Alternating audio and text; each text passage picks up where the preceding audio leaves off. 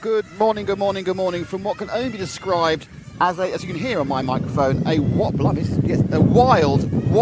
day here, morning here in Amafusis for the, for the 1/8 IC Track European Championships 2022. It has been blowing a literal gale this morning, no word of a lie, and we are in the process of kind of battening everything down, hoping for the best on most of it. As you can hear the wind blowing across my apologies, we hear the wind blowing across my microphone. I've never seen wind this strong at a race. It's just come from nowhere. It's not supposed to be here. The hot, sunny day yesterday is now just a hot, heavily overcast, heavily windy, potential thunderstorm. Who knows? I think Mother Nature's going to throw everything they can at us today, or everything she can at us today.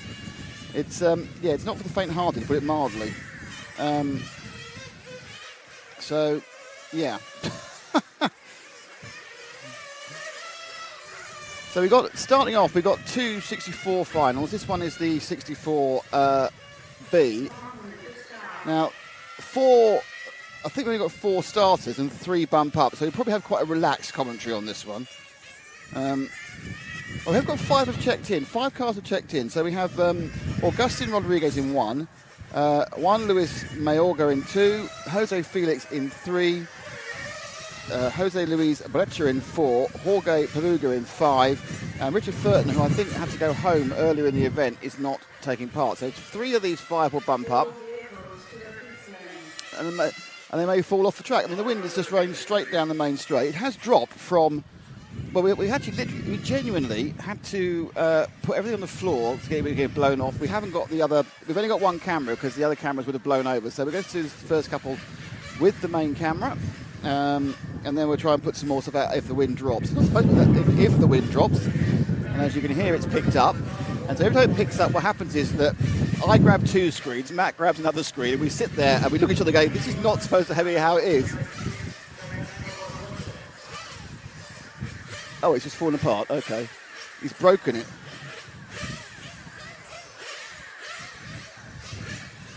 There's a foam pad missing somewhere.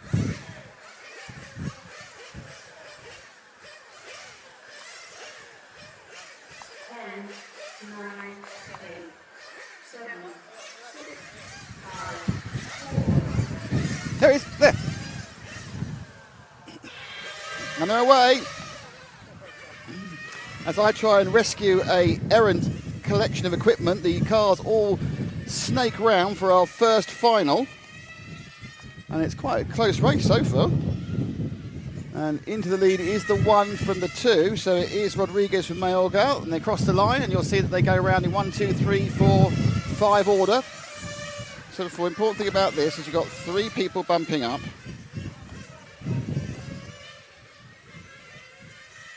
And down the main straight. So the second and third and they battle hard and they come off. Let's see if this works today. So down the straight. Good move by the third man, but it's got a bit wrong and they've all just launched into each other.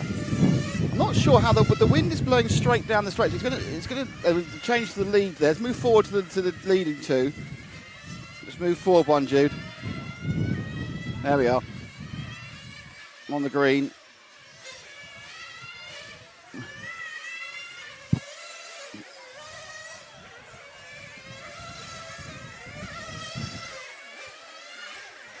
So next up,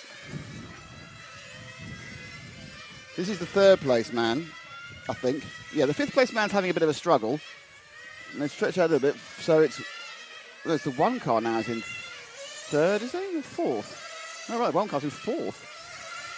That all happened. Oh, and the wind's really picked up. It's squalling over in the car park. And the wind blowing down. Here it comes for us. Better hold on to it. And as you can see, the cars are handling erroneously. The orange car is the 4 machine. This is the 3rd place car of Brecher, who's going all over the shop. Obviously, this is the lowest final, so some of it all over the shop is the drivers, but I'm sure some of it's the wind as well. And he's trying to chase down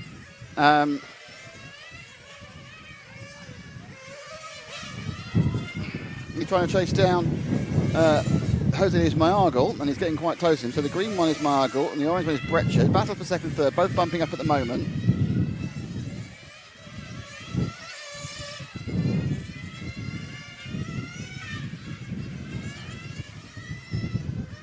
Oh, at the inside, thinking about it, looking at that second, third move. That's the fifth place man, the white car parking it. I think he's just letting him go through. He's had enough of the running in the wind. The thing is, even though it's windy, it's still incredibly hot. I am sweating in the wind.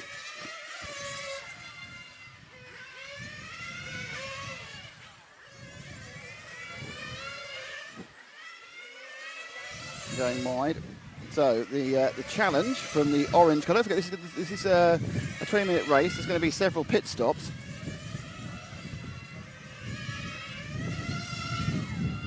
Sorry about the wind on the microphone. Not much we can do about that because there's a lot of wind.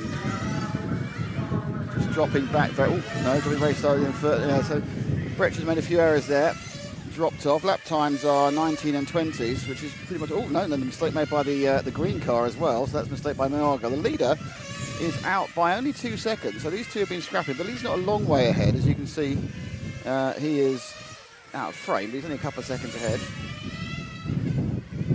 So these second and third, quite careful driving around some of the corners, which again could be, they are the lowest final, but it could also be that the track is, the wind is, these cars are very aero dependent, so this sort of wind is going to be changing the way they feel dramatically.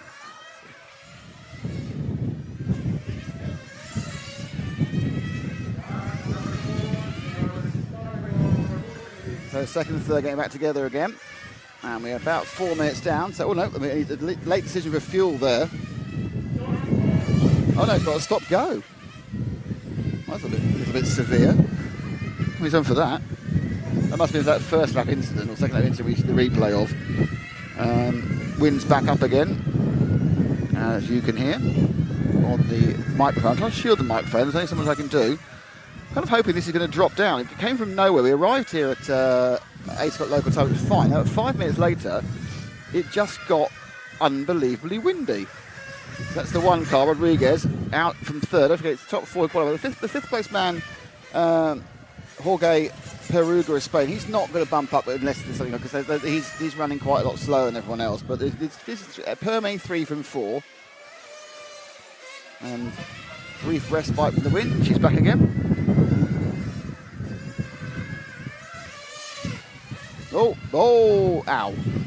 Yes, that was a bit of a tank slapper for Rodriguez, who is having some problems getting the thing up and running again. Dropping off. I mean, obviously, this is a bit of a nightmare for the lower finalists, because your car is not doing what you want, or even close to what you might think you might want. So about to be lapped, and that car's really handling it. Go with the orange car, Jude. So this should be our leader. I think this is Felix Jose. I'm not going to guarantee it, because until I eyeball him. That is the 3 car. It is Jose Felix, yep, in the lead of this, the 164B final. Oh, wind stopped for a second there. And you realise how warm it is.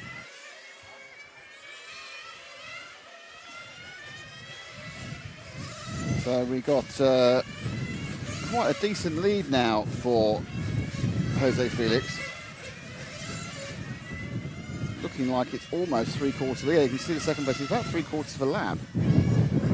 The white car behind him is the 5th place Jorge Peruga.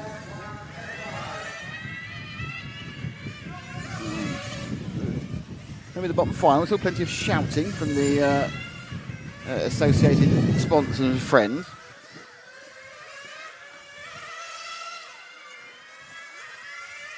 To the leader. 14 seconds in the lead, as you can see. And then it's 3 seconds from second to third. 10 seconds from third to fourth, and it's 5 laps back. 4 laps actually now back to fourth. So he's going to need 2 people to break down to qualify.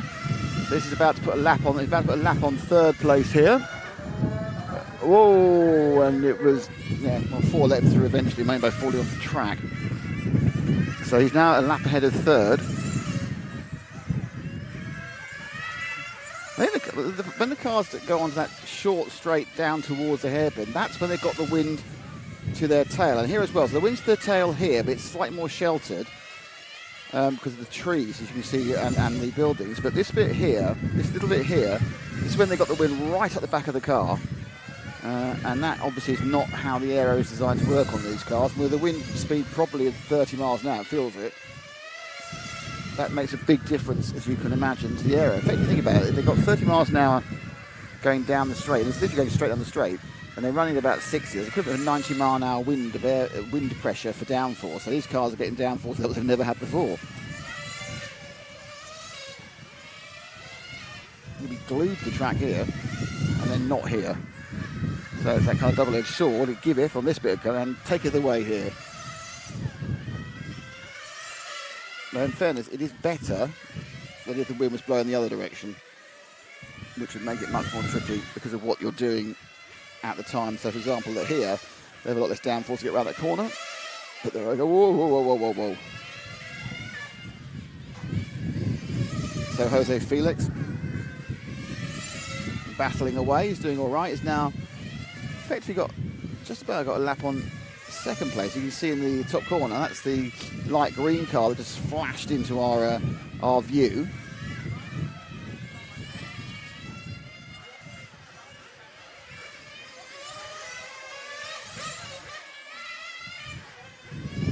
Second pit stop taking place as we come to 9 minutes. But Jose Felix having a lovely time. First couple of finals of the day always, a little bit less exciting normally because of there's a big spread and often not a full field for the 3 bump ups. But after this, we are going bang, bang, bang, bang, bang finals the whole way.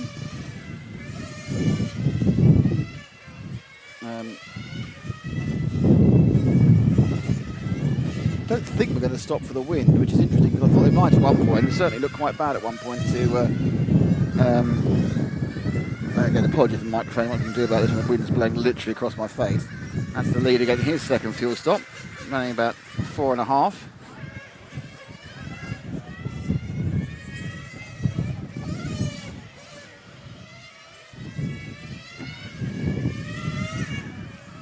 So, as we battle and the drivers battle against unpredicted elements, which is this wind, and we get up to just about halfway through this final.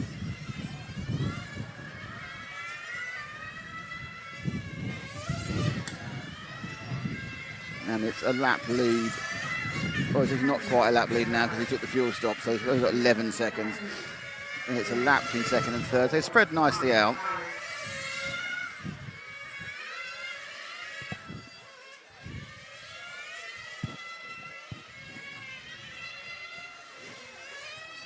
As you can see, every lap, he's about a second faster than second place. He's doing 19.6 this time round is a 19.1. So, whilst that's not setting the world on fire, that second place is about to lap to the problem. So that's the light green car of Luis Mayaga is about to go a lap down. Oh, look at that, there's only 5 cars, but 4 of them on the same frame. They're all 5 cars in the same frame there. Marvin, a bit of clumping. 1, 2, 3, 4, 5. And stick with the light green one now, Jude, because we'll watch him for a few laps. This is our second place man. Juan Mayaga. Sorry, not Gul, Ga.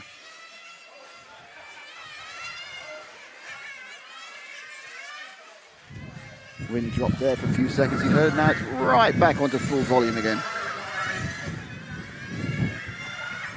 Plastic bag running down the track.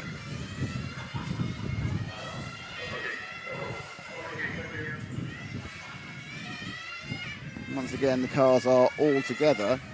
This is third place, about to put a lap on. So that's second place, putting a lap on third place. Was it fourth place? I don't know. Brett, he hasn't quite put a lap. No, the third place man is the car ahead. That's fourth place man he's lapped. And then third place man is just at the other end of the straight from him here. And he doesn't have much great. He isn't much quicker per lap than the guy ahead of him. So third place just today, 20.6, 23.2, and he did a 19.9, about 2 tenths. So it'll be there. It'll be with him still. Oh, he's done it already. He was going about to lap him, but he's now a lap ahead. So, first is a lap ahead of second. Second is a lap ahead of third. The third and fourth could be an actual battle now. There could have a bump up. We have. Go drop back, Jude, because it's a bump up battle here. These are third and fourth. Bretcher's had a bad lap and dropped to fourth in the orange car. The pink car is Rodriguez, and they are battling for the bump up.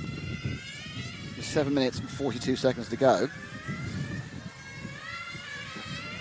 The other two results are kind of not particularly important. So the first two are a lap ahead of each other and the second place. But this is a battle royal with 7.5 minutes to go. As you can see, its gap is just over half a second. Pink of Rodriguez, the orange of Bretcher. Oh, he was going in there, Bretcher, and he just kind of overshot slightly. So he'll take it for a while. As the fuel stop, the third stop has been made by Rodriguez. Bretcher gets to move a bit further forward now. So will he come in this lap and we can see whether it's an undercut or an overcut or just a cut? No, going an extra couple of laps. So Rodriguez, his fuel stop didn't take, it's not, his fuel stop only about 6 seconds, 5.5, 6 seconds as a time. It's a very short pit lane, aren't they? Big trundly pit lanes you tend to get in. 1/8 nitro, just come off, you do lose a bit of time, it's sharp in, so you lose a bit of time on the in, you don't lose much time on the out. Pit lane itself very short with 10 very tightly spaced slots. Just 10 cars obviously in EFRA IC nitro events, and they're in a heat or a final. As opposed to the 12 or 13 we see in off-road races and the 15 we see often in independent races. So, very compact indeed. As the cars go around, actually he's got a long way, hasn't he, without stopping. So he might have a pit stop in hand. They go down the straight. So I'm waiting for him to make a pit stop. It's exciting, isn't it? He had gained another 2.5 seconds on Rodriguez over the last couple of laps. So if he does come in for fuel, which he's absolutely confident he's not going to come in for fuel. It's getting to around about 2 seconds. Yeah, so he was 5.5 ahead. Oh, that's very lucky. He was 2 wheels on the grass and kept the thing pointing in the right direction. Lucky. Oh, that's not worked. That's not worked. I like a replay, so we'll stick a replay on, shall we? Let's see where he did that again. So he just...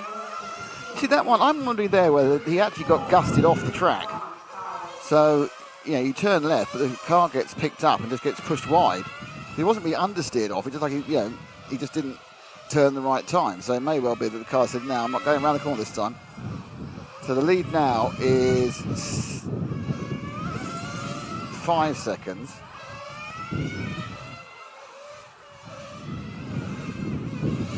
No, 6 seconds. Actually, second and third and fourth have got closer as well. So I'm not sure how that's happened. There's some problems beneath us. I can hear some revving beneath us. As the wind picks up again in for fuel. Comes down the pit lane. Picked up. Fuel gun. Out. So it is now... Interesting to see where they actually come out. Jose was scored 10 seconds back there last time. Rodriguez is only 4 seconds behind second apparently, which is interesting because seconds had a problem and lost 3/4 of a lap. In fact, seconds dropped. So it's a big change all round now. There's Bretcher. Mayorga's leading. Jose Felix has dropped down. So 4 minutes to go. This is still our third place man, Jose Luis Bretcher. Everyone's lap times have slowed right down. But on the gustier laps, they slow down quite a lot.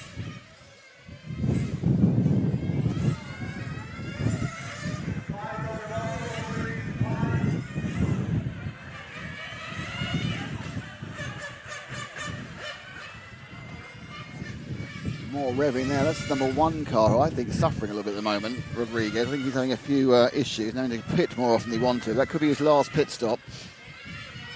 Breccia scored into second here. Yeah, Rodriguez has dropped down to fourth. And I think he's had at least one, if not two, extra pit stops. So Jose Felix scored in third. And Rodriguez in the 4 car, instead of the 1 car, is scored in fourth and not qualifying.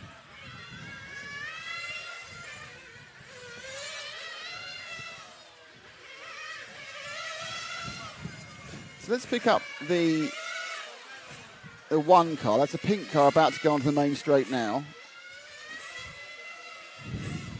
Well, I don't know, I'm getting confused with it, but it's 1 car. So he's just ahead of Breccia now, but he's got to make up 4.5 seconds in 2 minutes on Jose Felix. Last time round, he gained 2 of those seconds. So the car ahead of him is his target for the bump up. The red car of Jose Felix being chased down by Rodriguez in the 1. Rodriguez had some problems in the middle of the race, but looks like he's got a good chance of getting that bump up back. Very wide by Jose. Oh, and Jose makes which is nose. That was silly. I don't think you realise they were actually racing for position there. And lets him, well, that's not silly, that's a bit sporting as well, but he let him through. So this man, oh, flip. That's very blowy. That's the blowiest it's been so far. Blowy enough to close the lid on our computer, which is quite impressive. And I'm holding on for dear life to various other things. In many ways, these drivers have really cope manfully with incredibly variable situations. You know, these cars are aero cars, and the wind is affecting them left, right, and centre.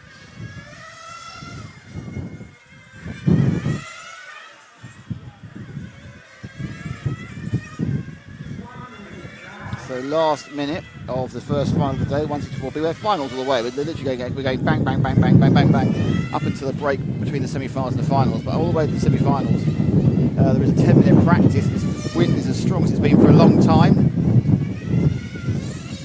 And we kind of lurch around to grab all our stuff and attempt to throw itself off the table. I've done it in a gale before. 30 seconds to go. Rodriguez comfortably in the bump up position. When I say comfortably, he can't afford to make a mistake. And he has a 2.9 second lead over Jose Felix in third. It's absolutely Juan Luis Mayorga and Jose Luis Breccia, they're already through. Now the question is, will Jose Felix has made that last lap, so they are both on the last lap. It's really a case of keeping the car pointing in the right direction, and that should give the win to, well, the qualification to Agustin Rodriguez, and he will bump up to the next final as the wind says, all right, we'll celebrate with an extra gust. And everyone's sitting there going, how the heck are we going to run in this? But well done, I mean, really well done to all the drivers in that, because that is not easy at all in an aero-based car to have what has become gustier and gustier and gustier weather. It's actually now got about as bad as it's been the whole time. There's only so much I can hold on to. So the next final, there's your result there, 7 laps. That's not the correct list of drivers for the next one. There we are, it is now. Juan Luis Mayorga, Jose Luis Breccia won by 2 laps in the end. And then Jose Breccia really has some problems though. He was the second fastest on pure pace. Actually, Jose Felix had the best lap. But there must have been one particularly good one, probably where he wasn't being blown off the track, I guess.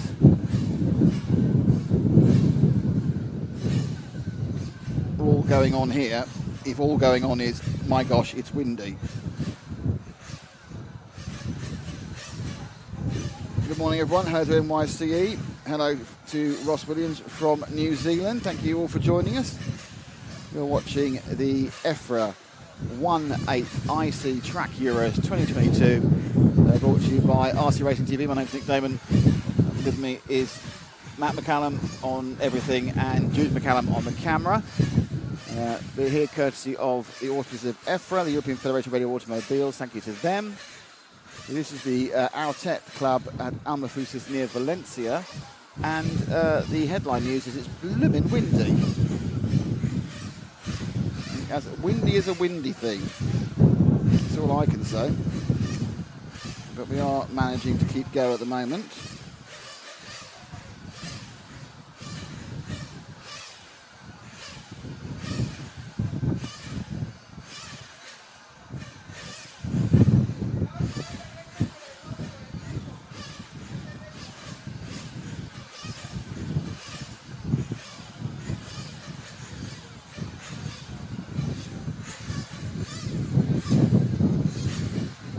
Yeah, there's a decision being taken. They got to put the flags down. So, flags being taken down, as you can see, laid on the ground. I don't know whether, I assume that's just because they think they're probably going to get ripped. There's a man at the far end sweeping up the leaves.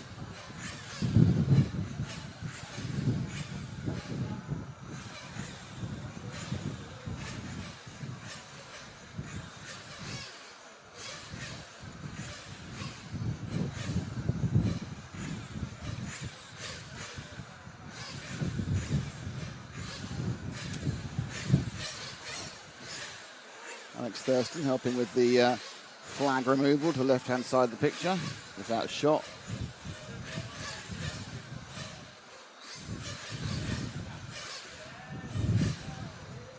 Danish flag being a bit recalcitrant in coming out of the hole.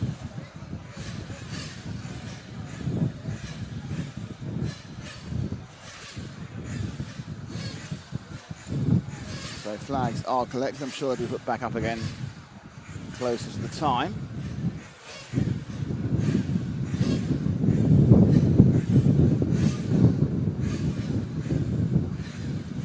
Anyway, as you can tell, the weather's absolutely awful. To Mark Bean from the Netherlands. Hopefully it's not as, and hello to Perform Mensch as well. I'm waiting to gather our entire. I can't remember who told me something yesterday, which I said which I thought was wrong, but actually told me it was right. So I'm waiting to get more people on board. So I kind of apologise for that mistake yesterday, and hope the person who I said, oh, I don't think so, is there, so I can go, oh no, actually you're right.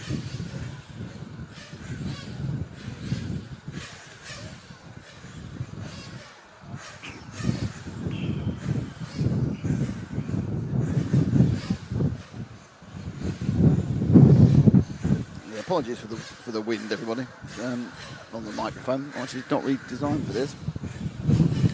So the second, the start of finals today, which is the 164th A, and all the finals from now on should have 10 drivers in them. And it's Stefan Puk from Monaco in 1, Gianluca Del Ciglio from Switzerland in 2. You've got Miguel Leiva Vallejo from Spain in 3, Javier Corban. I think it might Montserrat have one. I don't know. I think Montserrat Corbalan probably in 4, and Alfonso Esparza in 5. So there's 3 Spaniards, a Monegasque and a Swiss in this one, and they'll be released their warm up in about 50 seconds.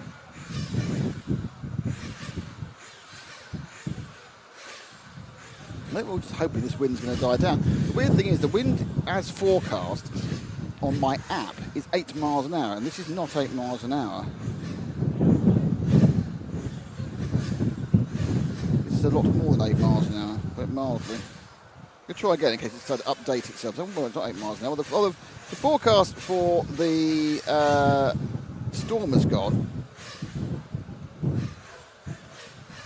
So there's no storm forecast, but it's saying it's peaking at midday, and then it's getting cooler as it gets on. So it's a bit weird on that one.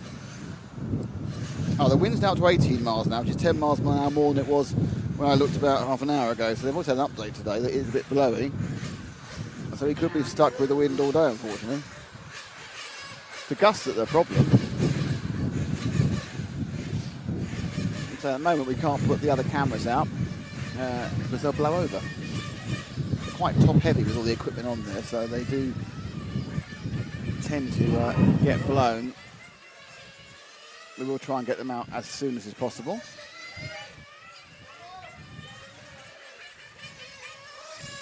Confirmation of the runners and riders in this one. 5 drivers, 3 bump. Stefan Pook, Gianluca Del Cilio, Miguel Lieva, Javier Corablan, and Alfonso Esperanza.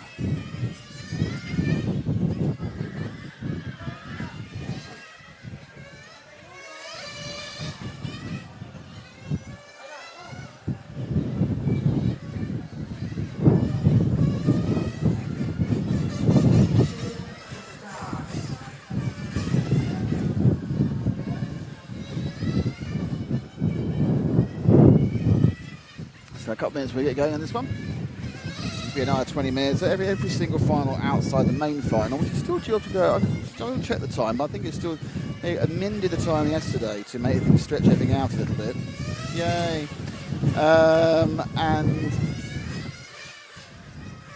it is supposed to be going off at 4:30. Let me just check for you. Yeah, 4:30 local time is still the time for the main finals. There's actually about an hour and 20 minutes between the semi-finals, which go at 2:15 and 3:15, and the main final.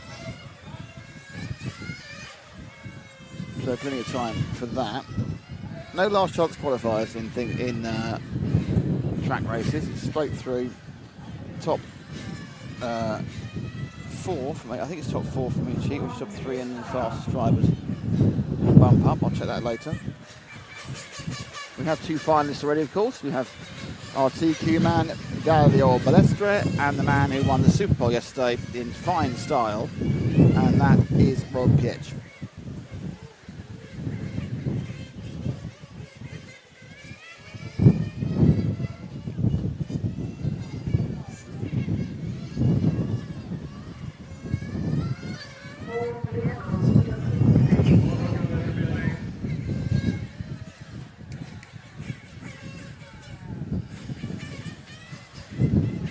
We've now got a stray hat from one of the drivers to look after.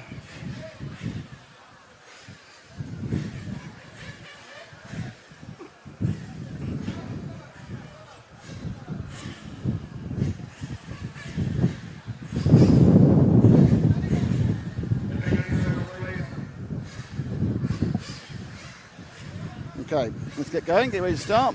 Okay, Ollie, let's get going. Oh, Ollie, my brain. Jude, sorry, mate. Too windy.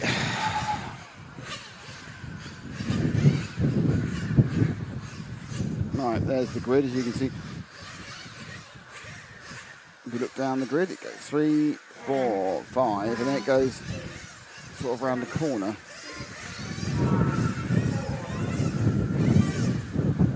Down they go, and they're away. The leader making an absolute pig's ear of that one. Yeah, he did. He went off the side, but he's into second already, so it was a mistake by Van Pook there. And we're very lucky to have 3 plain white cars as the top 3. Or a bit of blue stripe. Oh, no, you don't want to do that. Car number 1 gets a penalty because of this reason here. Comes in a little bit too hard, and yeah, I'm not braking. And they all managed to crash. And did the green and yellow car? No, he got out the backside. So in the lead is the 1, but I think he's going to get called for a stop-go, is my guess. If he hasn't been called already. No, he was. It was a 2 car got called for the stop-go. Oh, okay.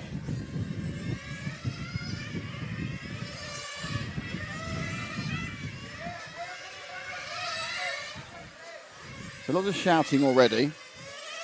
It's 3 leading, 4 second.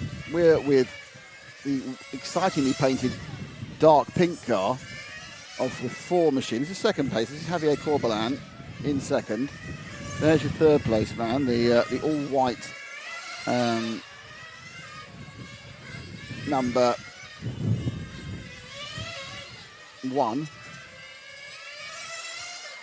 of Stefan Pook. Oh, the wind's dropped for about 3 seconds.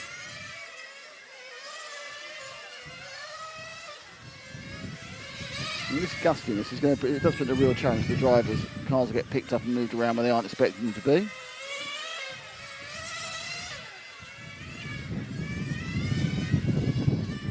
What I like is I'm saying nothing, but the sound is sort of peaking. So I apologise. I'm trying to just work out ways of reducing the wind noise. It makes me like I'm talking in a toilet to you all. I'm not. I'm outside. Oh, and that was the wind. That was definitely the wind. Well, either the wind or copious application of throttle. Could be either, but I think he got picked up by the wind there and didn't have the grip, so it picked up the car behind. And what had worked several other times did not work because the laws of physics were against him. His car was being lifted off the ground. Yeah, the problem is all these times we were going effectively going on camera to camera right as the wind goes absolutely bonkers again. Every time you're going to camera right, that's when you are suffering from the wind. Every time you're going camera left, you're enjoying the wind because it's giving you more downforce.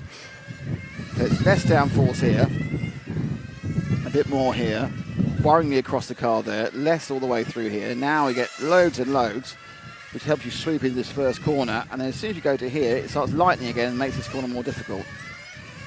And it isn't the same every lap, because now it's probably 10 miles an hour, and then it will gust up to 30 miles an hour, 35 miles an hour very, very quickly. So Van der Poel still in third. They've spread themselves out quite quickly, haven't they? Got a 2.5 second lead for Miguel Lieva.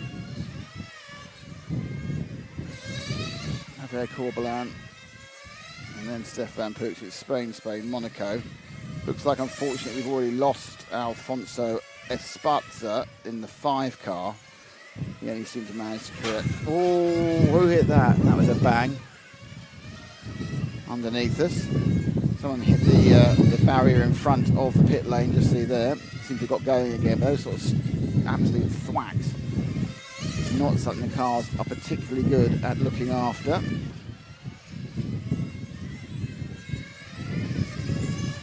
So everyone's in a kind of a no man's land at the moment.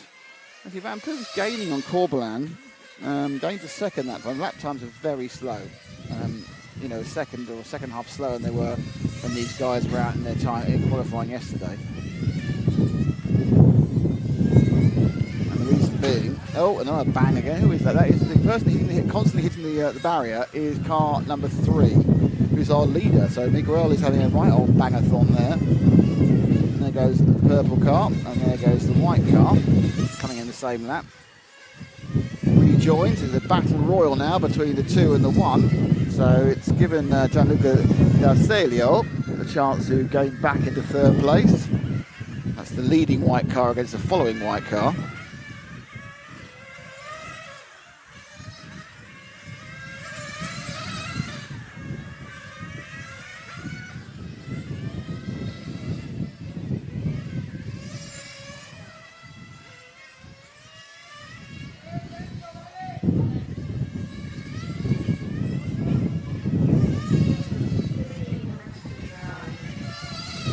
Nope. A bit of a tanky there. As the wind picks up again.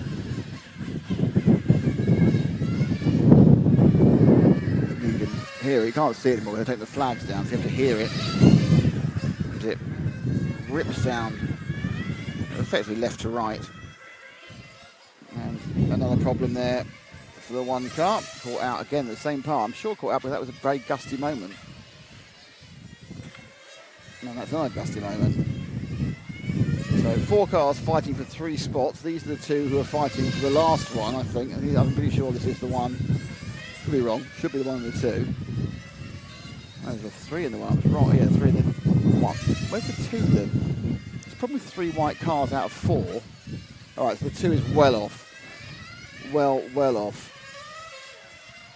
Despite what was said in the previous lap. The second, this is the battle now for second. Whoa, it's very close. You can see 7/10 a second between them. Stefan Puig in the second car, and Miguel Lieva in the leading white car.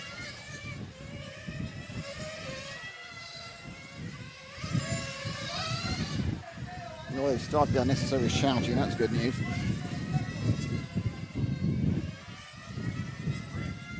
So, testing conditions for this first set of finals. And we have, oh, must have done that. Just let him pass. Now, whether he knows he's in, might be, I don't know. I thought he just kind of, perhaps, he just sort of steps faster and we're both bumping, I'll let him go. It does seem to be that way, actually. Now he's up and rolling. Decided the bump's enough, and we'll just let him go.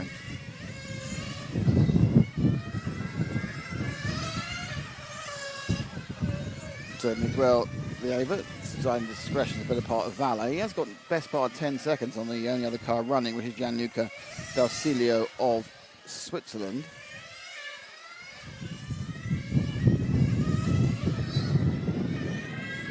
Just the car which has got some colour, you'll see a flash of occasionally, the purple car, there he is. He's the leader. Corbelan. Now, I think actually he's just stopped, and that's why these guys were a lot closer than they were. They're now only 3 seconds behind him, because I think he's just made a stop.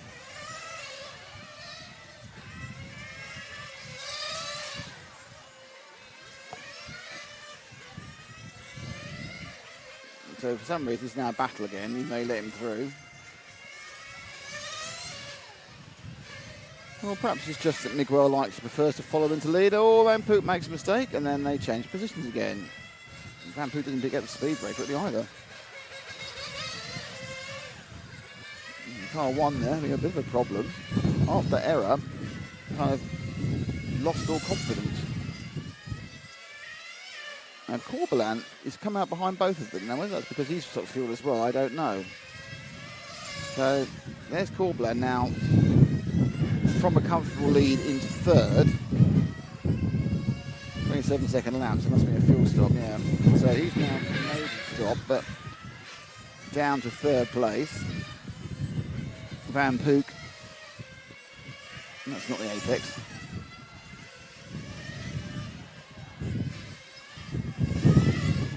Has some work to do as well.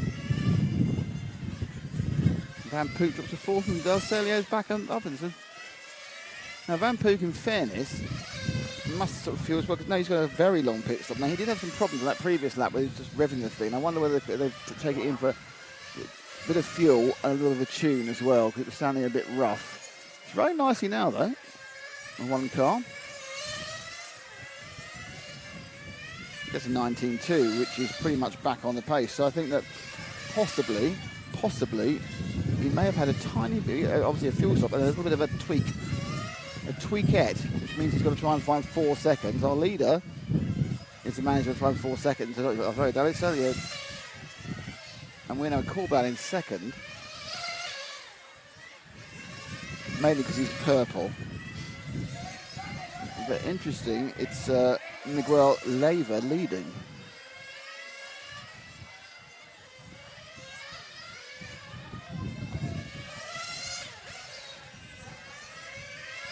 And the good news is at least this is confusing. And we're halfway through.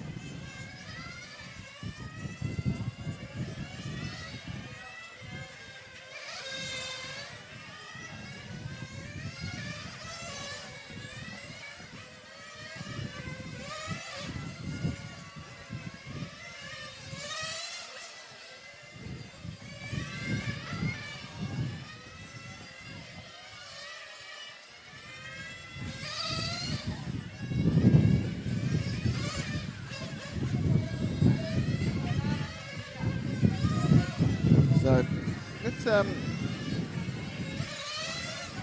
let's pick up somebody else, because I'm a bit disinterested in this part of the race. That's all do. Thank you there. It's a white car. Be one of them. It's a 2 car.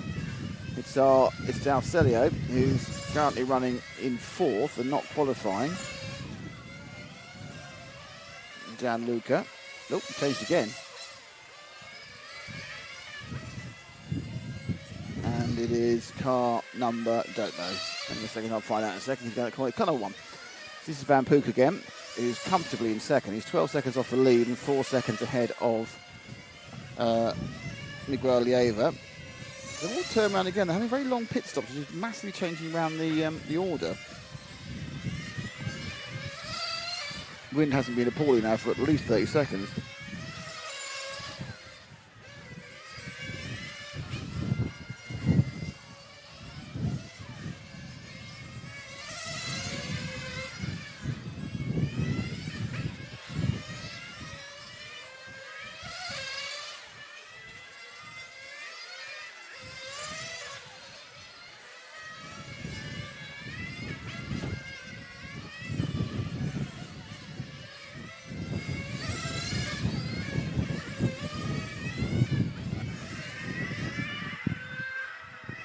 into the pits. And fuel.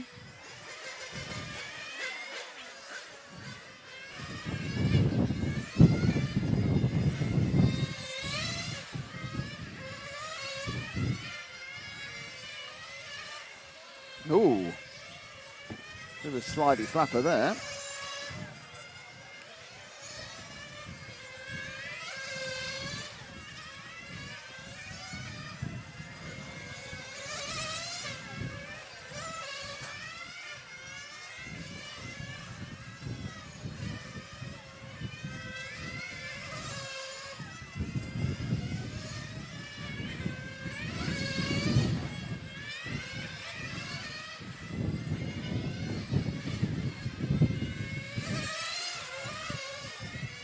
So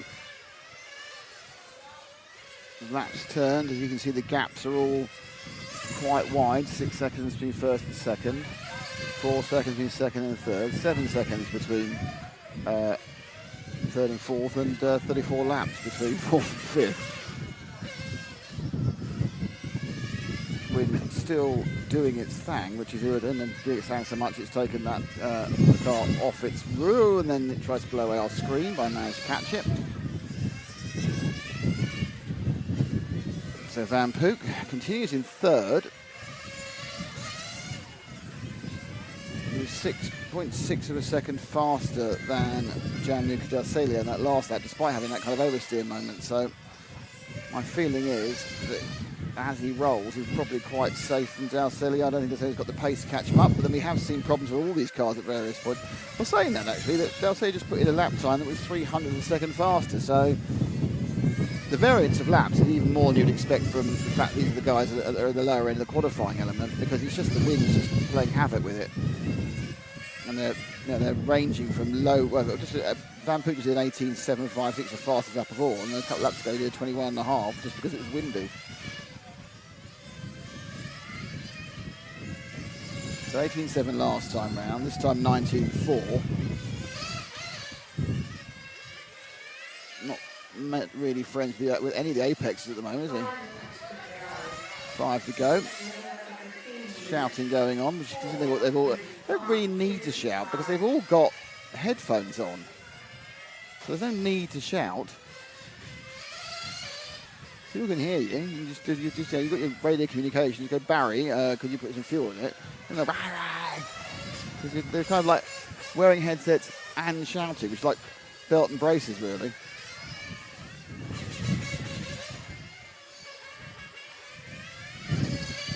And a half, 19.6, sorry, that one.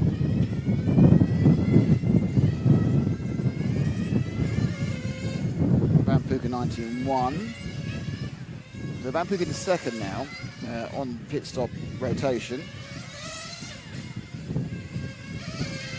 You know, third place man Miguel Lieva did a 35-second stop. There's some very long stops here, and I'm not overly sure why.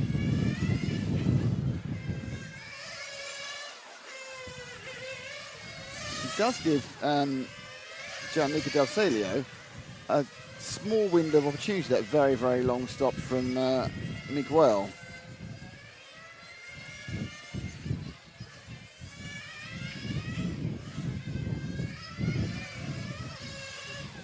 Yeah, it's getting closer. Let's go forward one white car.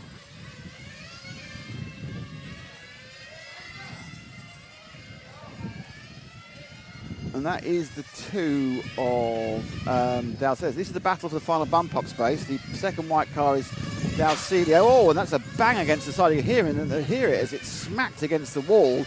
And that was Miguel Lieva dropping out of the bump-up positions. I'm not sure he's going to drop out of the race. The car's looking particularly unwell. Huge slap against the side there. You heard that, and that was the change for the bump-up.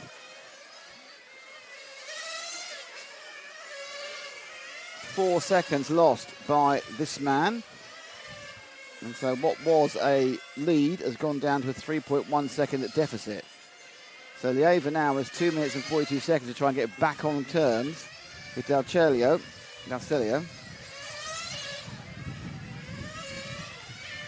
And very circumspect past the front of the pits. I think he's whacked it 2 or 3 times. And you're going a reasonable pace at that point. You're probably up to about 30, 35, and then you've got this kind of lateral speed as well. But hats off to all these guys running in this wind. These things are difficult to pilot missiles at the best of time. But it's very much now all really just dropping off, and Miguel Lieva is looking doomed not to make the 32s. I'm not sure he's necessarily will be up to that bothered after hanging on to the car for dear life for 20 minutes. But you can see that there's a good possibility that not only has he got wind issues, but that after whacking it against the side, he may well have the car with basic handling issues as well. This is just a bit too optimistic as he put in the pack. As you see what happened, he got onto the grey, he got off the black groove, and the grip ran out down the straight. 2 bites, you can see, mate, 2 bites to get around that one. He's dropping off quite fast. I must admit, if I'm really honest with you, I think he's probably got a little bit of an inherent chassis handling problem now. That was good. As the first time he's got those 2 corners right for a while, confidence coming back. But he's got to try and find 12 seconds in a minute, so it's not going to happen. But, you know, perhaps this will be a good lap. He's had a couple of terrible... This is quite a good lap, this, isn't it? Look, he's looking really quite... I don't know what happened there, but suddenly the confidence come back. Goes over in 19.1. So, you know, looking happier. Trying to excite the fans, a couple of fast ones, but not so good. So 35 seconds to go, and the next finalists are already revving up. So it's going to be Javier Corbalan, Stefan Pook and Gianluca Del Celio who are going to qualify. We're not going to see Miguel Lieva again on the track with a car at the 2022 EFRA 1/8 IC Track Euros. So let's give him a little bit more love on the camera. You can take that back, you can analyse it at home, and you can enjoy it, and you can say, I was there, I was on camera, but unfortunately I came 4th, which is always the way. You don't want to do... and he's over the line. So that is the result of the 1/8 race.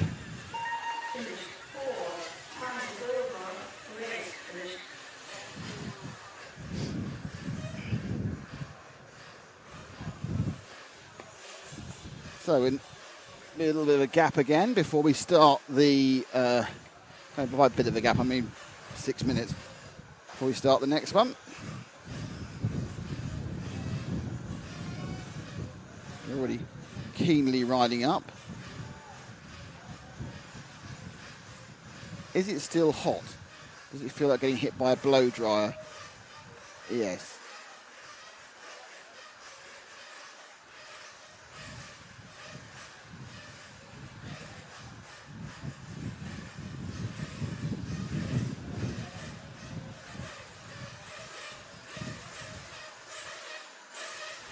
I have no idea what Elysium's on, but, you know, great pit lane, that'll do. Hello.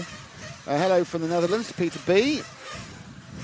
Hello to all of you watching on the various outputs. Hello to those on the EFRA YouTube page. Hello to Red RC's YouTube page. Hello to you on EFRA Facebook and on our Facebook, RC Racing TV Facebook. And obviously, if you're on the RC Racing TV YouTube page, we can monitor the chat. But the pictures are the same.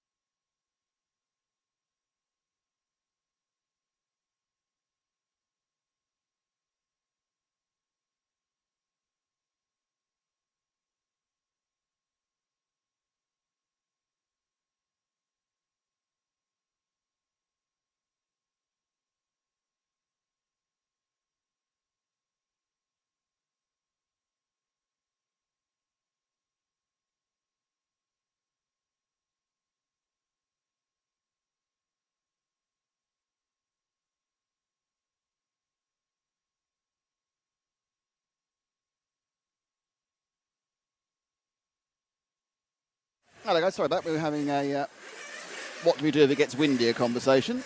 The mood in the pits is a little bit fractious. They're not sure about running this, but this wind has dropped, in fairness. The wind has dropped in the last few minutes to quite windy. We haven't had a really bad gust for a while either. So as we wait to get this next one underway.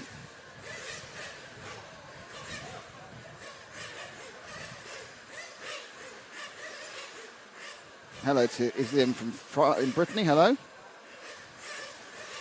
Hello, Dave. How are you, Dave Tariki?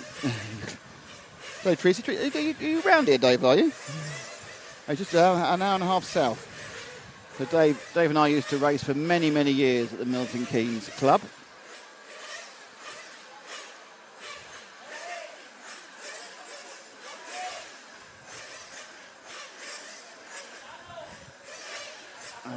Yeah, we raced together with no sound because we turned it off because we were just trying to do a little bit of positioning of what's going on.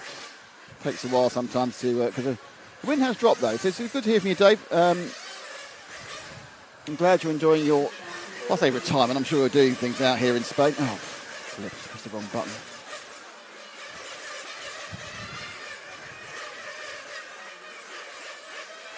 Honestly, can't trust me with anything.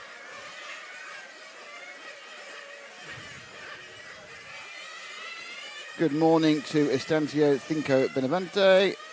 Hello from California, from Basty 24. And Dave, you're in Seda, 40 kilometres south of Alicante. So you're going to go to Dave. Are you going to come up to the World Championships at Redovan? That's just that's probably your direction. Probably isn't very far from Redovan, is it? Good to see you. We'll be there. From the broadcasting from the 6th to the 10th of September, the 1/8 Nitro Off-Road World Championships. So it's free entry if you want to come and watch. So if you are in the area, come and join the chance to see the greatest off-road racers in the world. Here we have the greatest on-road racers in 1/8 in Europe.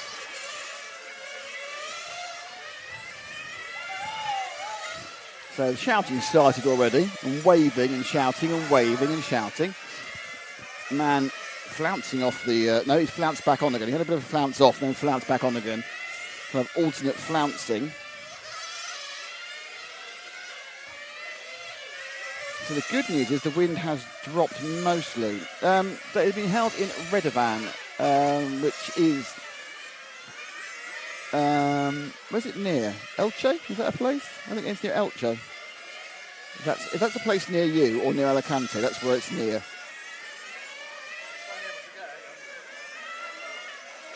Really?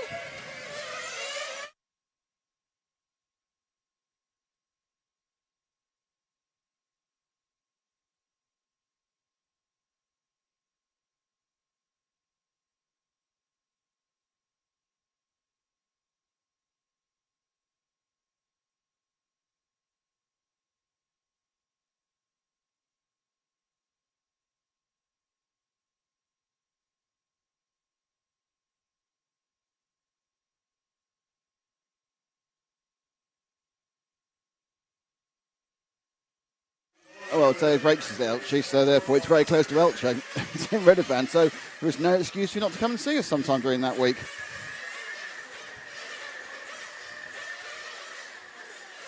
I think about 15, I think it's 15 minutes from Elche when you're driving.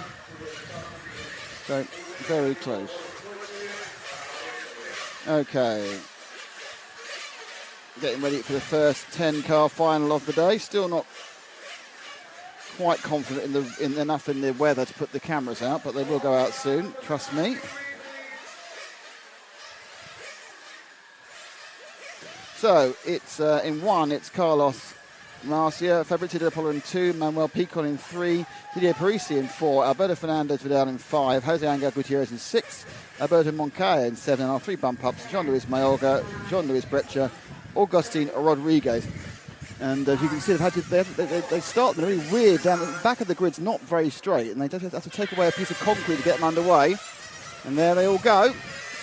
And already a bit of a cluster at the first corner. Big loser's been the 6 and the 8 who are left behind. The 7 actually fell off the track and then getting back on again kind of confused everyone else. There's a massive spread for one lap. So let's get the lead.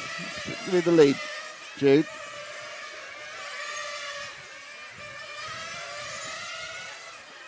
I think it is the one car that's gone off. It has. So it's the one from the... I'm not sure. I think it's 2 in second. It's just wobbling around. No, it is a 2 in second. Then a Pollard, and then there's 3 cars. So drop back to the third place battle. So it's the next one along. There we go. And that's the first battling on the track. That's the third, fourth place battle. Third is held by car 10. So that's a great start by our bump up man, Augustin Rodriguez. And then he is just ahead of the 3 of... No, it's a 5 now of Alberto Fernandez. So the 3 had an issue on that last lap and dropped a couple of places back. In fact, out almost. So they're settling into 20 minutes of chaos, I expect. First 2 made a break. Some calling, I don't know whether it's just be careful, stop being silly, or it may be a calling for pit infringements. It could sort of stop and go, but they are now streaking along. Drop back one more, and that's the 5, because he's in the trainer cars now, involving the 7 and the 6. It's 5, 7, and 6. It's Fernandez from Moncalvo, from Gutierrez.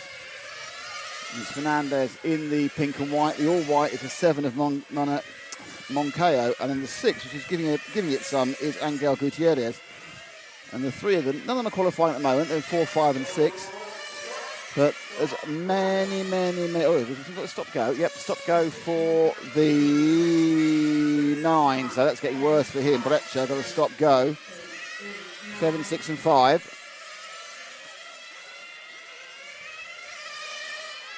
Oop. So it's still the 7, the 6, and the 5. So the 5's got 2 places this time.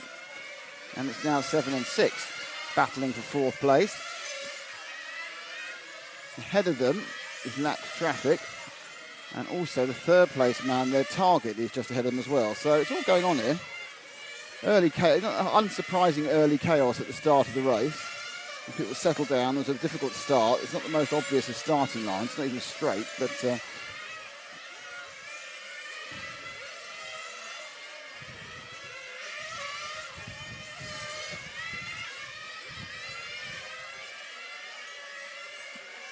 that orange car's a lap down. That's the 9 of Breccia, who's had some stop-goery.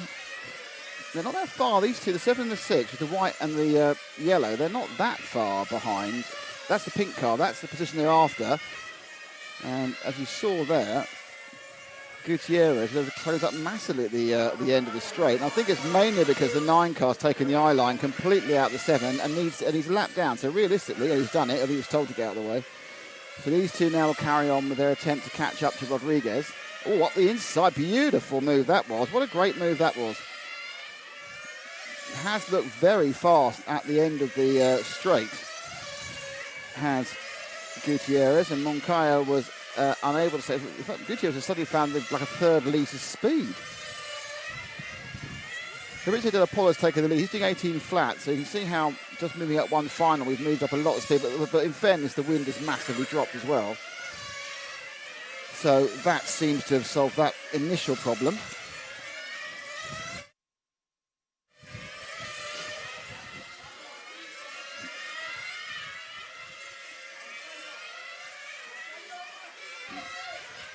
And in for fuel. Let's take him through. Jude stops. Quite leisurely. I don't know leisurely the fuel stops are, and they're still quite quick. It looks like, I think that everyone has kind of said, well, we're going to sacrifice obvious speed for subtlety. And that was a 4.5 minute stop. The 6 car comes out behind the 5, but I'm not sure if the 5 stopped or not. Good train of cars. So they dropped down to 8th place during the fit. You know, others are stopping now and they'll start climbing back up again. But Fernandez does appear to be ahead of Gutierrez, and we have to wait for all the staggers of the pit stops to unwind. And then we can see what's happening. What is happening, I think it's really obvious that Gutierrez has got a lot more speed than Fernandez, who just went for fuel. On 5 minutes, so possibly some of these guys are going to be able to do 5 minutes and therefore cut a stop out.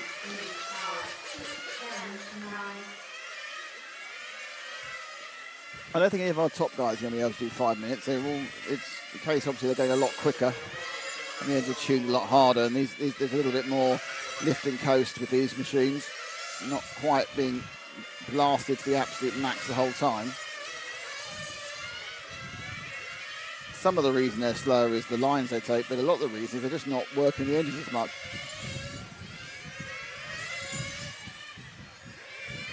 So that has the advantage in longer finals of meaning you use less fuel. And you can perhaps make the 5 minute mark, which is key in a 20-minute final. Not this car though. Gutierrez back up the third after everyone took their stops, because some of those people are going to take one less stop than him. It's only 6 seconds, so everyone's pretty nicely spaced out.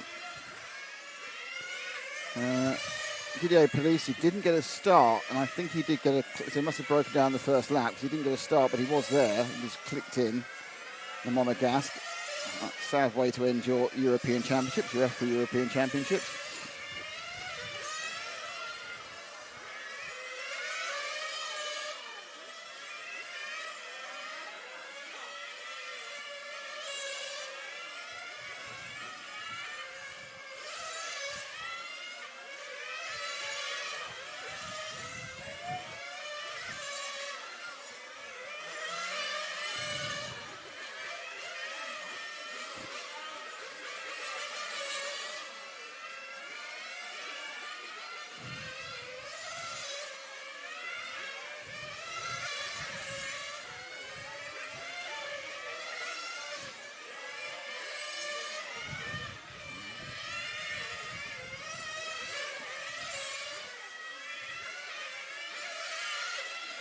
So Gutierrez, is he catching it? Is that, who's ahead of him? That's the 7 car. So that's Rodriguez, who's some distance behind.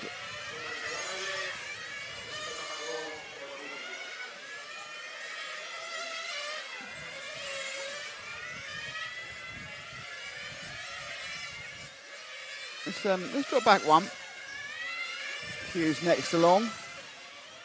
That's the 8 car. It's going to be the light green machine. Currently in 4th, 6 seconds back. If you drop back one more to the white car, that's actually in a battle with the 7 and the 3. That's a battle between Moncada and Picon. That's the distance on. Yeah, that was an attempt. So they're currently battling over 5th and 6th. Alberto Moncayo and Angel Picon. That's been around about 3/10 to 6. Oh, comes in and suddenly finds a white car on the line and then applies the brakes. And what tends to happen on these cars, they just kind of do a half spin, which it didn't hit anybody, but they all lost, I don't know, half a second, perhaps a second doing that. So I think the Picon's a little bit quicker, but the problem is that multicoloured car can't get past the white car, and he can't get past the white car. He was on the grass there. Let's see how quickly he catches up again. So he's going to fall back a couple of seconds. Let's see how quickly he can actually get himself back up to Moncada. So look at the gap as they cross the line now, and it's gone up to 2.01 seconds. And my guess is if he doesn't make a mistake and on a clear track, he's going to gain probably 4 or 5 tenths. I mean, I might be wrong, but I get the impression he was quicker. It may have been that Moncada was running defensively. So it was 2.1 and it's now 1.7. Yeah, so it's about 3.5, 4 tenths on that one. Certainly getting quite close to the apex and the curbing. The wind is now very reasonable, no issue really. It's a little bit blowy. It's not even that, it's slightly windy. I mean, it can pick up, and in saying that, it's literally picked up, as you can hear on microphone as I said that, so I really shouldn't tempt the wind god, should I? We're down to 1.2 that time, so another 4 tenths gained. So the wind does pick up, because I said it hadn't picked up, but it's still nothing like it was. And, oh, problems. Problems. Not sure what's happened to Picon there. Maybe a simple flame. The body language of the mechanic is pretty much, oh, flip, what's happened there. The 9. Breccia bumped up. Izzy Rodriguez, who was running really well at the start in the bump-up position, he's dropped way out of it now.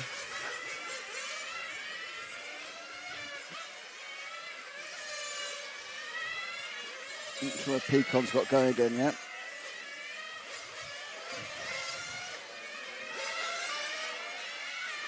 Plenty of pit stops for everyone else.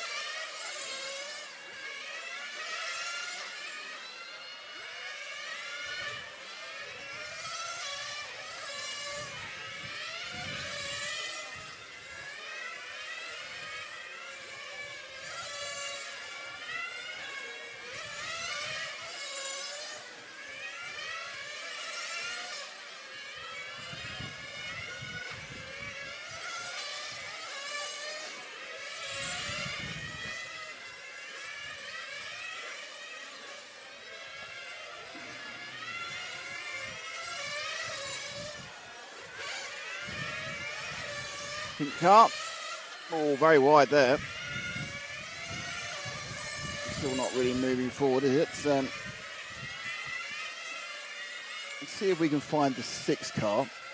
Where is he? If he's running right behind in second at the moment. No, okay, hang on and wait. And you're waiting for the light green car that's coming about now. There we go. That's your 6 car who's second. I think the car that is leading, which is the one of Carlos Ruiz Macias, is the other side of the white car. So this is 1 and 2, and in between them is the 7 of Moncayo. And though obviously he's in the pit, so that hasn't happened. But anyway, right, now he comes. Let's see where he drops down to, having taken his penultimate stop.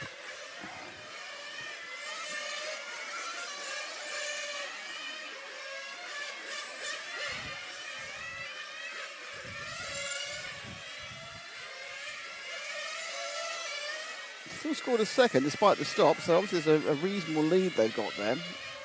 Dropped back 8 seconds from the leader, but that's 6 of those are the fuel stop. Manuel Picon, Alberto Fernandez. Now, Picon's got going again now, but in fact that's him in front of the car there, isn't it? But many laps behind.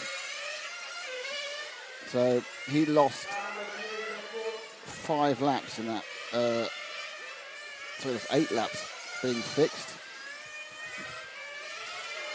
And now he's just finishing for his own pride.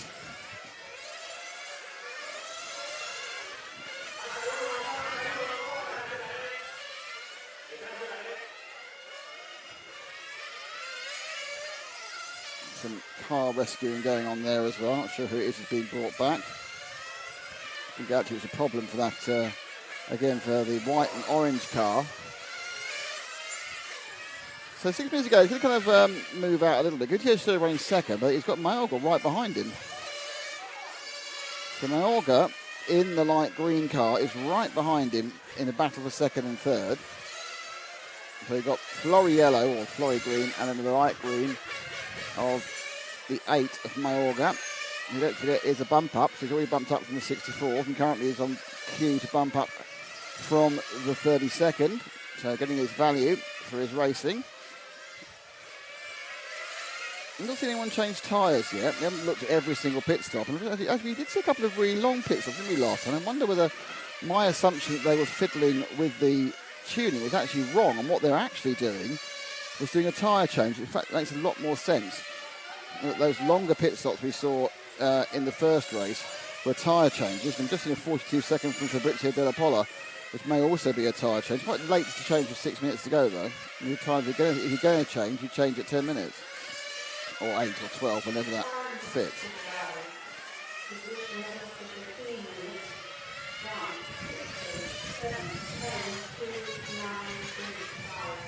So a few cars are changing tyres, I'm told, but it's not de rigueur at this level.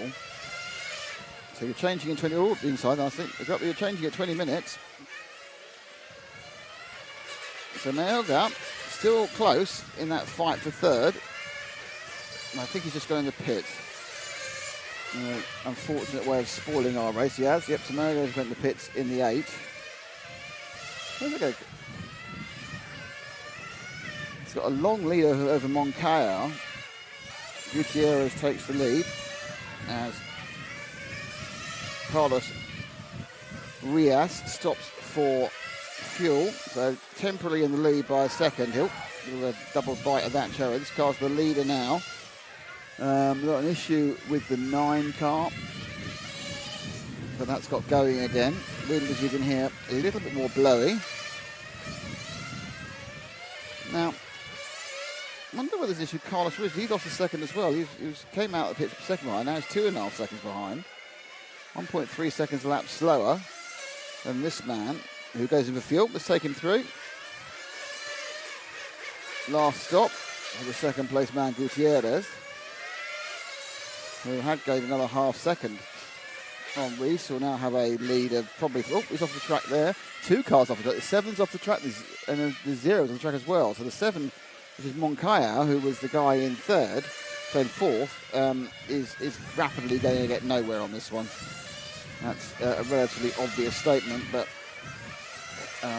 he's a lap out of anything. The lead is interesting. It's making no sense to me how he's still 4 ahead. Anyway, so not really showing us its competitive best at the moment. Let's pick up our leader. It's the orange car going to the main straight, Ollie. Jude, I'm really sorry about it. I have mental fixation on your brother's name, which is weird because I've never met him. I think I know a lot of other Ollies, but there we go.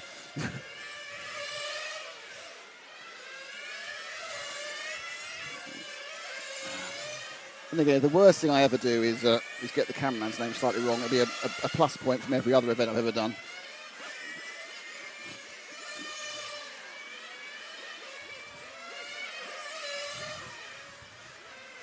So 2 minutes to go. That's the leader. Oh, who's actually fallen off? Dragging back the 10. So that's Rodriguez, who was running in 5th. He's now out. So it looks like only 4 cars are actually going to get the trip in this one. As you can see from the lappery on the side, that only 4 cars are going to, at the moment with 2 minutes to go, get the 20 minutes. All the others have either stopped or had lengthy pit stops. And there's the 7 car of Moncada. So that is first and fourth together in a shot. Both orange, slightly deeper orange, is our leader, Carlos Macias.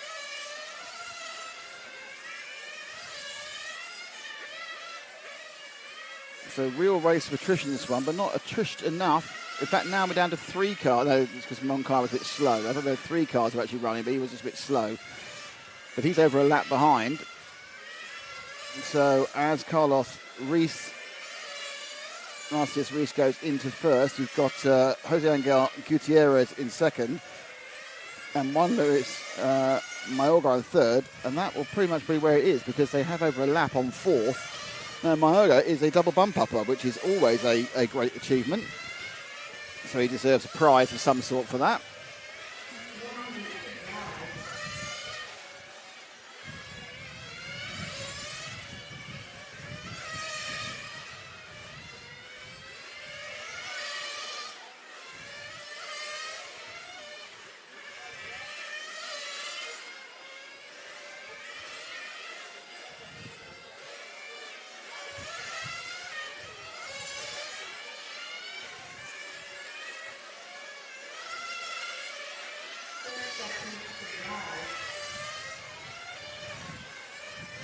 So half minute left of this, the 1:32 B final. There'll be a short break before the 1:32 A final.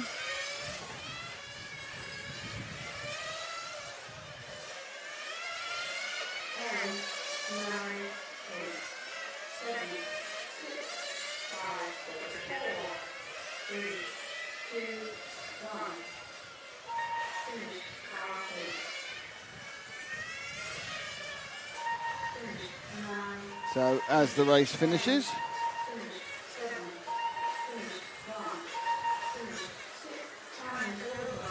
So a bump up for Gutierrez, Mayoga, and Marces Rees. And then we have a little bit gap now for the second 30-second final. Julius Koff, what's the direction of the wind over the track? On the whole, though it's slightly dropped off now, it was belaying straight down the main straight, so in the headwind as the cars go down the main straight. And Redefan is half an hour from where you are. Halfway between Elcha and Murcia. And there's your result for the last one. And I'm going to leave you with some sounds, so I need to go and have a little breakette.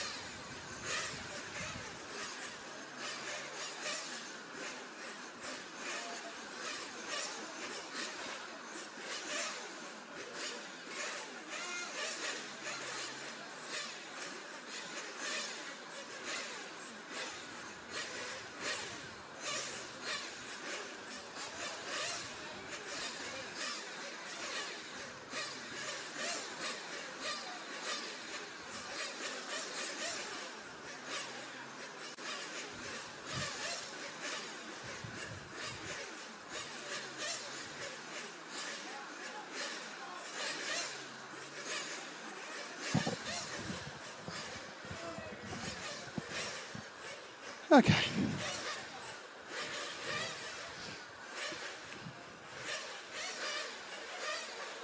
So getting ready now for the 30-second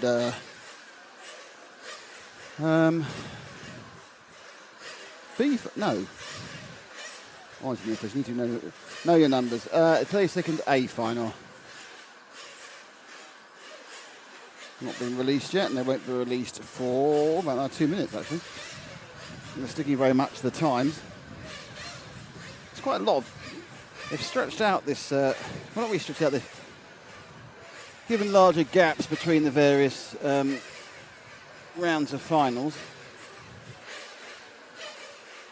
which is slightly stretched out proceedings. Oh, the lottery ticket salesperson's wandering around. I wonder who has won the lottery. Something very weird going on the far side. It almost looks like it's being radio-controlled excavators. I'm just not quite sure what's happening. Oh, they're filming as well. What on earth's going on over there? Is it filming? Oh no, they are. They're going to do some radio-controlled excavating over in the far side.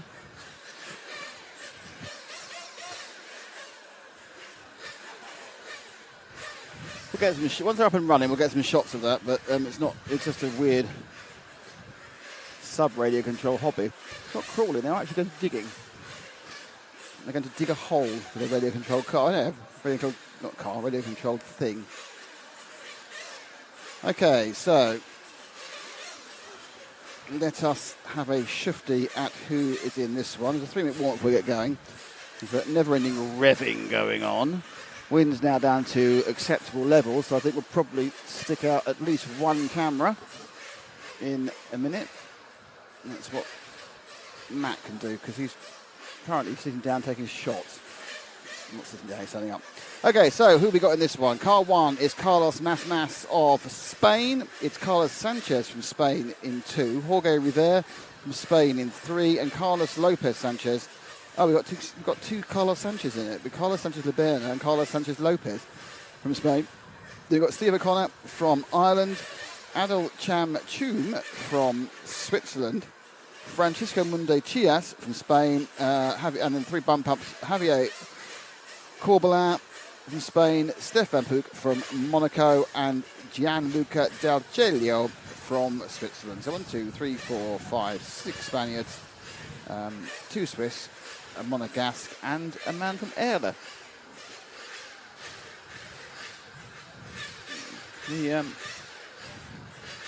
Get the chairs out for the scale digging.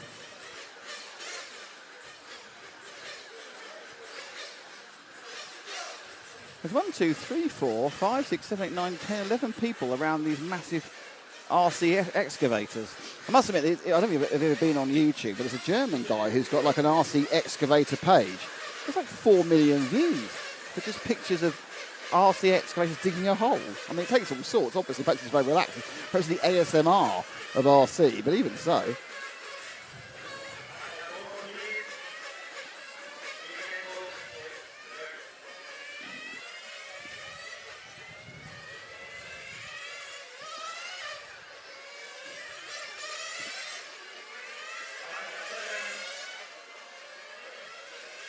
All the excavator teams are looking on at the racing cars with interest, and all the racing car people are going, what on earth are they doing? Always having a look at the excavators. Big family RC. It's a model and it's radio control. We all get quite interested in it.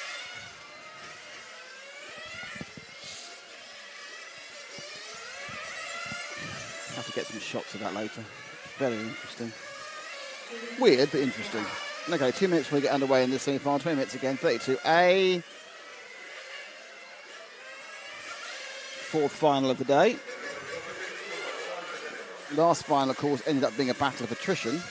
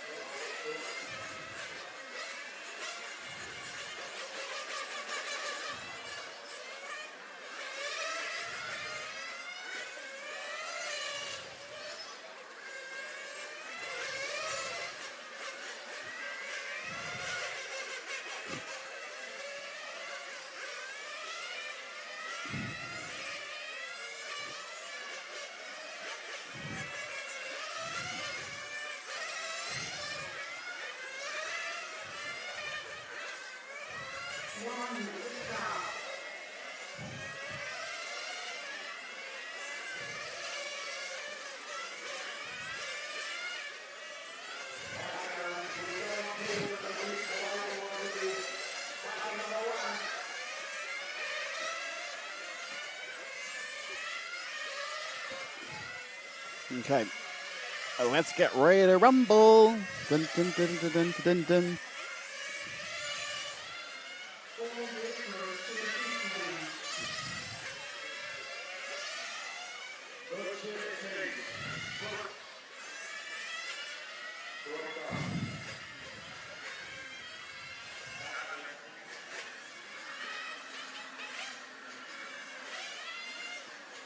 So it is now still. The wind has completely stopped. So that squall that came through, obviously caused by the ridiculous high temperatures, has kind of moved back. Can you do a scan to the back of the grid? That's it. So just come out a bit wider. Just that's it. Great. Hold that there. So just people can see where the back of the grid sits. So this position 5, as you can see, the kind of slight angle, being straight. And 6 is actually in the middle of the corner. Now normally there's a big wooden barrier to prevent you going across. So 6 is there. 7 is one side of that kink, and then 8 is the other side of the kink. So it's a little bit kind of, it's not even straight a lot of the start, but it is an element where you could start on the back straight, but this makes it a little more interesting to get to.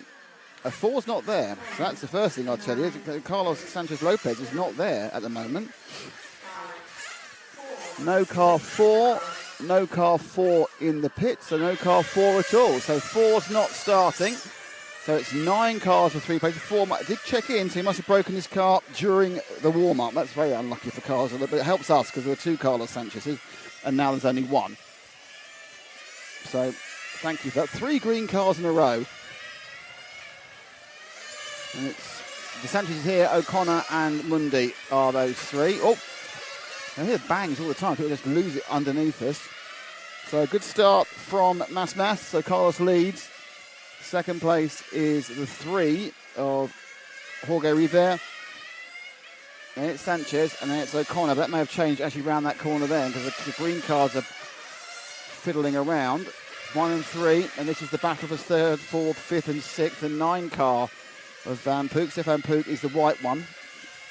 And it is Sanchez. Oh, lost that. Oh, got away with that, didn't they, the 5. Oh, and they come together and it's all a little bit, oh dear, oh dear, oh dear. That's all gone wrong for everybody. Once we got the end of that, coming in, come round, other green car tries to get past, is skimming again. So that's going to change the order, and it is indeed the 7 now of Mundy, I think, who's picked up 3rd place. Let's just see. Yep, it's Mundy's 3rd, O'Connor's 4th, Sanchez 5th. So it's green, green, green. That always helps. And there's no distinguishing feature between them. I suppose you could possibly say the middle car is a slightly darker green, but beyond that, well, you're on your own really, apart from the car number. So 7 from 5 from 2. O'Connor, for you Irish fans, is the middle one. A little bit wide there. And it's given the short. Oh, I think O'Connor's lost the place down the straight. No, it's the 7 that's got a problem. Mundy's a big problem. Mundy's dropped. Not Mundy. What was it? Sorry, it was a 2 car had a big problem. It was Sanchez who had the issue. So Sanchez had the issue. So it's 2 green cars. Interestingly, actually, the Sanchez car just seen from above. Actually, it's got white in the middle of it, but you can't tell from the side. Carlos Sanchez has just run down the rostrum steps. He's looking to try and fix whatever the problem with the car is. But if you go off the rostrum for 10 or 15 seconds, that's not going to do you much good. Now we've already lost the 3 cars down already. Oh, Sanchez is back actually. So, but Montserrat, Javier Corbalan has gone as well. So again, this is the early attrition is very, very high in this race, as it was in the last one. And we're still with this battle for the final bump-up place. They've dropped off second by about 3 seconds.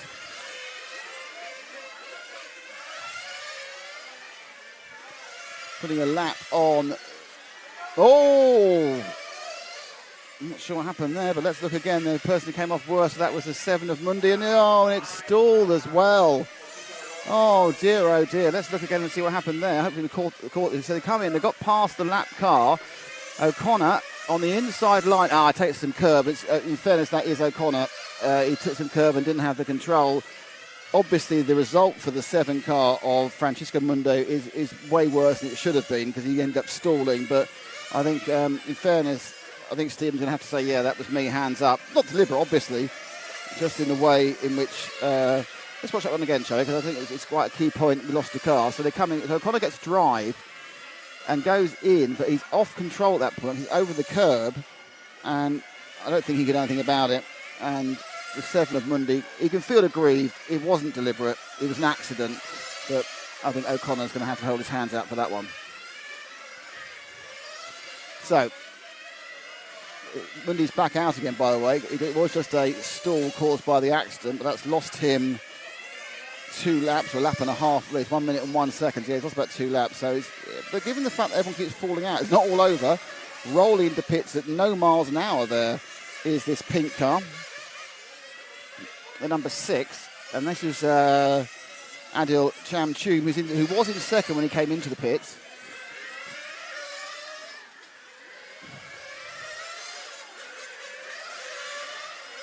So Chamchum driving a bit wide there.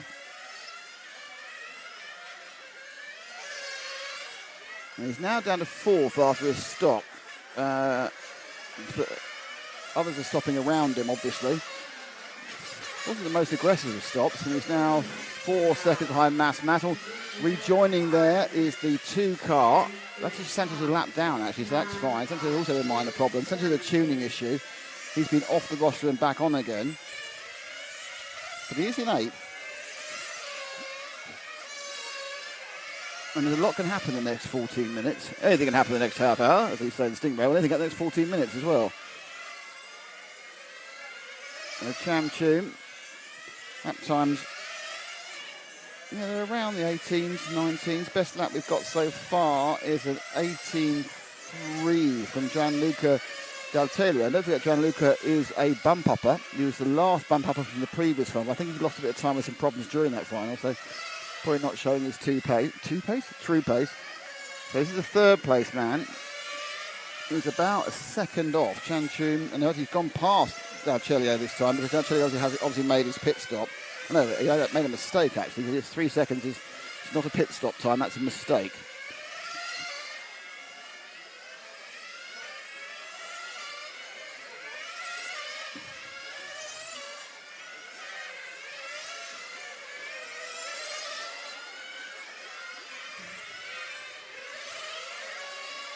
So, 1.7 seconds behind this D'Altelia. So he got back to the white car behind. It's 1 car for the white one, and that is the 10 car of Gianluca from Switzerland. But he's gained a little bit, hasn't he, even as we speak on the 6. So Adol Cham Tune is in his sights now. 2nd and 3rd together. Long way to go.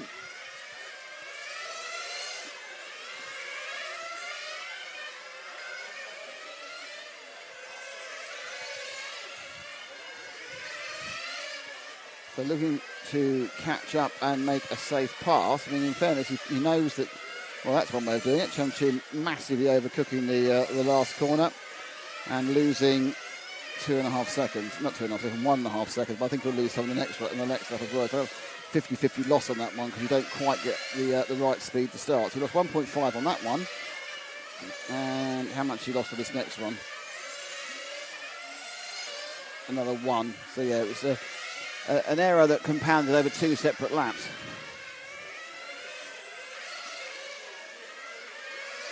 Not the end of the world, he's still in 3rd. And he has a 6-second or 5.5 second lead over Jorge River. Staffan Pike is in 5th. And Stephen O'Connor, currently not in the bump-ups, he's in 6th. Francesco Munde-Chias in 7th. And then you've got Carlos Sanchez and Javier Corbin, who've had issues.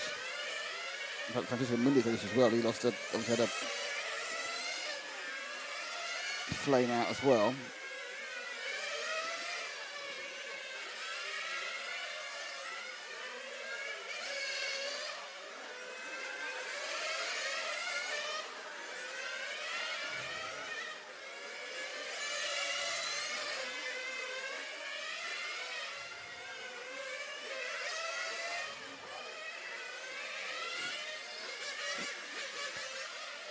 Back into pit stop times. We're now between 11 and 12 minutes. These are the 4-minuters stopping now. Our green car pulls into the pits.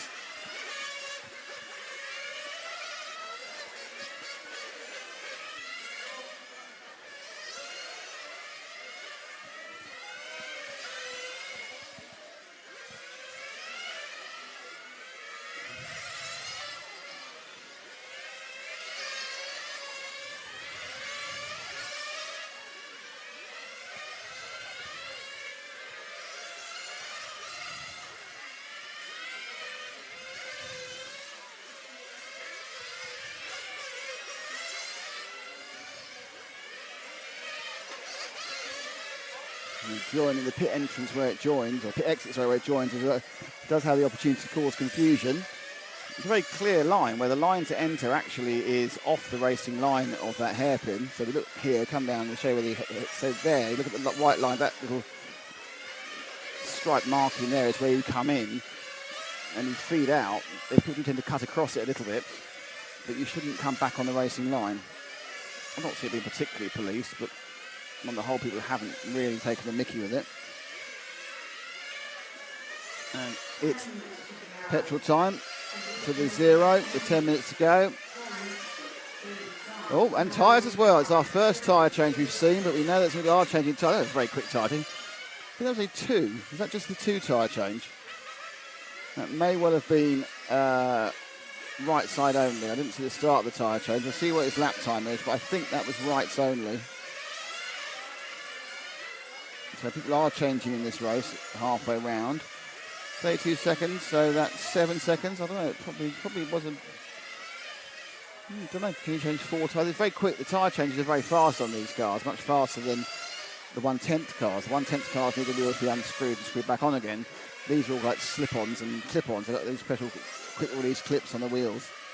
And just under the clip, ping, it comes off, put the clip back on again. So it's very much more effective, high-speed tyre changes. It takes time, and you need a good pit crew. And at the end of that longer stop for rubber, Garcelio stays in second place. Now, the only thing I would say, he does seem to be on a 5-minute pit stop strategy, which obviously is a bit of an advantage.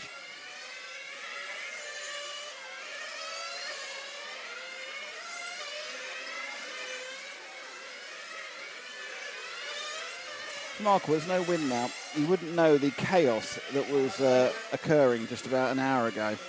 The wind has dropped right down.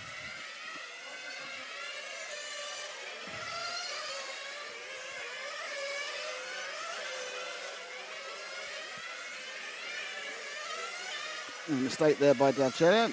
Lost a bit of time. Lost 3.5 seconds of time actually there.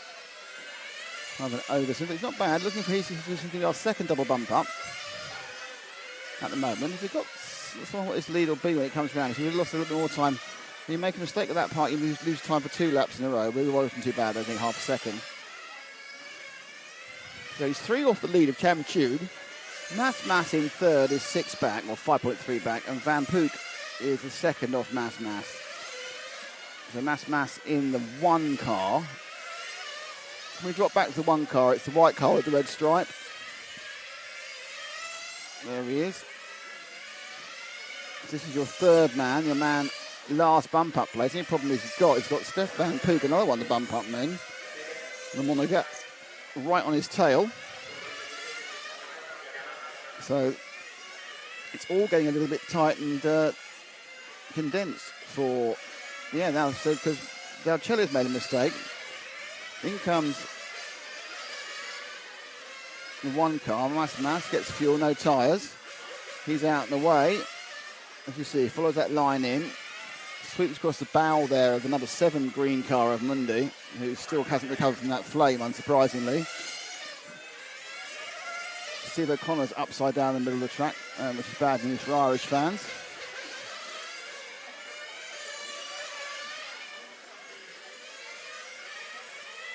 Well, that's not the line, is it? So, Mass down in 5th, not bumping up. There's other fuel strategies to be run through at this point. And he's only 1.3 seconds behind Jorge Riva in 4th, who himself is only about 3 behind Van Pook. So it's not a lost cause. It's not marooned in 5th, nowhere near 4th or 3rd. Mundi behind him is scored behind him because he's a lap down. So he's going to feel very unhappy if he gets this and doesn't bump up.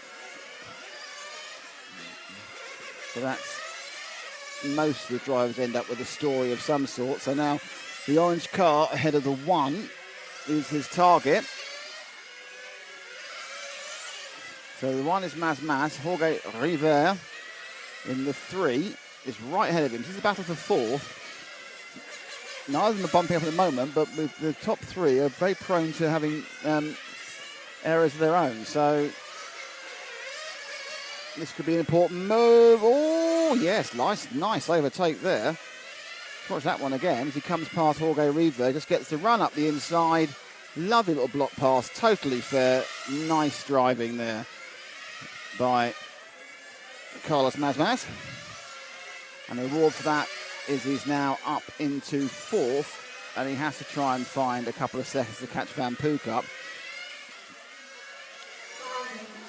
Everyone now has one stop to go.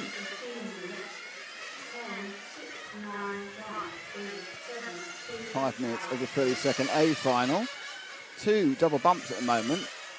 Gianluca Del Celio and Steph Van Pook, and then in the middle is the sixth car of Adil Chamchun. Two cars out of it, and a couple of cars suffering from issues along the way. But at the front, this man, Carlos Mas, is not bumping up at the moment, and would very much like to. Gianluca Del Celio is taking his last fuel stop, and he's dropped down to third. So the top four are covered by about 5 seconds.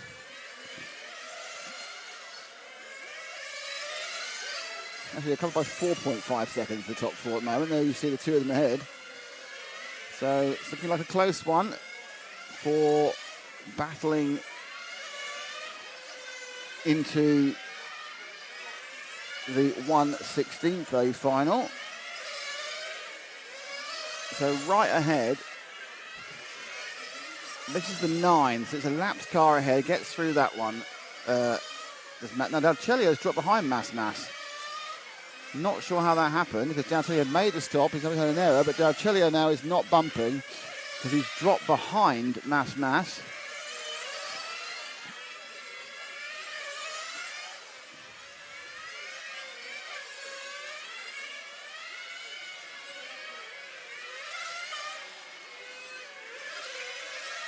Oh!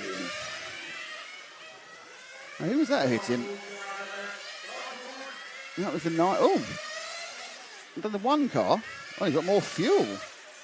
How do you need more fuel? Oh, no, he's made his last. He needs more fuel. He needs to make his last stop. Remember how the rules work. This is what happened to him earlier. He comes around a bit wide, and then the lapped car, the 9 machine, hits him, but that wasn't really the 9's fault, to be honest, because it was just that he wasn't where he was expecting the car to be. Right, Mas now, in the 1, isn't bumping anymore because he's made his final stop. He's 9 seconds behind Del Celio. How the hell did that happen? We've lost the 2 car, so Sanchez is gone.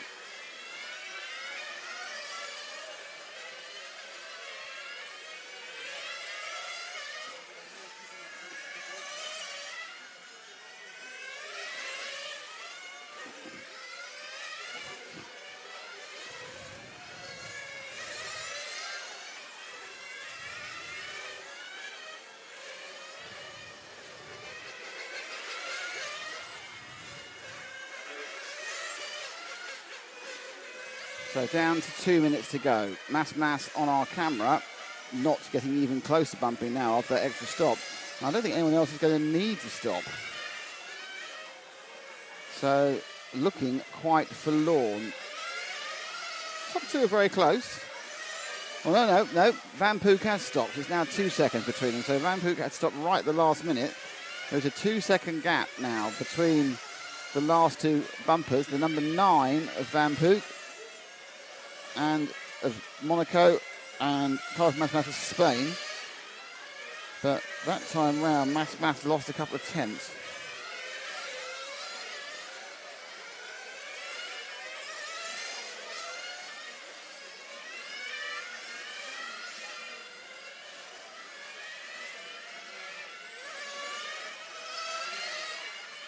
So, a little bit of a loss again. We move forward to the next white car tube, which is on the main straight now. That's the one. Because that is Van Pook. With 54 seconds to go, he holds the magic key. That's third place. Now, really, it's down to him to make a mistake to lose it, because I don't think that in 3 laps, Carlos Mas can actually gain enough to steal that bump up from him. So it's all about Van Pook not having a problem, not running out of fuel, and not having other issues.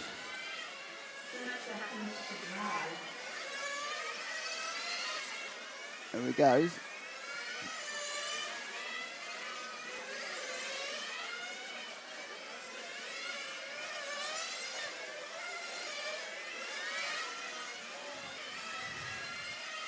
One more lap. Keep it on the island.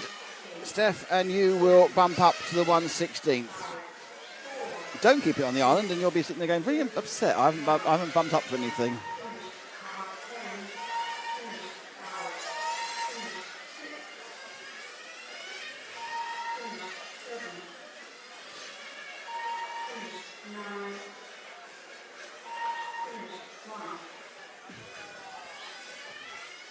And there it is, all over. And Luca Del Celio takes it. Adil Chamchum is second. Steph Van Pook third. And Carlos Mas misses out. So two double bump ups. So congratulations, Gianluca Del Celio and Steph Van Pook for a double bump into the 16s. It's now getting really hot again. The wind's dropped down, just really warm. Can't win with this weather.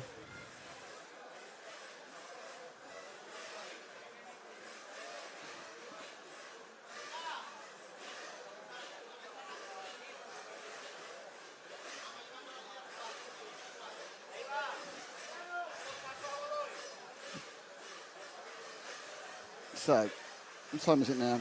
5 to 11. So, 1/16 finals about to get underway. A few minutes actually to wait. It's about 4 minutes before we actually start.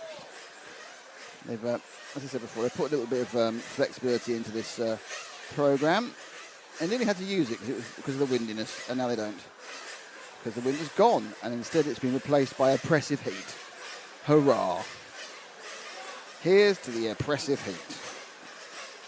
I'm going to check my weather app again because I'm quite excited how it's changing. Yeah, mile an hour down to 9 miles an hour. It's saying it's 34.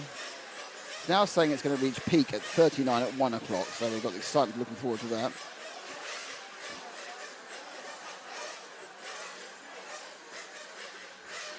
So,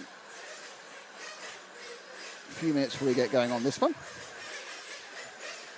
The RC constructioners are still setting up over in the corner.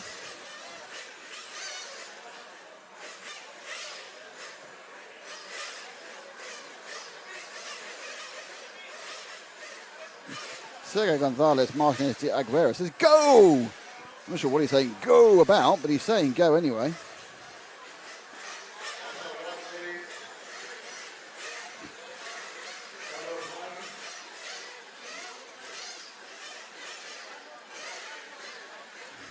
So, quick time to say thank you to EFRA for providing all the support and the finance to put this event on for you to watch.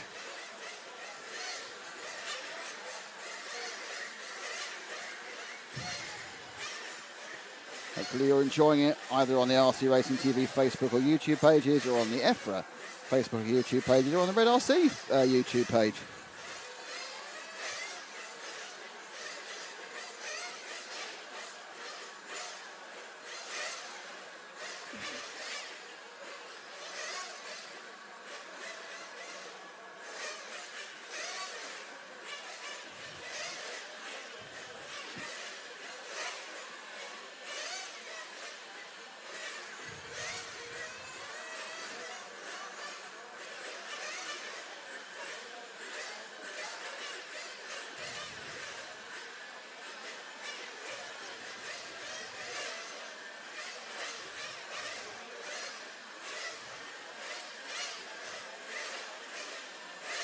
It's a lot of revving fun we've got at the moment.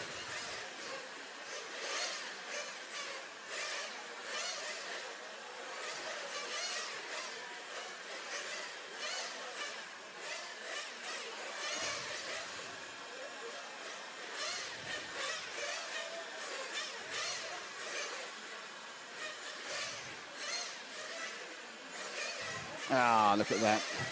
Due to the weather being better, we're now looking at some other cameras. That's always good fun.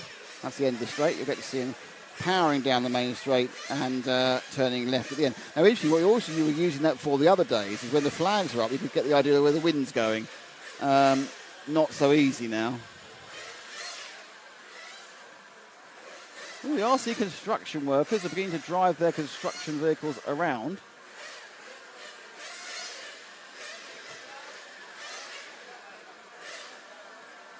I must say, they're looking forward to a quiet day of construction. It's not really going to happen, is it? Because they've got these 42,000 RPM racing engines next to them.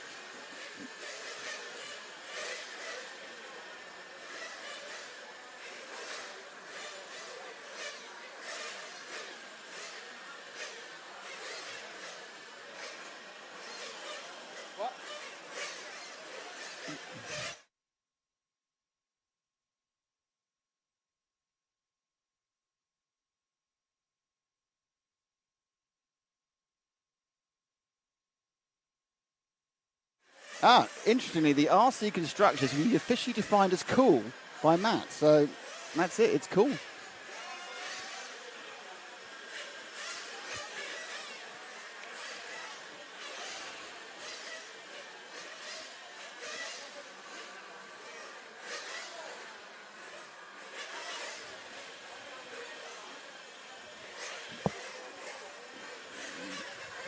So as we wait for the 116B file to be released, there's still another 15 seconds before they get released.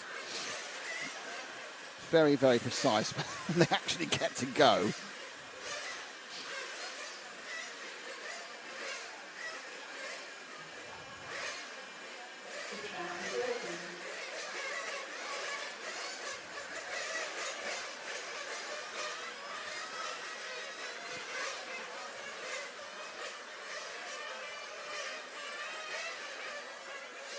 And they're out for their 3-minute warm-up. So in this one, we have we've got car 3 not currently checked in. I'm not sure that's because car 3 is not taking part, actually.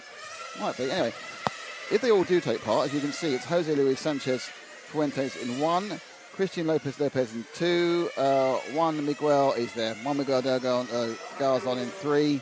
They're all Spanish. You've got Marcos Silva from Austria in 4. Tony Fawn in 5, who's from Spain. Austin Elliott from Ireland in 6. Miguel Puchal Belda from Spain in 7. Carlos Marcias Ruiz in 8, one of the barn pups. Jose Angel Gutierrez, a bump up. And Jose Luis Mayorga, a double bump up. So keep your eye on number 10. Can he triple it? I think it's unlikely. But you never can tell. You never, ever, ever can tell.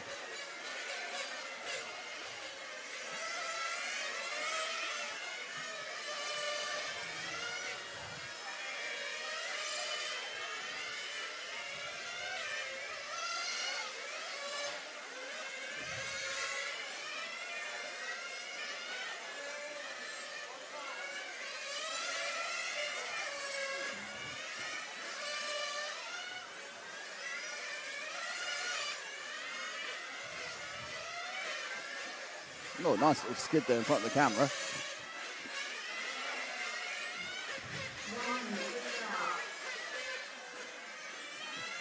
So, got a minute till they get rolling. Problem for the number 6. So, 6 of the Irishman. Austin Elliott, that has flamed. I mean, I don't think it's the end of the world. I'm sure they can fire him up again. But he's going to be a little bit upset about that, I think.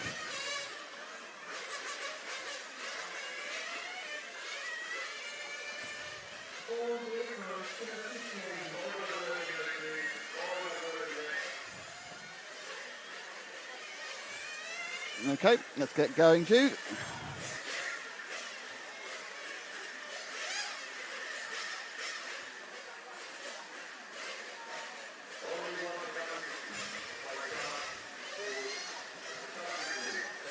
So the cars come out. Let's have a look at the front of the grid, please, Jude. There we go. 1 and 2. Running quite easily into the hairpin.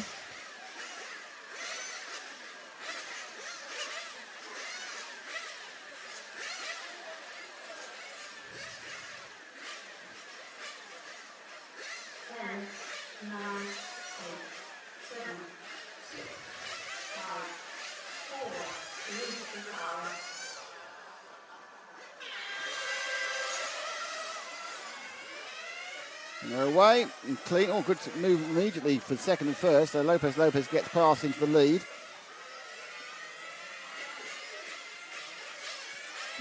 Third place man of car 5. Late start for the 6 and the 9, who both had issues getting going, but they are running now.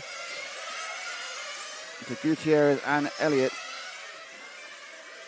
had issues. So it's Lopez from Sanchez, from Fawn, from Puchal. With the 5 of Fawn. Let's pick up the top 2 Judah about to go on the main straight now. The white car with the two stripes in the red and white car. Let's have a look at the leaders for a bit. We haven't got to worry about the bump ups for a while. It's a long way away from that. So the leaders having a little bit of battle. 2 from 1. Christian Lopez from Jose Luis Sanchez. It's the white car with the double stripe, yellow and red. And then on the second, it's the next one. So, a little bit of a time loss there. It looked like he lost time. He hadn't. So the problem they've got is they've got traffic ahead of them. 1, 2, there it goes. Very wide and through.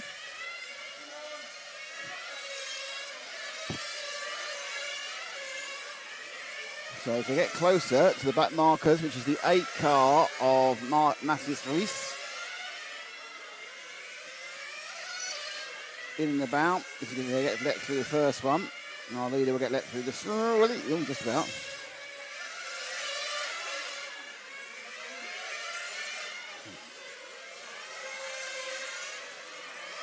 So there's the leader, Lopez, lead by 1.1 seconds. Already lapped 2, and he's about to lap a third one in a second.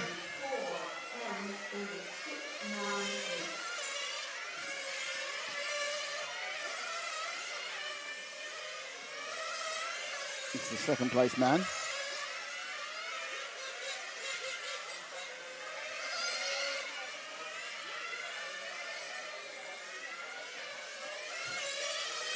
So the number 1, dropping back a little bit, this is Sanchez.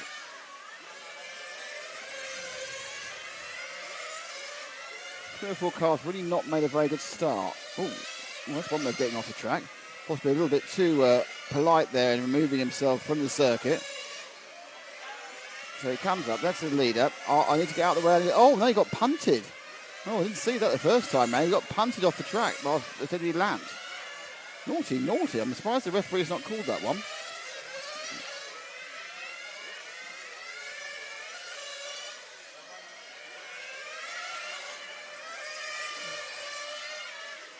So Lopez leads.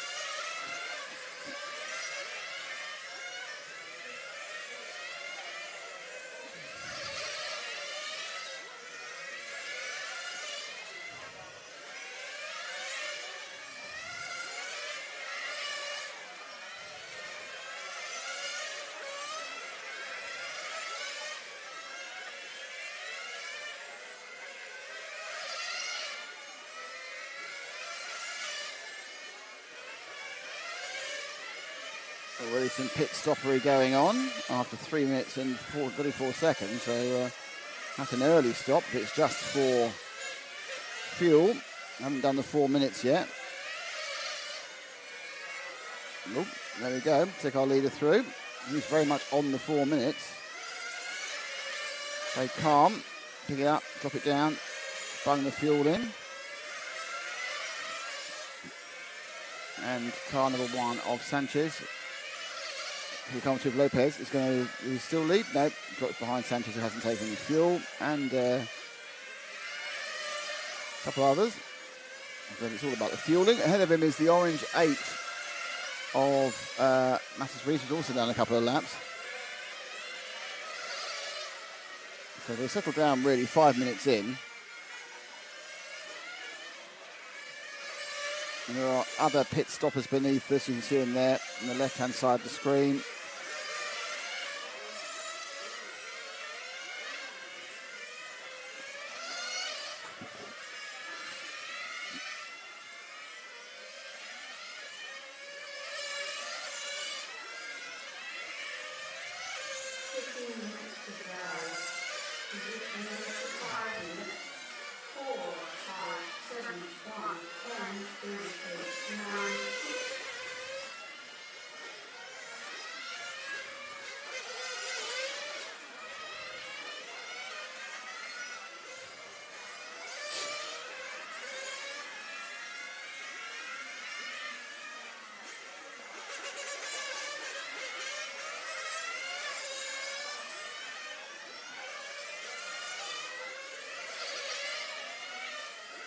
So in splendid isolation now, back in the lead goes Lopez.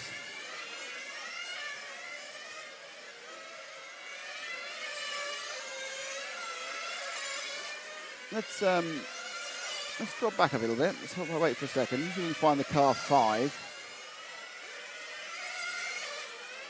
I think that white one, isn't it? Is this the 5? No, it is the 5, yep. So that's our second place run. That's Tony Fawn. Got a second lead over Sanchez in 3rd. Mark Siebers in 4th.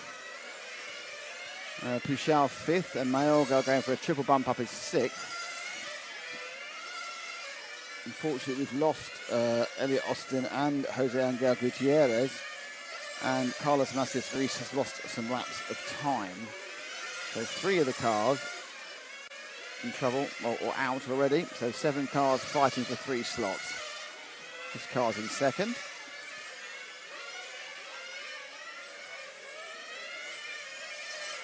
There's a few 17 seconds going on. Ooh. Car 8's broken his wing now, so things are getting worse by the second. And that's going to affect every time he tries to go around the corner because he's got no downforce or less downforce.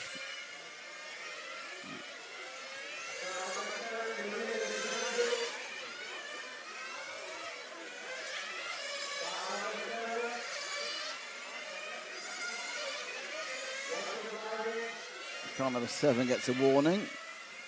That's Miguel Puchal.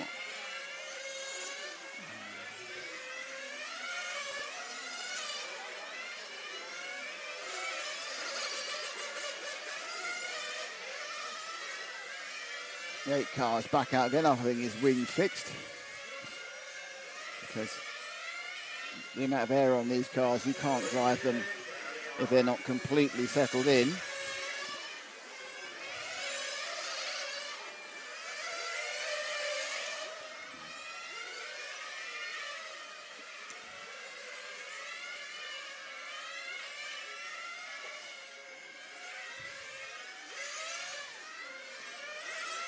So Fournier is only a second ahead. That car you see in the background, that is Sanchez fighting for 3rd. The car faffing about in the middle of the track there. I think it's picked up in the grass. There's the man following him. And that's the rest of the pack. So the lead was 1.2. They go around now, and it's 1.3. But more important, Lopez has dropped down to 3rd. So on the fuel stop. So Tony Fournier, he's now our leader. Has a 1.3 second run over Sanchez. I wonder if Lopez actually was fueled or whether he's actually had an accident. Yeah, in comes Tony, taking through. Fuel into Tony's car. Oh, there's been an accident down there. Whoa, yeah, there's an accident on the car upside down. It's been rescued and got round again. Yeah, that was the 8 car again.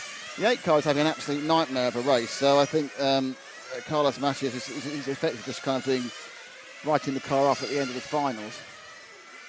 Not quite halfway. Fournier down in 3rd. He's the last of the bump up, so he's got a 15-second lead. Oh no, 8-second lead over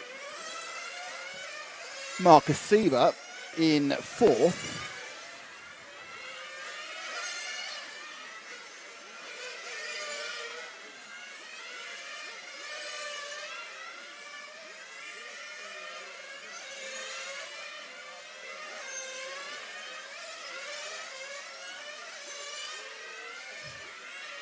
So Sieber gained quite a chunk on him in that last lap.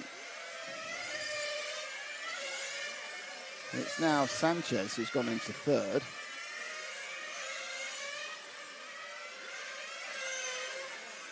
So drop back 1, and that should be Sanchez in the 1 car. 10 minutes to go, halfway through. So this is Sanchez in 3rd.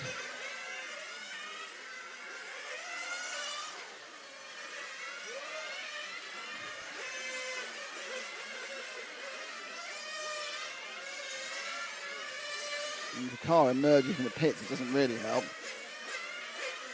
In fairness, good driving by that green machine, whoever it was.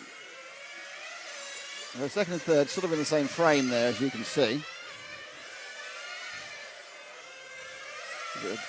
Fishtail the power on, and quite aggressive on the curbs. Sanchez, Sieber in 4th, he's a little bit further back. There we go, sweeping around the top corner. That's a lap. Oh dear, and that car in getting out of the way. It's kind of a visual hip check. He kind of spooked the car onto the grass. That's going to cost him more time than it needed to.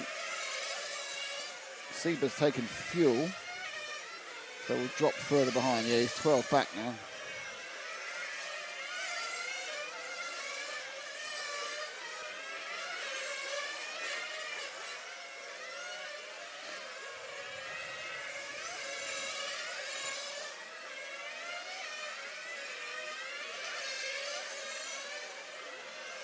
Second and third, still very close. It's 0.8 of a second between them. You can see them both there. White car, Tony Forney, and then it's Jose Sanchez behind him.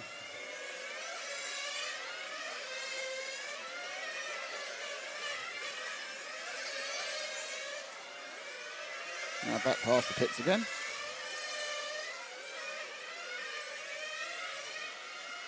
It's the 8 car of the unlucky Carlos Macias Ruiz behind them, so he's not involved in this battle at all. Good lap time last time, though. It was 17.9 for the 8, but he's so far back after a couple of accidents and incidents, it doesn't really matter.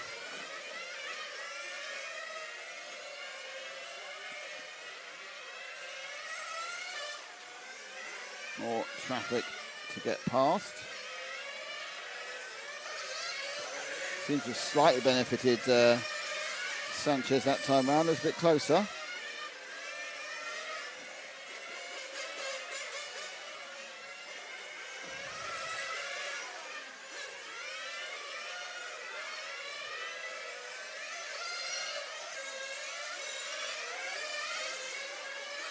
Right in the meat of the race now, 7 minutes or so to go.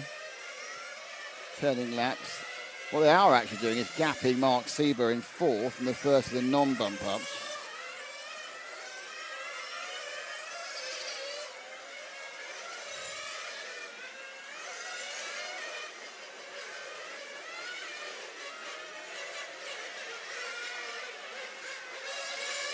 So out he goes. Full tank of fuel now.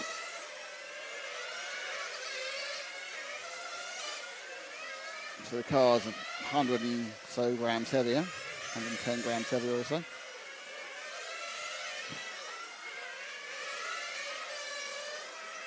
can tell what the complete weight of the fuel is. It's less than water, but it's probably still more, probably about 125, 130 grams. The shouting started again. Shouting started. And while the car's not running, not sure who that is.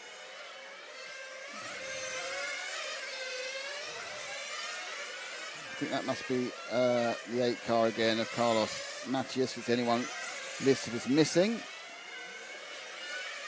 Sanchez goes over the line. He's now got 6 seconds on Forney.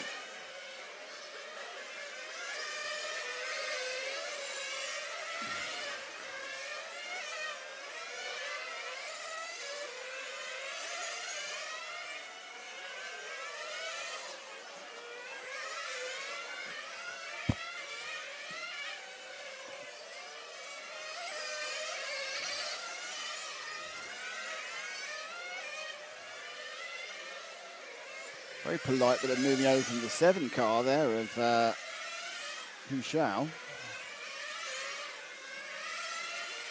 Sure bump for Mayorga, not looking particularly likely. He's 3 or 4 laps off now, still running, but they're 2 bumps. It's greedy to get 3, isn't it, really?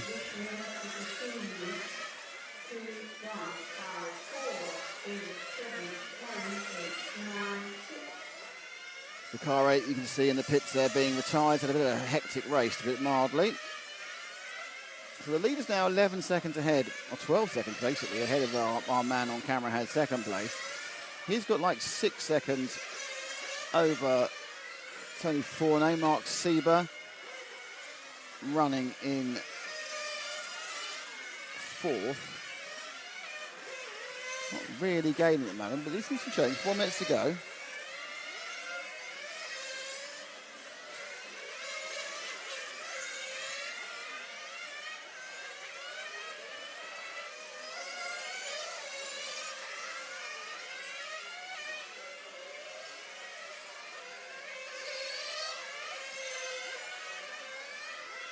I'm being photographed at the moment. It's very worrying. So this one also is not really boiling into a classic. Top three looking pretty assured. Lopez, Sanchez and Tony Fawn. So it's 1, 2, 3 for Spain. Mark Sieber of Austria is going to need a failure from one of these three leading cars to get through.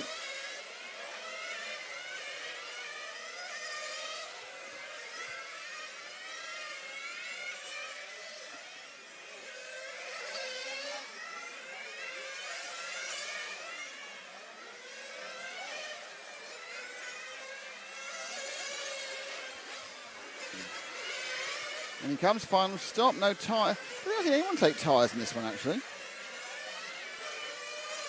I don't know where they're looking at what's happening in the previous races and going, okay, let's see what's happening. Let's see if anyone's taking tyres. What is the tyre wear in the previous races? Do we need them? Can we get away without stopping for an extra 7 to 10 seconds to change tyres?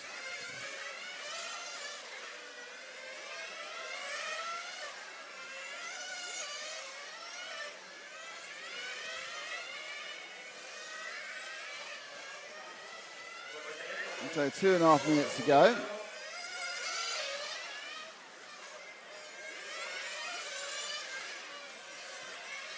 Let's see if we can find Carl.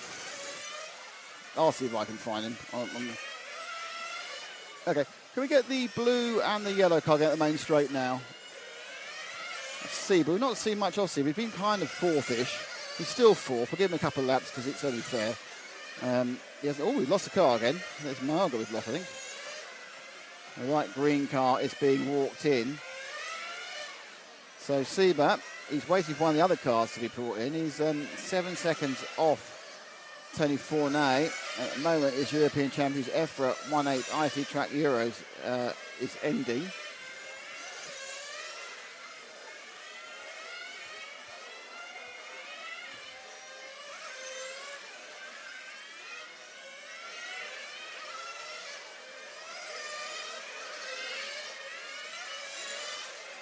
So not a happy day at all, Tony.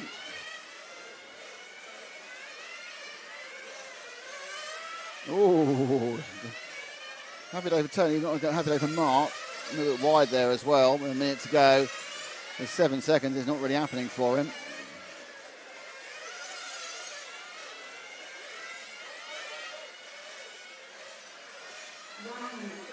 So a minute to go.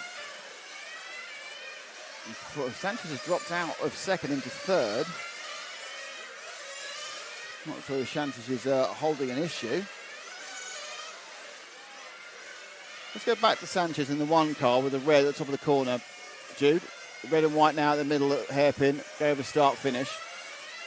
A little bit slow, a couple of laps there this time round. Yeah, he's lost a bit of pace. He's lost a bit of pace, but he's lost enough pace for Sieber. Sieber's 3 seconds behind him. This is getting close. Definite loss of pace for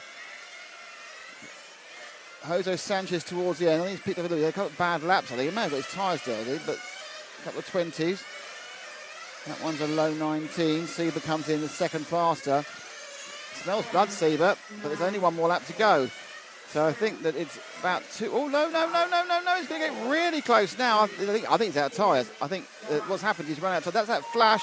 That is one more lap and Sieber would have got him. It's that close. One more lap and Sieber would have got him. That's how close it was at the end. As Sanchez ran out of tyres and Sieber got within, let's see what the gap was. He got within 3/10 on the last corner there. So 3/10 was the distance in the end that Sanchez, running out of tyres, couldn't do more with.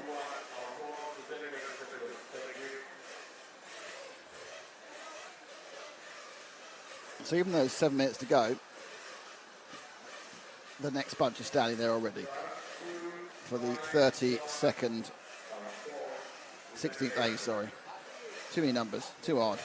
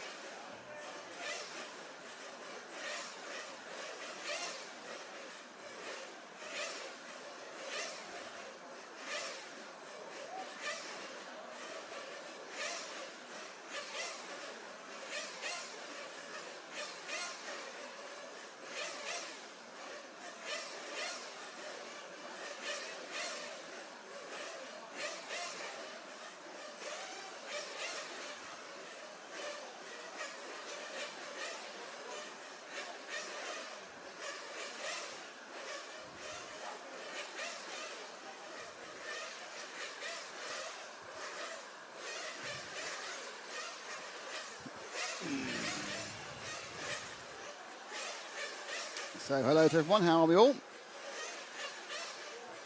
Hello to Jen, Martin, with lots of hearts for Kevin, so lucky old Kevin. That's all I can say.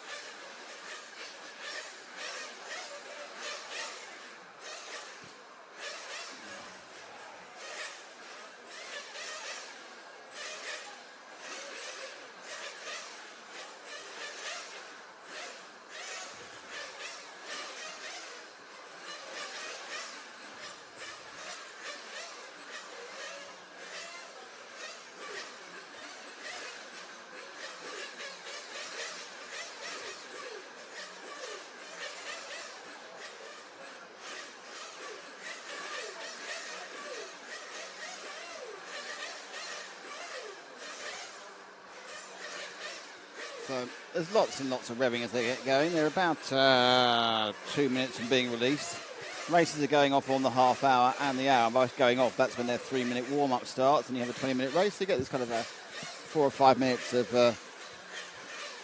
spinning the engines. You see Matt there with the control shirt on, taking pictures.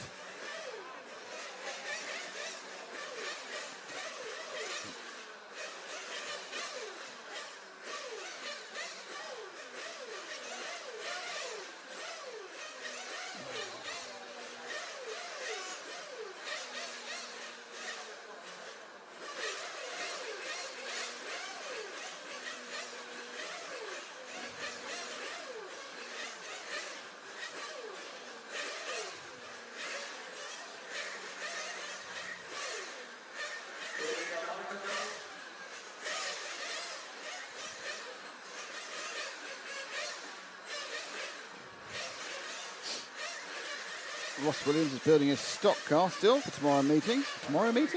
Tomorrow's meeting.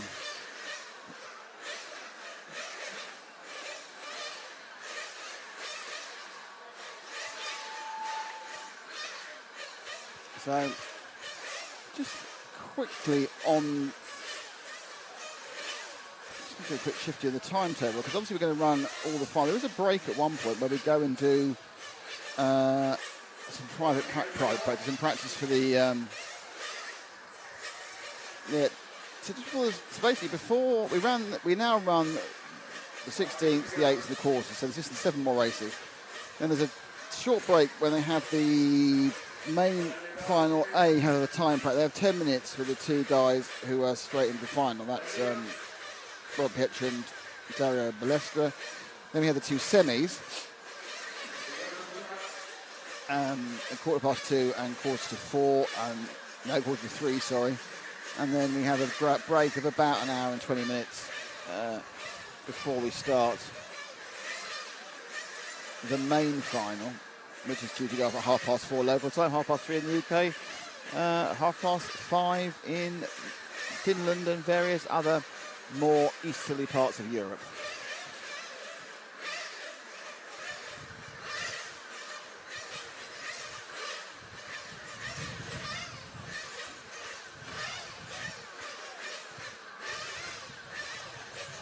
So cars will be released in about 27 seconds. It's that accurate here.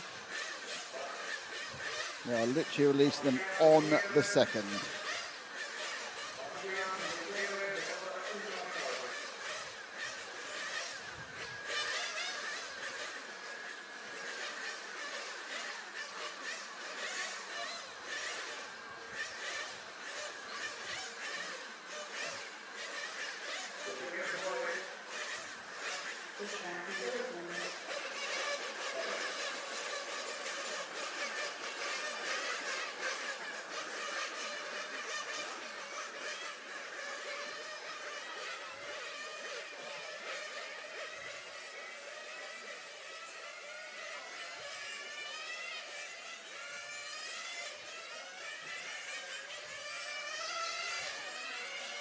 So here is your runners and riders for the 16th A.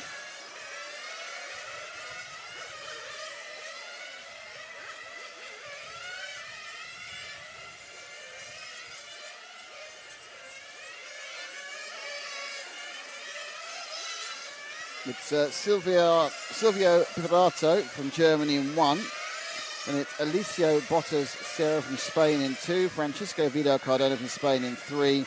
Juan Pedro Falas Gomez from Spain in 4. Eugenio Rodriguez Mayor in 5 from Spain. Nuno Alvaro Arcas from Spain in 6. Vincente Garcia Urano from Spain in 7. And it's Gianluca Del Ciglio, who's bumped twice in 8. Adel Cham Chum in 9. They're both Swiss. And the Monegasque, Steph Van Pook, who's also bumped twice. So 10 and 8 are already on 2 bumps. Can they go to 3? The triple bump. Rarely seen, the triple bump.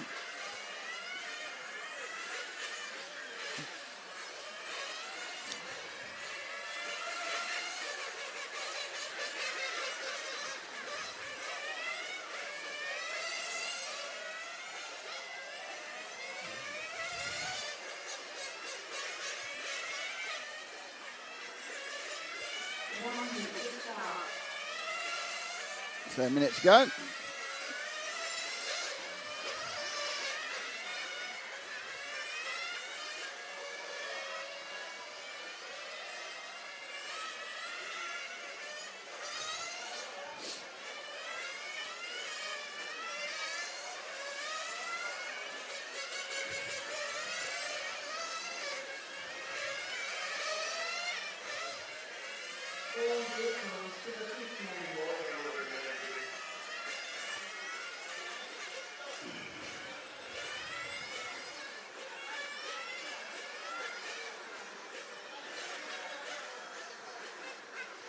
Okay, so last thing, the cars were coming back into the pits, they'll be brought out.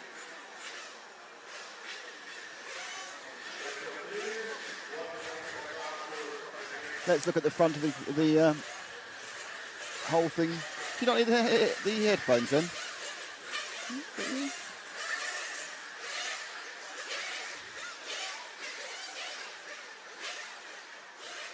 There we go. So our hairpin camera actually is a very good camera for these starts. It gives you a much better idea because it's where they're so long, and then you can have a good old look and see where they are. They wait to get going. So on the front cars, please, Jude.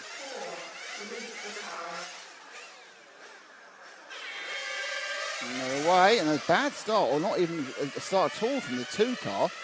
1, 4, 5, 3.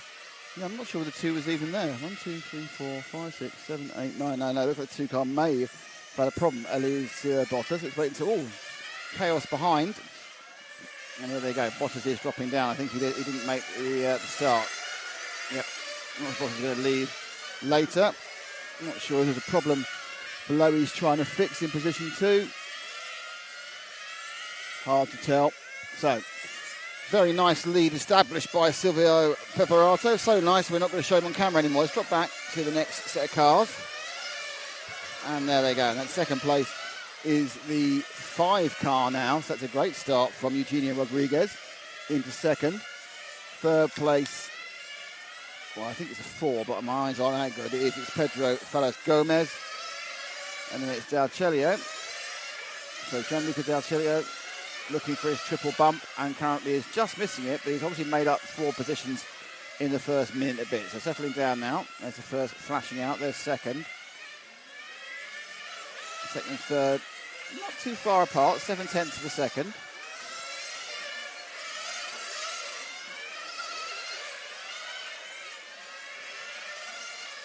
This field spread now. Second, third, fourth. Fifth wandering down the straight. 6th, 7th and 8th, and they'll go through. There's 9th straggling at the back.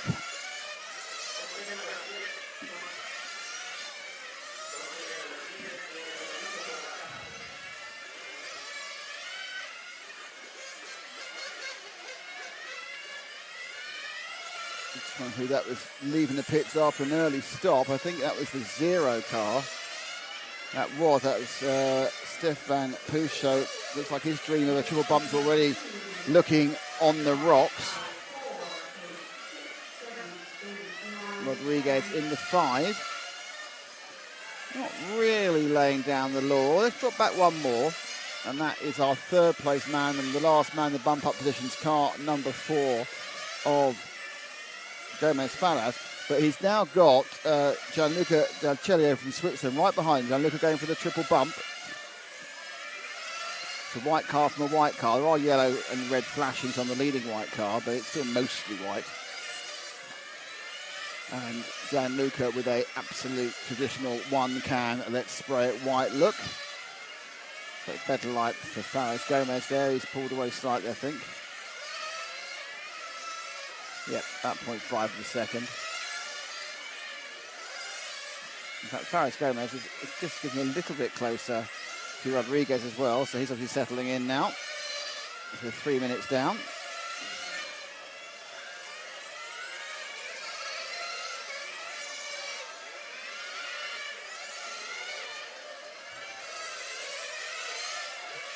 Actually, Gianluca Del Celio has had a bit of a bad lap and he's dropped down to 8th after 21 seconds. I must have made an error. That's dropped him down 3 places as well.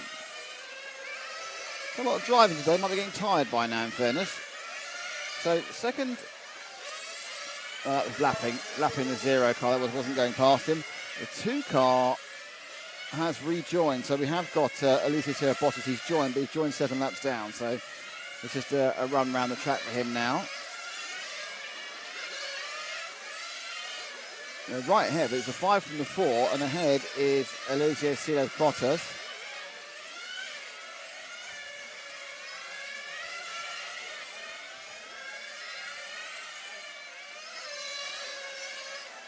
And it's a pit stop, early one, right on 4 minutes for the 4 car.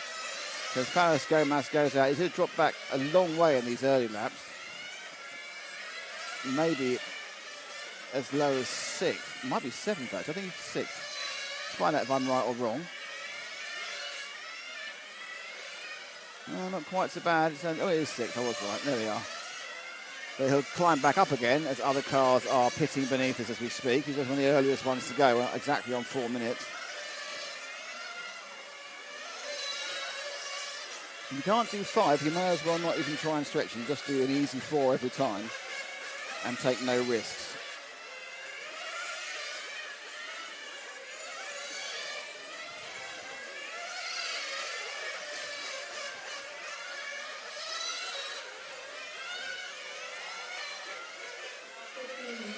So first 5 in the books, 15 to go. Some rejoining trackery, and in fact what's happened is the 5 car of Rodriguez has rejoined right in front of Faris Gomez, and Del Celio has managed to get himself back into 2nd on this stagger unwinding. At this point we had got him 2nd, and now he's put pit stops and he's dropping down. He may actually get himself out. Nope, not even there. So he goes out to 5th. Here's 2nd and 3rd right together, and they are very close to 1st actually. I'm not sure that's not C first. I guess he is just, it's just that 2nd he has is quite a large distance. And you see him there flashing ahead. So that's 1, 2 and 3 now together, weaving down the straight as 1. All of these are bumping at the moment, but there's obviously an issue that things can happen to them. It's now Nino Alvaro, who's sitting in the not bumping position.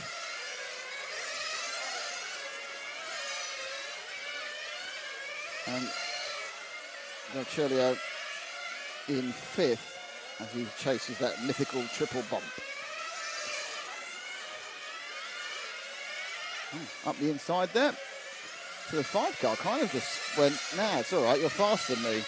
So Rodriguez just let him go, let Faris Gomez go. I'm not sure why. Got back the orange car. So lost him 2nd in doing that. slightly odd behaviour, but we'll let him off on it.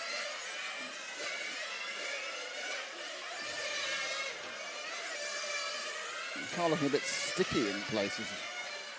Not really flowing, but that could just be where he is currently on the way he's running with his tyres and everything else. That's the top of the circuit. Now back up to the reverse loop before we come over timing score. There's timing score, and then over the hash markings, the kink in front of the pits down to this hairpin.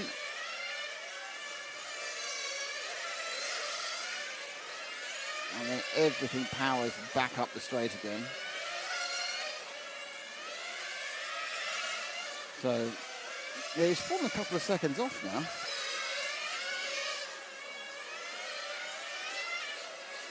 So I think Eugenio Rodriguez must have noticed that Juan Pedro Farah's Gomez was quicker and just think, I'm not going to fight this one. I'm attempting to bump up. I'll let him go. He's got half a second a lap on me. 1 second a lap that time. Now, in fairness, he made a good start, Rodriguez. I wonder whether he's just nursing a minor issue at this point. Ahead of him is the white number 0 of Van Pooch, who Stefan Pooch who hasn't had a great start. Nice move there by Van Pooch getting out of the way. Nice polite driving.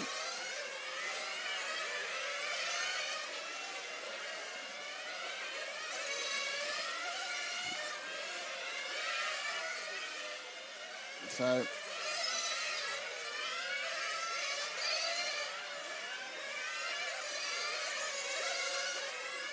Rodriguez has scored second at the moment during the pit strategy switch about.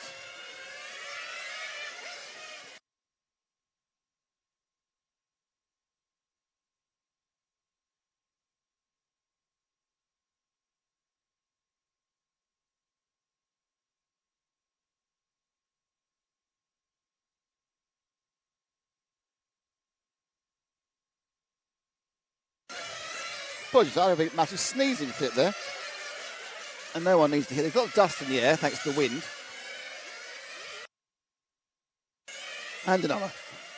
Anyway, we're all fine. The cars are still on the track. Everything's no problem. Rodriguez is in second. Pirato's in third. Carcelli's down sixth. Let's let's take him to the pit stop. 5 car. Rodriguez comes out again. 10:23. Is he trying to stretch to 5? Didn't really work.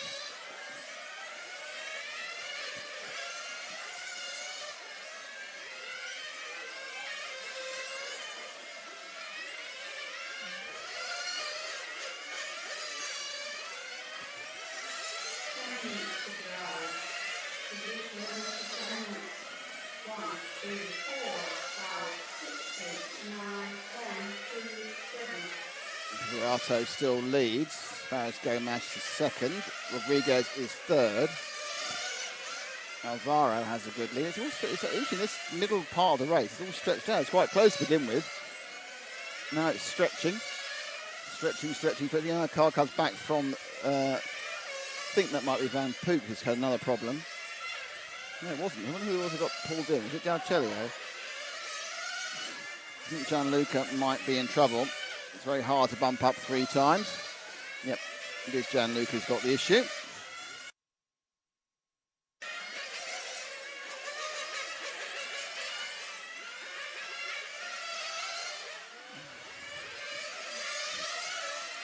So it's still Silvio Piperato from Germany in the 1 car.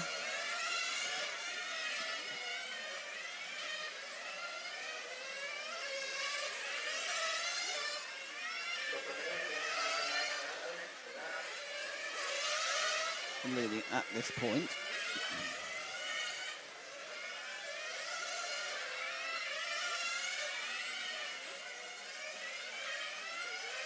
Here is our leader.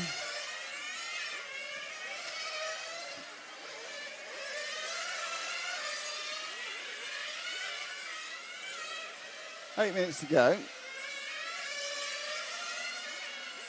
Rodriguez still in third, 6 seconds safe.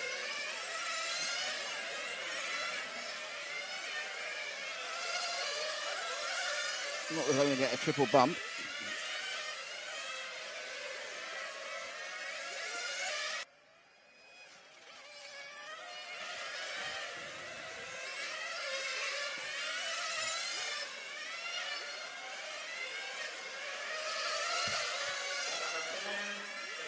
Car number 10's been called for a little bit of a... So, action from beneath us.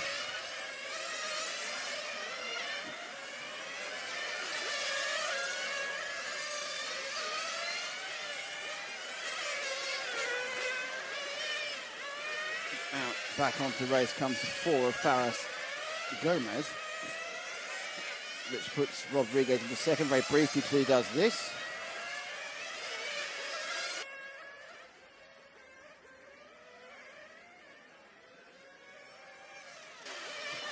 And there he comes.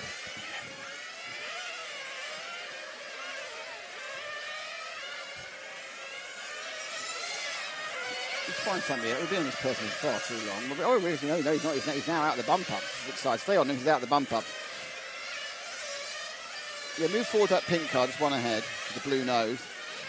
Because that is Nino Alvaro, currently in third. So back at, I assume he's just on fuel subsidy, but he's currently in third. And yep, taking through. Stop. Fuel, no tyres. Everyone's kind of backed off on the tyres. Puts tyre wear not as bad as everyone thought.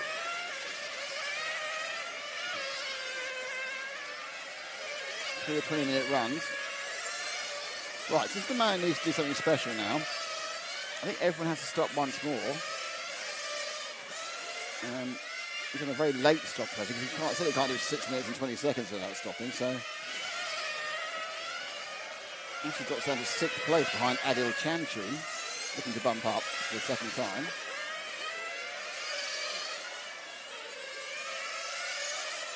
So, Nuno Alvaro.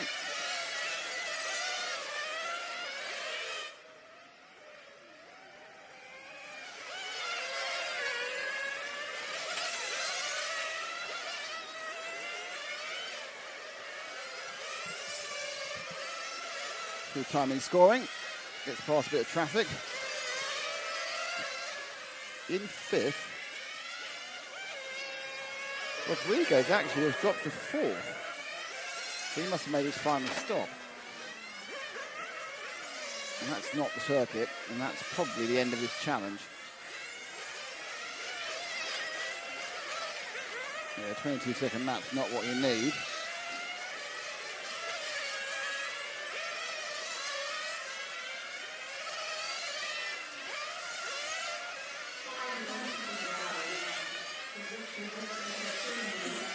Pick up the white car with the stripes got the main straight, Duke. It's at the top corner now. That's the 4 car. That is currently in second place. That's Juan Pedro Faris Gomez. I'm not sure where he really is because there's a kind of a stagger unwinding on fuel stops at the moment. I'm pretty certain he needs to stop once more, and he was kind of petering around the 3rd and the 4th. I think Piparato, Silvio's okay. He's got a big enough lead not to have an issue. But the rest are kind of scrapping based on where they are, fuel-wise, for 2nd, 3rd and 4th. 4 minutes 20 to go. Absolutely certain that Juan Pedro Faris Gomez on camera, number 4, white with the 2 stripes in the nose of the car, will be stopping for fuel. And at that point, any point from now on, he'll get to the end.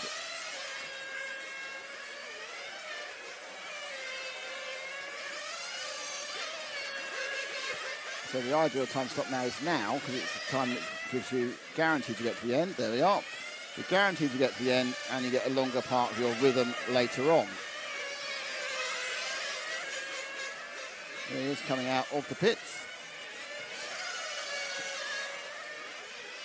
So this is going to put him, I don't know how far down, I think he might stay in second actually. Let's find out. He does. Everyone else has stopped. He stays in second. You've got Francisco Guido Cardona in third, and then Rodriguez in fourth. Take a couple more laps, make sure we're not miscounting anybody around.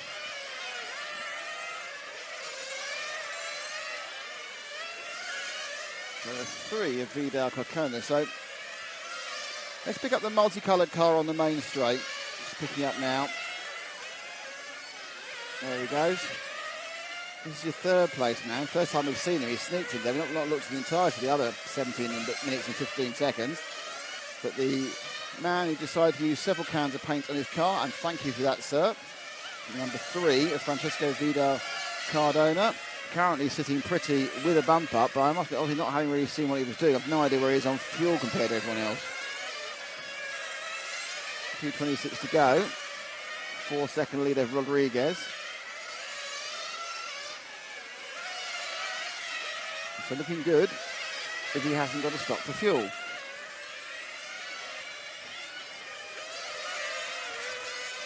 A bit ponderous around the top corners. He set himself up. Nope. Happy to just take it easy.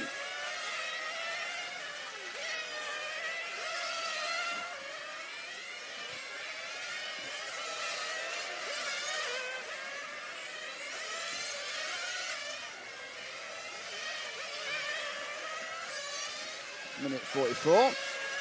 Rito, first game out from this man. Francisco Vidal.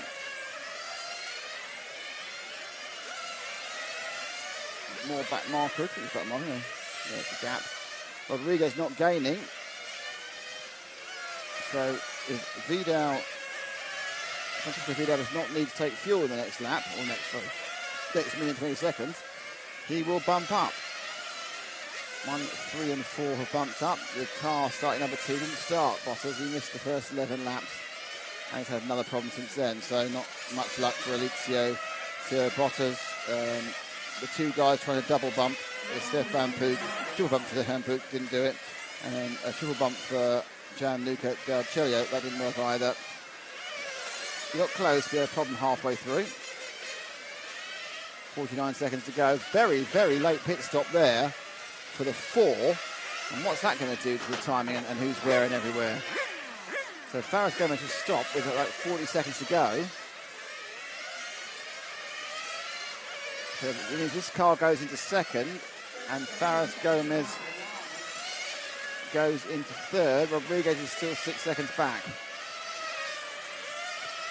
Drop back 1 car to our 3rd place man, the white 4 of Faris Gomez.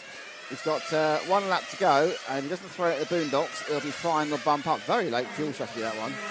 I'm not sure it's the right one, but he's bumped up so you can say, hey, Nick, works, so it's right. If it works, it's right. If it doesn't work, nah, not so much. And they go. So Pipperato will qualify and win by a lap, so he's got some pace in that car. Could be enough pace to actually get the thing into the next round as well. 2nd place was Francesco Vidal Cardona. 3rd, Juan Pedro Faris Gomez. 4th, Eugenio Rodriguez Maya.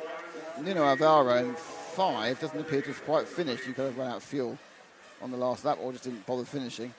Wouldn't make any difference. He was in 5th either way. Gianluca D'Arcelio, his weekend stops after 2 bumps. Adil Chamchum after 1 bump. Stefan Pug after 2 bumps. And there were some problems for the last 2 in the race itself. As you can see, this is the order for the next one, which is an hour as well, 35 minutes time. Ignore that.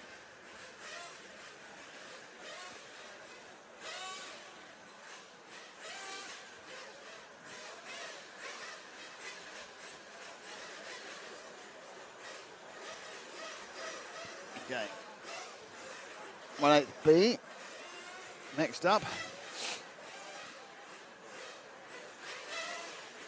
little bit of the gap, obviously, we know. It's 4 or 5 minutes of let's rev my engine as much as I can. Texas Hill Custom Country Homes is here. Hello, sir. How are you? My camera, I thought I got deaf for a moment. Yes, we just turn the sound down to do some ambient noise, Mike. There again, there's a very good chance if you were at the meeting you would go deaf, to be honest. It is very, very revvy.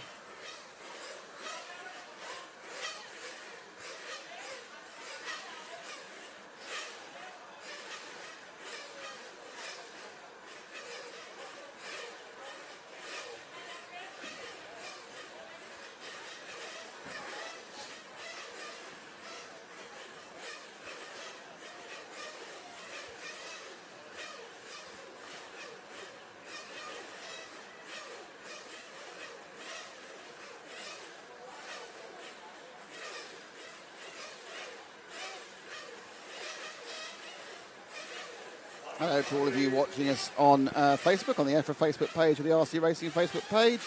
If you want to join the conversation, come over to the RC Racing TV YouTube. Hello to everyone on Red RC's YouTube, and there's a few of you on EFRA's YouTube as well. So wherever you're watching this EFRA 1/8 IC Track Euros 2022 Finals Day, I hope you're having a nice time.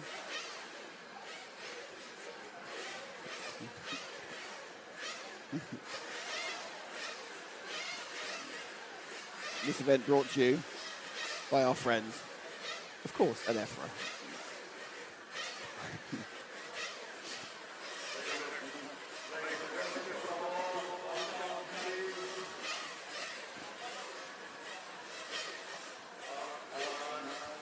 Now, after the gale force, amazing, it's completely calm now. It's not a breath of wind, or hardly any wind at all after it tried to blow us off the whole rostrum earlier.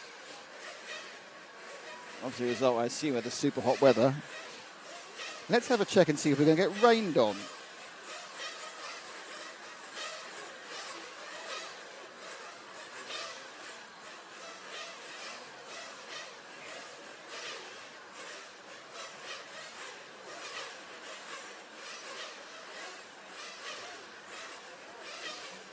It's just very warm.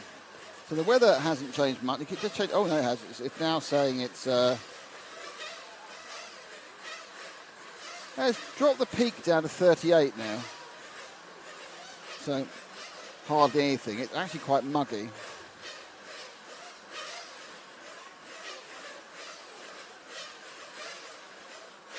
Visibility is 7 miles, everybody.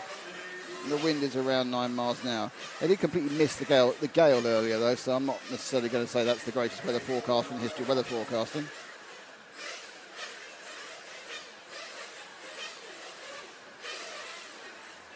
The sun is coming out, though, and the cloud is burning off. And the engines are revving. So they'll be released in about a minute and a half.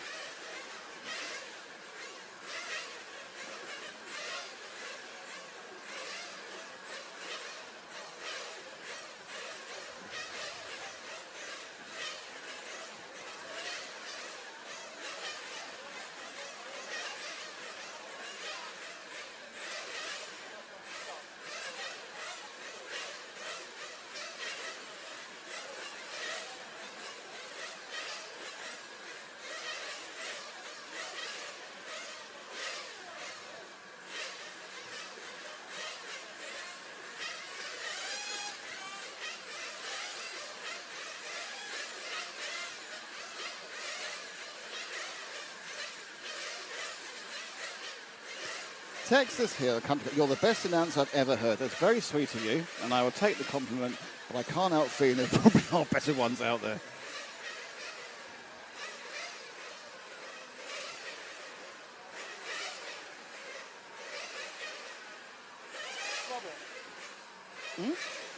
Ah!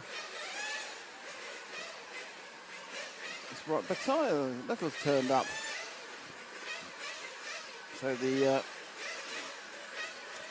former 1/8 off-road world champion from 2012 in what country? I thought you put the... Matt hasn't got his headphones on. I asked the question you know the answer to, so there we go.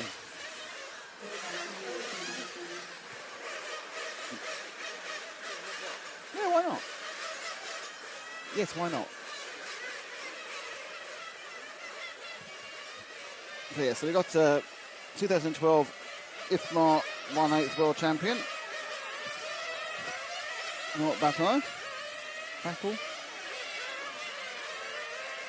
is in the house. Obviously more concerned with being down the road in about 4 weeks. Okay, so who's in this one? The 1/8B final. Let's have a look at the runners riders. And still a very large percentage of Spanish races, 6 in this one. We've got Simone Nardi, the junior from Italy, in 1. Vicente Ellis Ramos from Spain in 2. Cristiano Sartor from Italy in 3. Clive Connolly from Ireland in 4. Jose Blanco Ballester from Spain in 5. Anton Gachet from France in 6. Raul Prata, from Portugal in 7. Christian, and then the 3 bumpers, Christian Lopez from Spain, Tony Forney, Tomas, and from Spain, and then Jose Luis Santos Fuentes in Spain. So all 3 bumpers from the 16th were Spanish, and they joined 2 of their compatriots, who qualified automatically into this one. 5 Spaniards, 2 Italians, an Irishman, a Frenchman, and a Portuguese. Great support from the local community, the local 8th track community here in Spain. They provide a large chunk of the entries, and they're all having a very good time. I'm very proud to have the event in their country. A couple of big clubs specialising really in IC races. They do race touring car here as well, electric. But obviously here there's also a big club in Vigo as well, which I know it's the other end of the country, but it's still big clubs, and they get a lot of people who will race, and they've got a good turnout. I can't remember how many. I think it's 36 of them. I think I should know that number. I should have actually done my research. How many Spaniards there are in the Spanish Championship.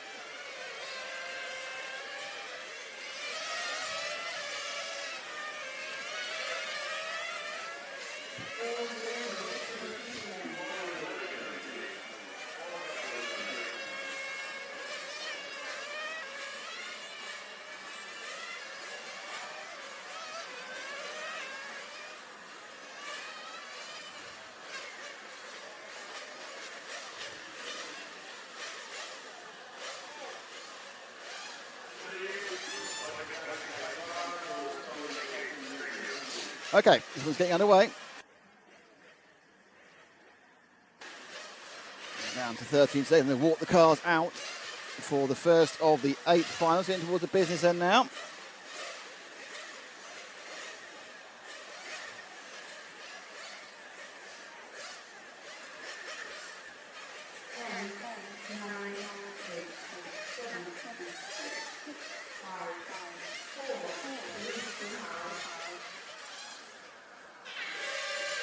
And they're off, and it's a relatively clean start. They sweep around the first corner and away.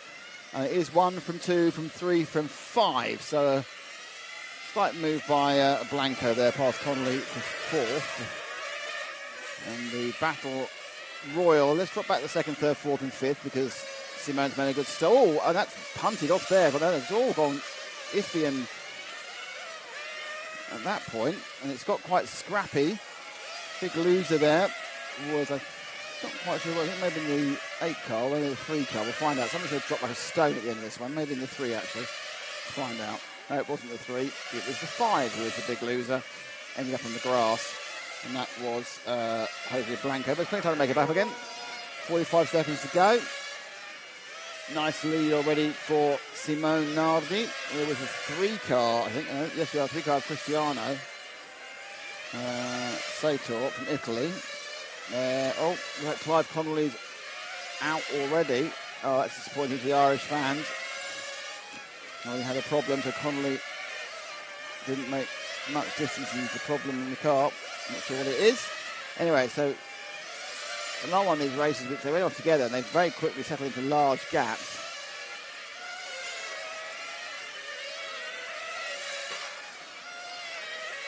I think we need to try and move forward and pick up the blue car, I think, who's moving forward at the moment. Yeah, one more to the blue car. I think that's Eres Ramos. Not 100% certain. Yeah, it is Eres Ramos.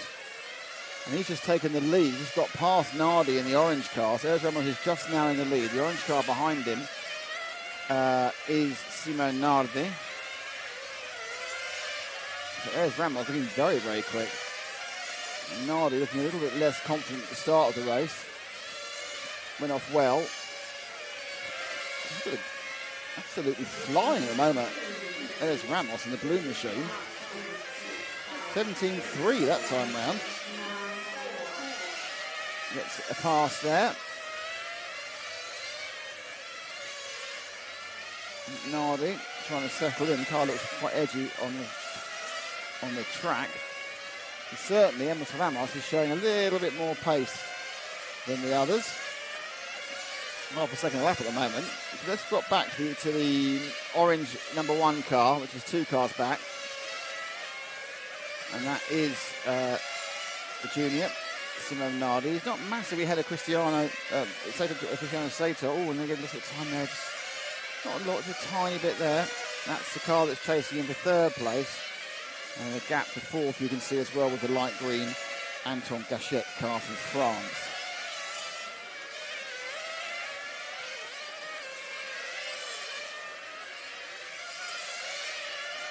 Chance slightly settled in, but it's a great run. There's Ramos. He's now 3.2 ahead. That white car's not the leader. It's about to be a lap car. So this is the gap between 2nd and 3rd. There's 4th in the light green, and there's 5th in the multicoloured car.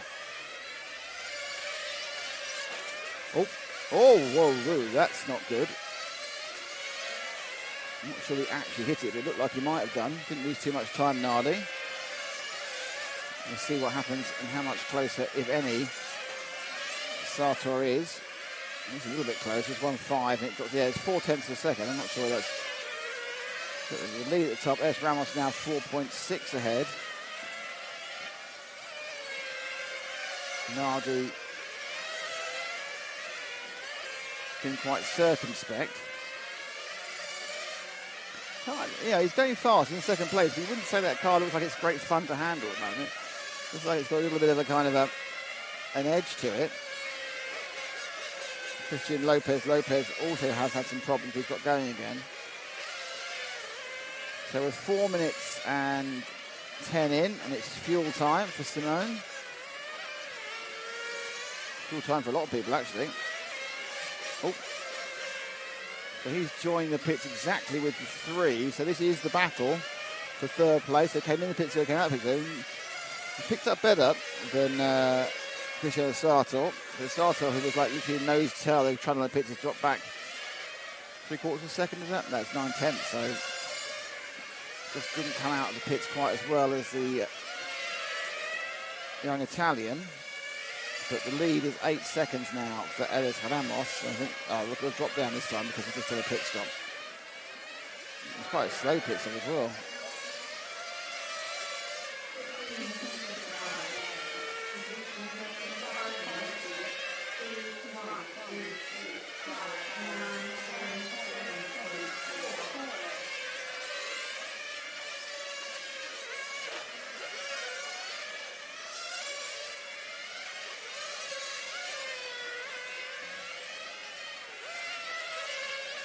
Second and 3rd in frame now. Gap to 4th isn't great either, so none of these guys are safe. And usually Emerson Ramos' fantastic speed's disappeared slightly. He's now just 2.7 ahead, so tyres coming in, cars coming in. There they all go. That lead was 1.5, gone up to 2, so looks like Nardi may have just found a little bit of pace following that first stop. Perhaps the car's just coming into the window he likes. Oh, that's going to cause problems. 7 car.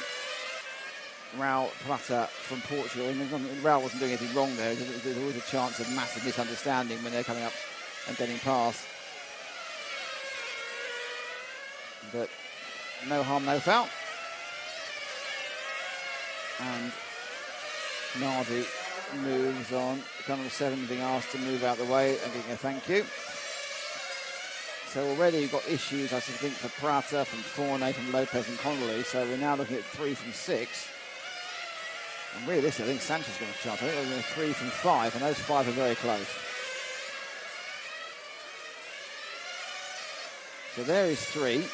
That's 4th, and there's 5th, and that's 6th. So you can see how close they are. Nardi in second. Actually, Erez Ramos has managed to stretch the lead again, so he must have had a bad lap.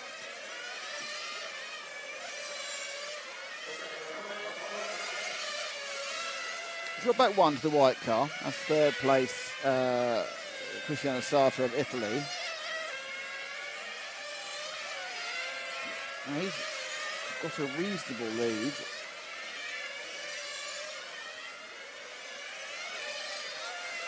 Gassed at 2.7 seconds, and then Blanco 1.8. That's a huge percentage. You can see really 5 now are in. They're all very much within striking distance of being able to do something, but have stretched out to give themselves a little bit of time.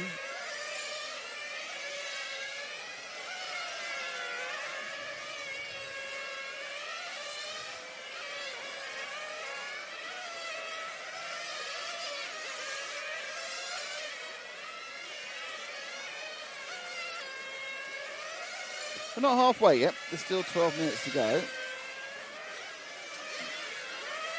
He takes him at the end of the straight. That's quite brave. And the car he was lapping there is the 10 car of Jose Luis Sanchez-Fuentes, who's actually coming to the pits that time, so may well just have decided to leave that one slightly. I think we've had an issue for Jose Blanco, actually. He's dropped out of it. Anton Gauchet as well is missing. That could just be because he's had a pit stop. Anton Gauchet, very long pit stop. Perhaps he went for a tyre change.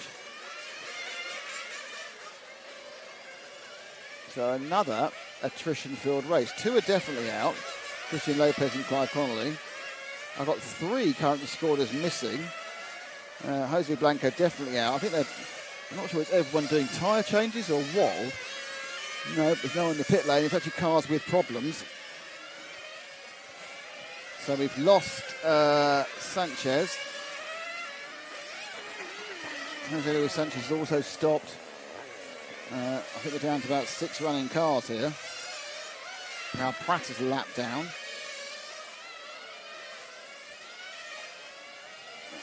Not running. So Raul Prata is pacing about unhappily near me now.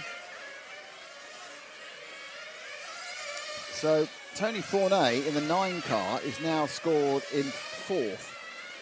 And it's a very spread out, very broken down sort of 20-minute run, this one. We've seen a lot of attrition actually in all the races. This one a little bit more, we're only halfway, remember. 4 cars scored as out. And I'll tell you right now that Jorge Prata's not running either, because he's waving his hands and looking at the car down beneath me. So halfway in, and 5 of the 10 cars are completely out of contention. They're not doing anything. They're not going to come back from it. It's all gone. They can't come back, well, unless more cars drop out. So our leader, Erez Ramos, is seeming pretty. Now Prata back out again now. But he is 4 laps off the next car. But get out there, mate, because you never know. There is a possibility that other car, we've lost 4 already, we could lose 3 quite easily. So the orange car, number 1, Simo Nardi, it's just gone past the 3. So that was a move move into winning position. Those 2 are battling out for 2nd and 3rd. Cristiano Sartor just dropping off a bit, so that's Nardi and Sartor. Nardi does seem to have a bit more pace now. More cars are having problems and drivers deciding to give up and get off the stand. So we only have 5 cars running who have run the entire time. And the top 3 have got a 15-second cushion over Anton Gauchet from France. Got back 1. And we'll look at the white car of Cristiano. No problem for Raul Prata, but he really isn't getting involved at all in the event. So it's 2:13.69. 8 minutes to go.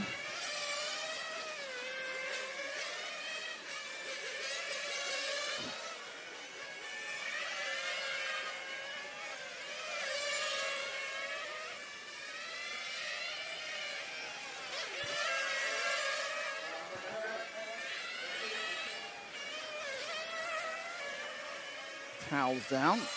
Our car getting fuel and tyres for this car. Yep, that's 4 tyres. As you can see, they've already taken 2 off. They're the rears. Well, it's not going on very well. And out goes the white number 3. So I'm interested to see what a 4 tyre stop is on the timing and scoring. He's got plenty of time to do it because there's no real competitive issue with this one. And he comes round and the 3 car gets a 38.6. So it's about a grand pit stop total for 4 tyres of about 20 seconds. 20 to 21 seconds. Now this is going to drop him way down. And Gasquet is now just 3 seconds behind him. So the car's 6, should be 2 back, so just drop back 2. That's the yellow car, that's it, or green yellow car. That is Anton Gasquet. As you can see now, just 2.8 seconds off a bump up with 6 minutes to go. And obviously we've seen that Cristiano Sartor decided to get some fresh boots on the car. So should give him an advantage after about a lap when they cut in. So it's quite on the cusp about changing after 20 minutes. Some may try last. We saw in the last heat that the tyres ran out on one of the cars.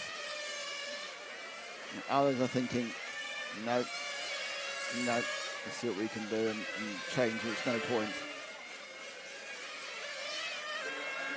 Changing early at 12 minutes. I mean, obviously it might be they hit the tyres the last 17 minutes, which, you know, it's no good. If they last 19, you might risk it, but if they're only going to last 15, 17, or even 18, then you have to change nearer halfway. 7 car back out on the track. It's Pradato again having lots of problems. Oh, got a problem there with an orange number 1. Oh no, an issue for Simone Nardi. So Nardi also has an issue. Another car falling by the wayside, and it looks like it's terminal. Oh dear, oh dear, oh dear. Nardi was going well, but a terminal issue means another car. We only have 4 cars running competitively. And this man, Anton Gasquet, moves into the bump ups.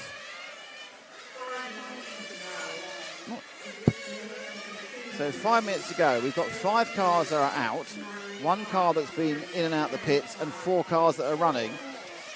And Tony Fournet might end up with a double bump up, just basically on the back of just going around the track as much as he possibly can. Now, Raul Prata is 4 laps off Tony Fournet. And he will move into 5th place because Simone Nardi is not running at all.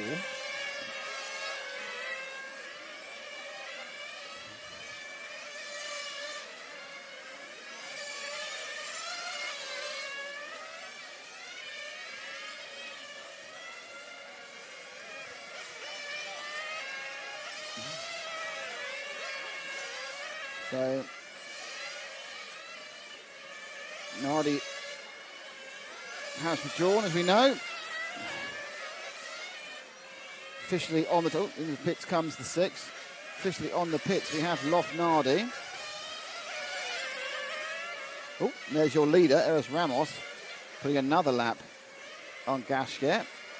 Raul Prata now claims 5th place, but he's 5 laps behind Tony Fournet. 3 minutes 40 to go. So it gets to a point actually where he can't. Oh, the pits comes on. We'll stay with our leader. Fine. Fuel only.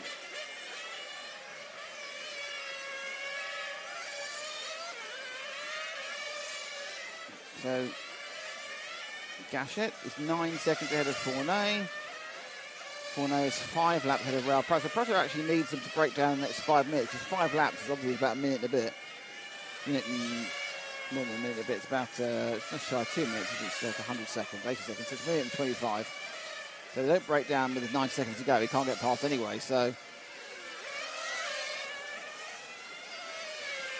it's our leader.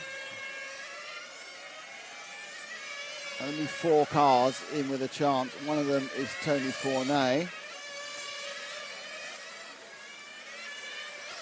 If you drop back 1, Jude, you'll get Tony Fournet, our 4th place man.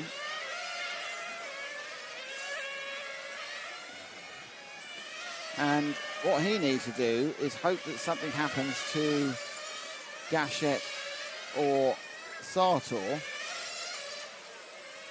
Or even there's Ramos, but Ramos lets him through. I think Ramos is already easing back. I wonder why Ramos let him through there. Ramos letting everyone through. I think Ramos is absolutely shutting it down. That lap Ryan for Ramos was a 21 second. I'll keep an eye on Ramos. He may well have run out of tyres. He's got big problems. Pick up the blue car again, our leader Ramos in the 2 on the main straight, because Ramos has got big problems in the lead. So I think Ramos, with 2 minutes to go, has run out of tyres and is absolutely struggling to get back. Look at that. This lap is a 23. He's taken the gamble. He's coming for the pits now. What are they going to do? No, they've literally had to decide to change right at the last minute. Drama amongst drama. Oh, did she change? Just fiddle with him slightly. He wasn't happy. Car's wrong, and Ramos is very likely. Now, where's he going to drop to at the end of this lap? He's the fastest car in the race. Is whatever his mechanic has done sorted it out? Looks better. Was it just a tyre? Was it one tyre she stuck on? A rear, right, oh no. He's in 3rd. He's 30 seconds ahead of Fournet. And that's going to go down, I think, when Fournet crosses the line. That massive lead he built up is 13 seconds with a minute to go.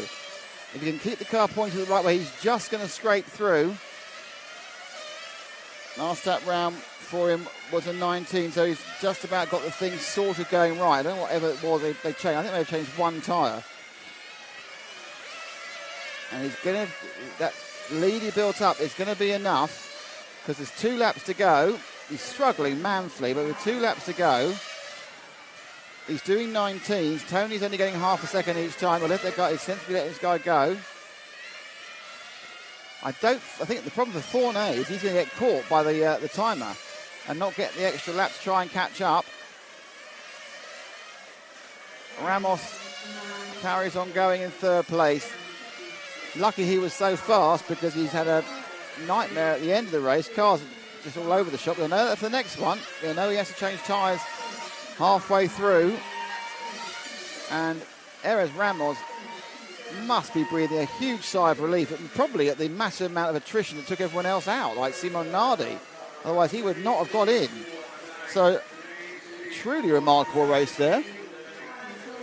Cristiano Sartor wins it. Anton Gachette 2nd. Vicente Erez Ramos gets 3rd, despite being comfortably the fastest car, but then having a nightmare in the last 2 minutes. And Tony Fournet not fast enough during the race to take advantage of the problems. But the interesting thing really is that so many cars had so many problems. And we actually lost just about every single car. So disappointing for the other machines who didn't make the trip, but exciting for us, eh?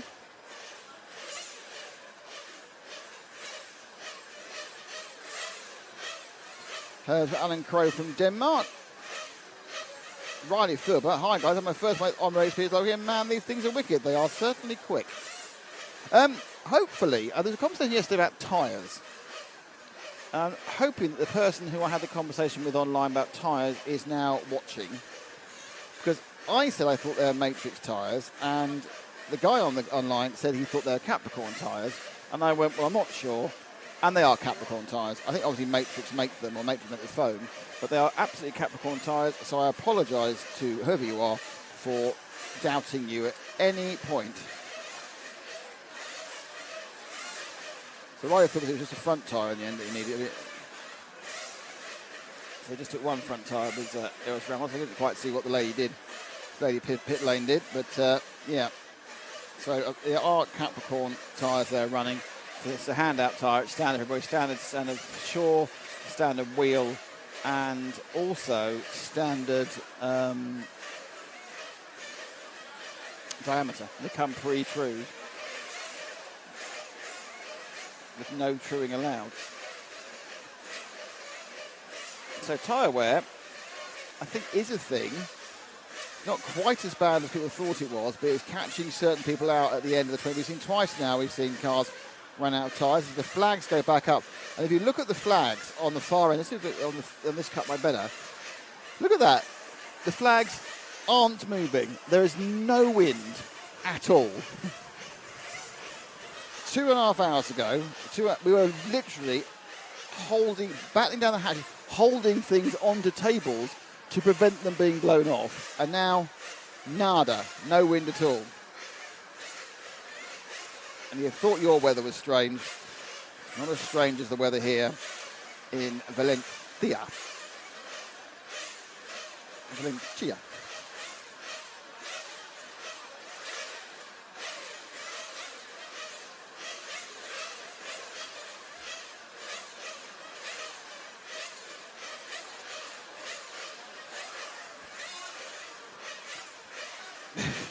Right, I'm not sure what you're saying about that, but I'll probably lay off the beans, are you?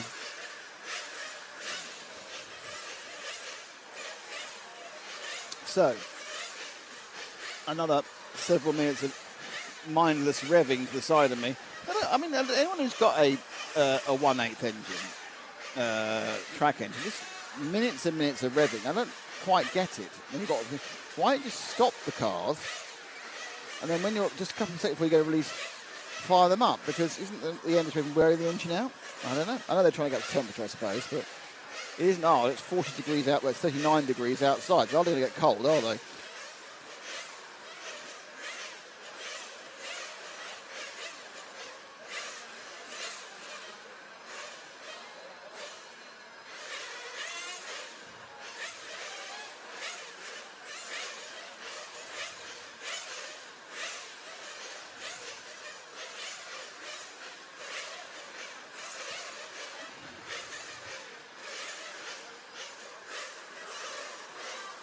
It's 2 minutes ago, I think. Yeah, 2 minutes before they release the cars.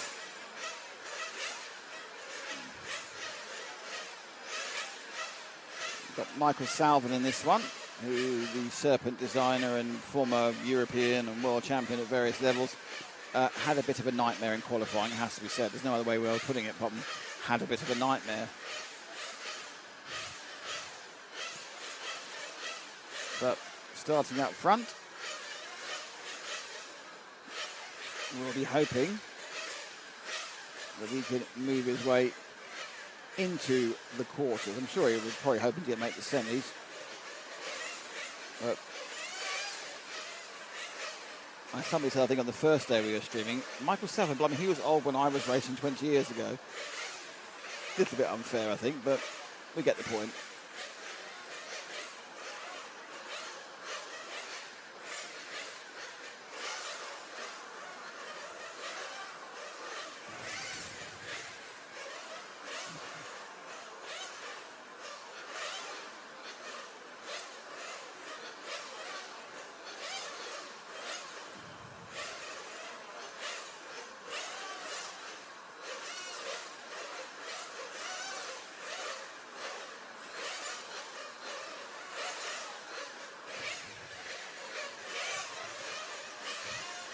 Okie dokie. They should let them go in a minute, hopefully. 15 seconds before they get to do some practice. How exciting. Usually, with the final due for 4:30,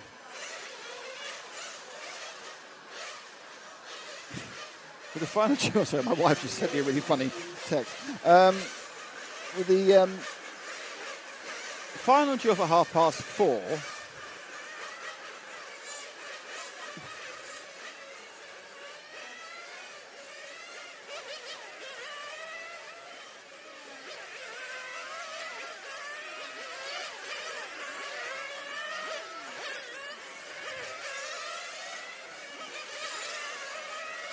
I'll start my show. Finals at 4:30, and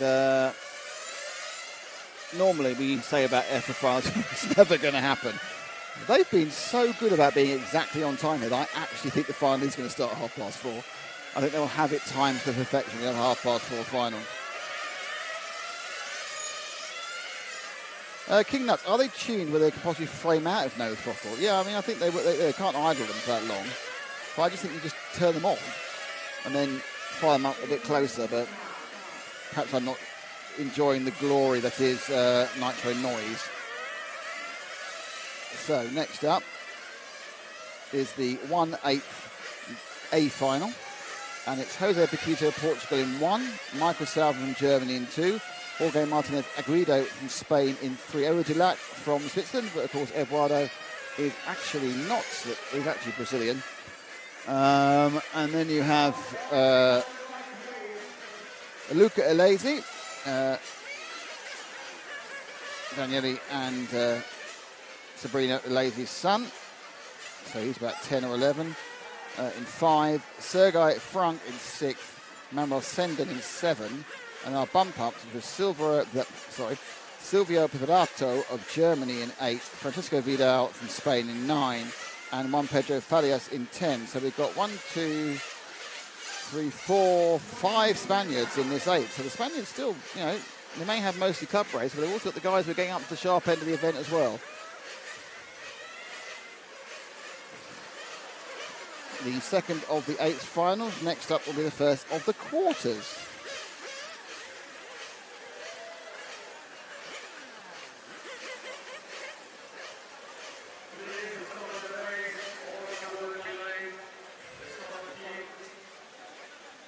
Is it raining?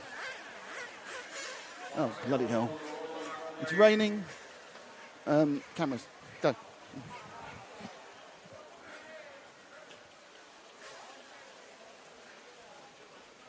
Started raining and they're holding everything. It's a new one, isn't it?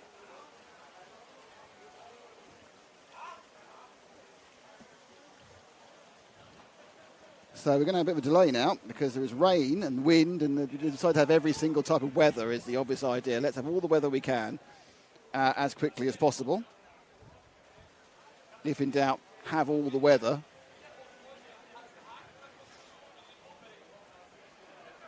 So we're now on the delay. So after me saying they're going to definitely make all the time correctly, a light shower has breezed across. I don't think it's very much. I think it's a very light shower. May even have stopped already, actually.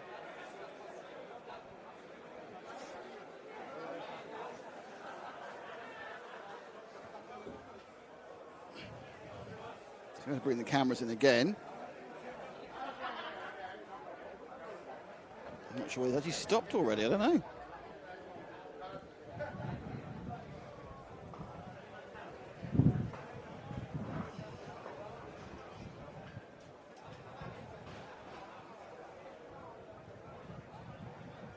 The thing is, it's so hot and the track is so warm. So they're going to have a delay for 10 minutes.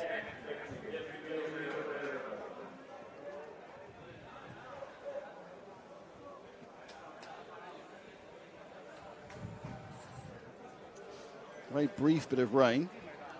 The track will dry out exceptionally quickly because it's very warm. The wind's picking up again, that's good news.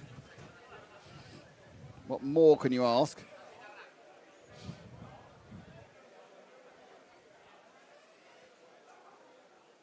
So let's go and have a quick hello from our sponsors.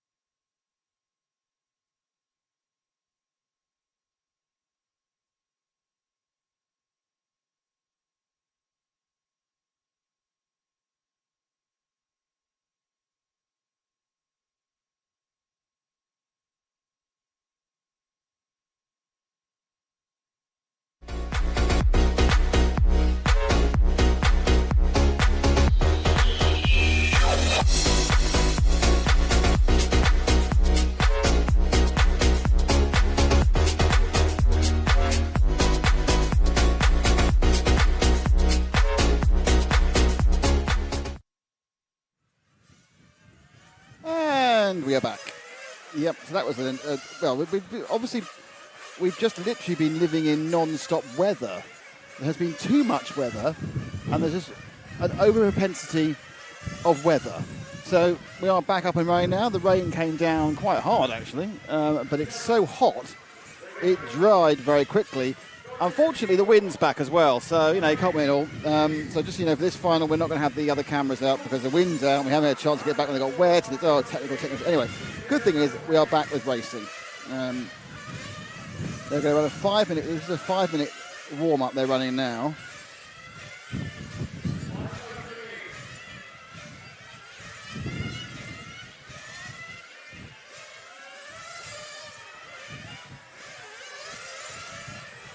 So in this race, it's Jose Paquito from Portugal in 1. It's Michael Salvin in 2 from Germany. Jorge Aguido Martinez from Spain in 3. Edward Delac from Switzerland, but actually Brazilian in 4. Luca Alesi from Italy in 5.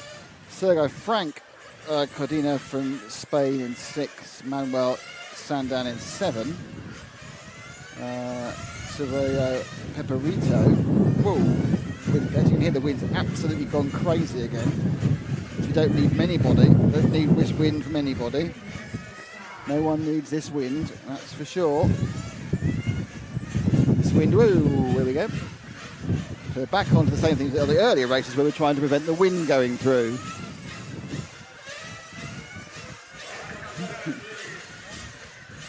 Silvio Peperito, and then it's Francisco Cardona Vidal. And Pedro Feliz Gomez hasn't checked in yet. Still 2.5 minutes to run.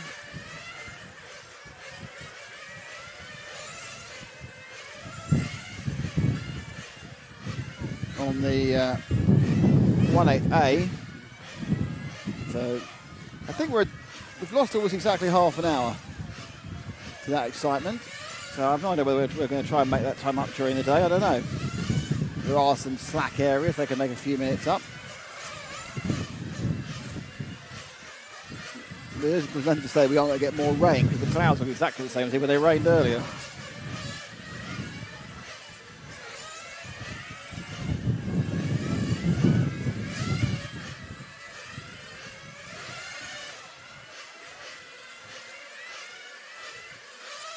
The wind is blowing the proverbial gale at the moment. We did see this before and it dropped again, so perhaps that will happen. Come to Spain, it'll be lovely. Or you could come for the most amazingly intense weather. Because that's what we're getting here. We're just getting weather and lots of it. How much weather do you want? I want all the weather. Well, here you are. Here is all the weather for you in Espanol. So I apologise, there's nothing I can do about the wind on the microphone.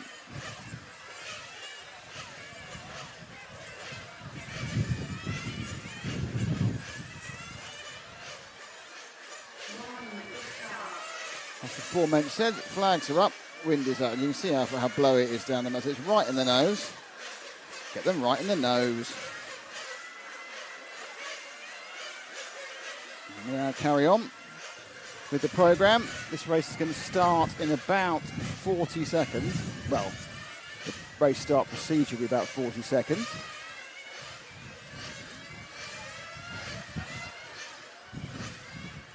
And I'm going to hold on to vast numbers of pieces of equipment that I don't want to fly away.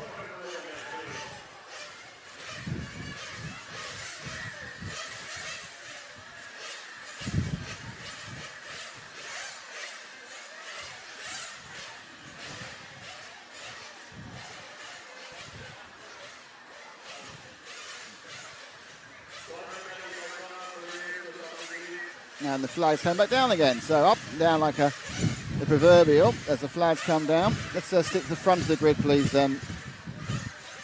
Jude. So the second place man there on the side is that's Salvin. The 1 is Jose Paquito from Portugal. There's the 3 to the front. Here we go. And a better start from Salvin. 1, 2 and 3 are together to go around the first corners.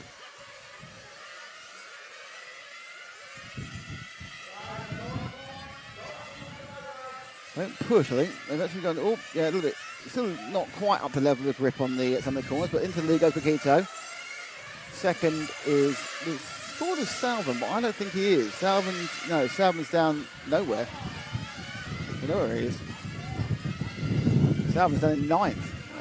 So Salvin had a bad couple of corners coming out of there. So there's your 1, 2, 3. That's Edward de Lac in the white car, the Brazilian on the Swiss license.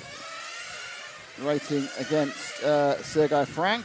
So Frank in the blue and yellow, de Lac in the white. They've settled into this race, less than a minute gone of the 20.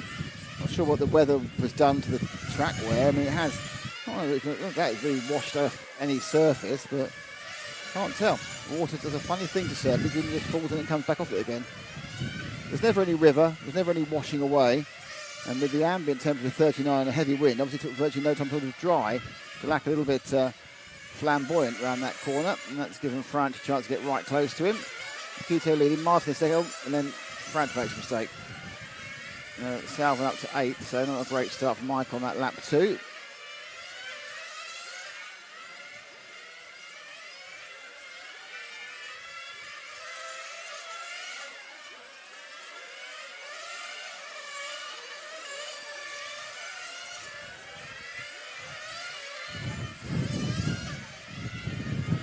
Lots of movement, so it still has a Paquito, still lacking 3rd, there's 4th is behind him.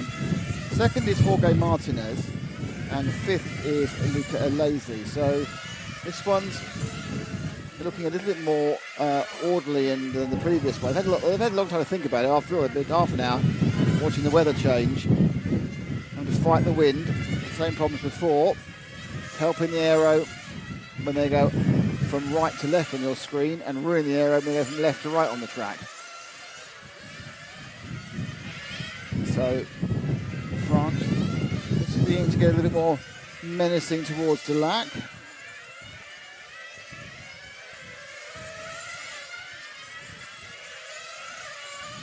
And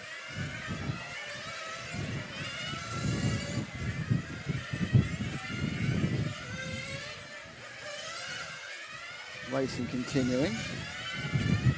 Whoa, there we go. It's me holding onto the screen that wants to get blown out of my hand.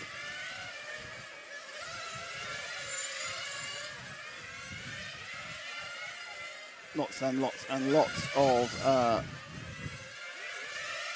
weather we've been thrown at us. De Lac stays in 3rd.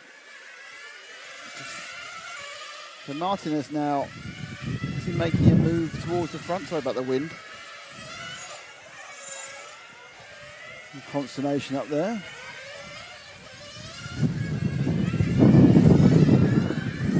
There really is nothing to it. But we get used to the wind. It just makes my microphone sound terrible. It also means you can't put the other cameras up because they blow over.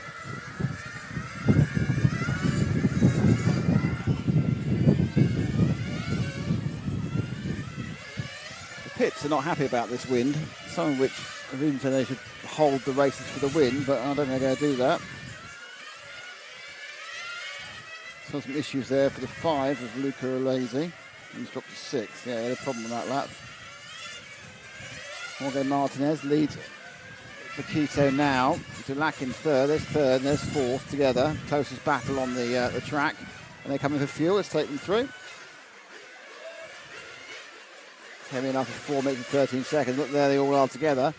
Now ahead of de Lac is a lapped car, the 0 of Faris. Oh, that didn't go well. Not quite sure what happened there, actually. So it comes round, he's trying to get out of the way, and then, oh yeah, it's basically Franch just launches it there, and I think picked up Faris Demons unawares. Not really anyone's fault, but perhaps a little bit impatient from that 6 car of Sergei Frank Cadena. He's on de Lac's tail, and he's not letting him get away. The pair of them have fallen quite a long way from 1st and 2nd. Well, they hadn't. They were a complete fib. It was fuel.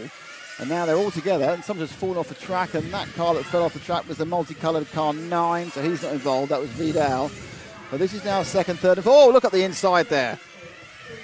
Lovely, lovely move there to come up the inside and then lost it again. So carried the speed, carried too much speed, lost it. Certainly now looking up the inside, he's got the sharpness against the one, and then the sufferer is Paquito. Jose Paquito, the Portuguese, has dropped from second to fourth in the time. And they're just turning them round. They're getting caught by the wind occasionally. They're trying to drift from this normal, and the wind will just catch the aero, and it's good by Vienna. So Paquito's struggling at the moment after a good start. Martinez leading by 3. There's Dulac, there's Francis on the camera, and then behind him it's Paquito, then it's Luca Alesi a long way back from the top 4, 8 seconds, having a battle with Sendan and Salvan. Long way to go, only a quarter of the race, just over the quarter race gone. Sendan, Salvan beginning to try to come back.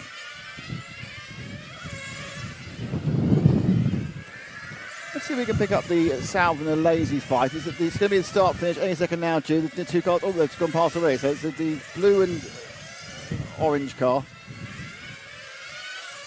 That's Salvan coming back from that bad start. He's just literally got up the inside of the Lazy. And now he has to begin the long, grinding comeback. She's blown almost immediately there by a bit of grass. A long grinding comeback to get anywhere near the bump up places with Jose Paquito and Dulac and Franch. Martin is doing okay. Salvan with the Serpent, he basically had a really difficult qualifying. First 2 qualifiers he didn't finish. Has been obviously conservative in some of the others. And the net effect was in the 8th, when I think you'd probably rather be in quarters. Well, obviously we should probably be in the quarters. He made a mistake on lap 2, and that dropped him from second to the back of the field, and then he got to work his way through the field, and even a man as experienced as Salvan is finding his car being picked up and moved around by the wind, which is not what they want. Behind him, so Salvan has probably got, 45 years of experience. Behind him is a man with 2 years of experience, and he's only 10 years old, and that's Luca Alesi. So you've got the complete gamut there of RC racing at one track in a single frame. I'm 10, or I'm significantly older. And obviously both have big names. Salvan, a name himself, and Alesi, the son of Daniele, the engine tuner and former European champion, I believe. There's Alesi on camera now. There's a couple of there are quite a few good juniors coming through in this class, and they're juniors. Well, they're not like 17-year-olds. These are 14, 15, 13, and State there. Sendan will be right on him now. And he was, and Lazy comes in with fuel. Let's take him through. Comes in. He's going for tyres as well. Just get it back in frame a little bit more. Move the camera back up. So this is a tyre change after 9 minutes.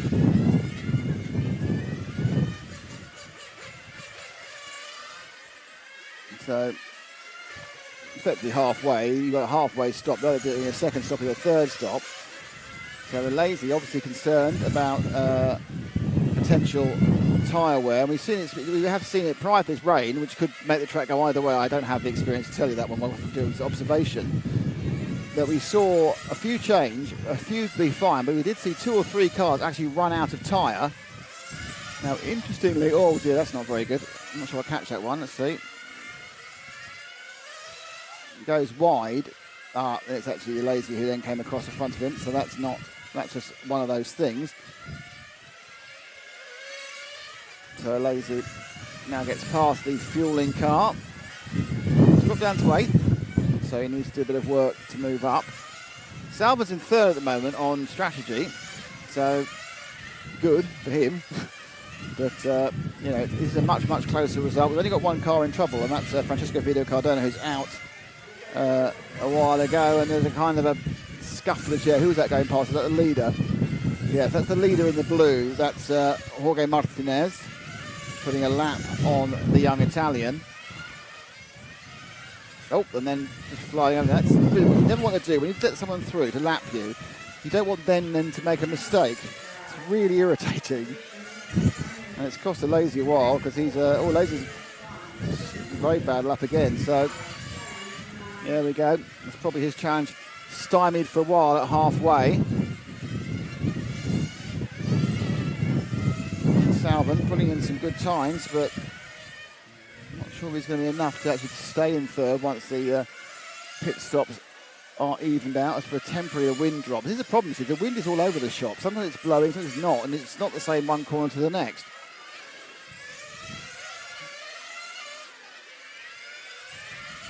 Well, let's go back to Salvin. He's about to be. There's 3 cars in the main straight. He's the white, and he's the orange and the blue at the front of the 2 of those. So one forward. There we are. So that's the 2 of them there battling. Now the car with him, who's let through, interestingly, is the 1, and that's Paquito coming back again. So Paquito's got past Salvin to third. Didn't need to do that. They were fighting on the same lap, but may have felt it was better. They kind of back the cars into that corner because the wind comes and the wind goes, and they don't know where they're going. Certainly adding an extra element to this race. We've had rain, of course, already. We've had rain for this race, and we've had wind. So if we get pestilence, there's a swarm of frogs, a plague of locusts, we'll know that it's the beginning of the end times.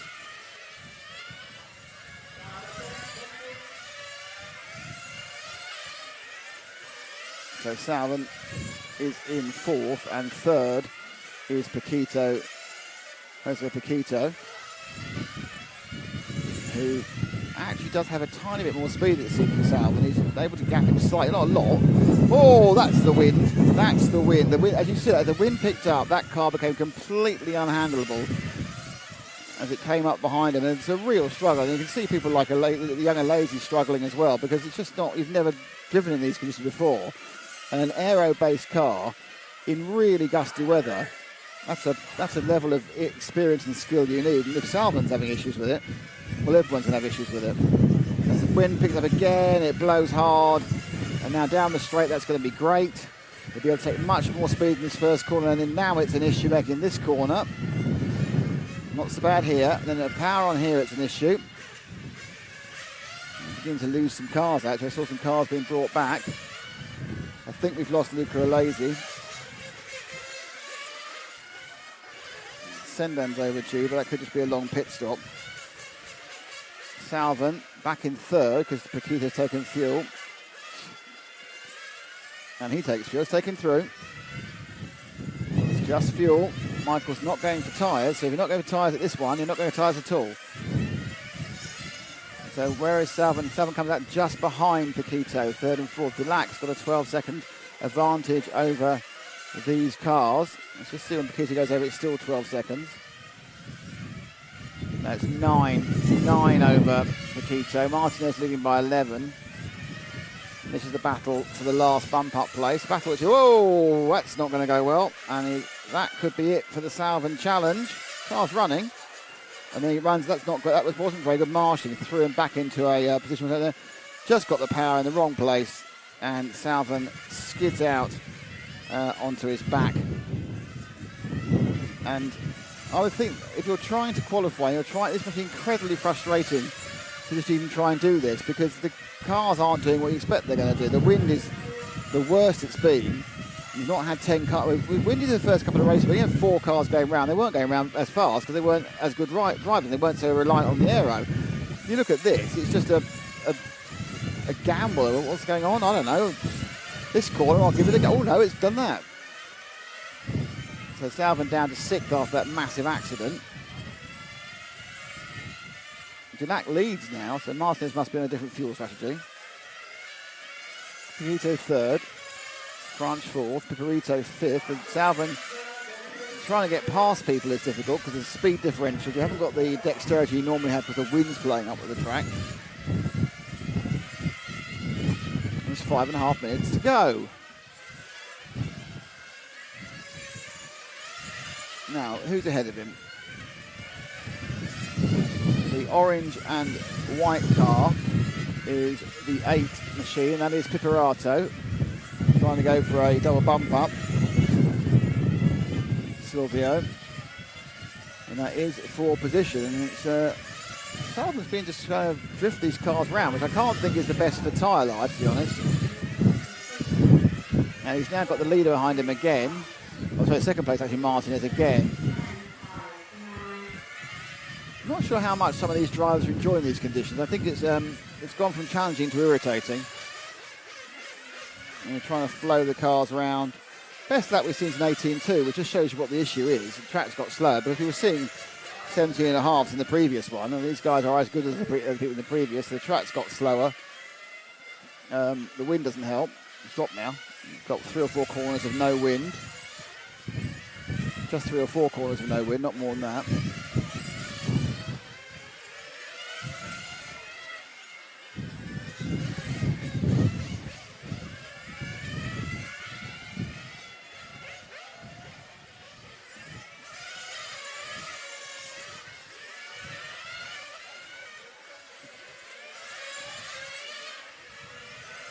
Martinez is the blue and the white car.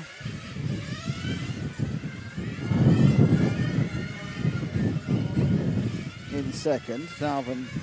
What's where Salvin just kind of, Michael just sitting on the back of him, trying to be dragged through to a better time. You know, kind of, I'll sit behind the guy who's actually doing all right in second, and perhaps he'll drag me through to something better. Overtaken French there, so he's actually going to be going up a position just due to French going into the pits. So Salvin will temporarily be scored 4th, but he's a pit stop behind the 5th. Someone else comes out there, and that's the 4, and that was Delac. So Delac has pitted, but I think he's best part of 3/4 lap ahead of Salvin. So there's a kind of a train of cars behind our second place man. Let's take him through.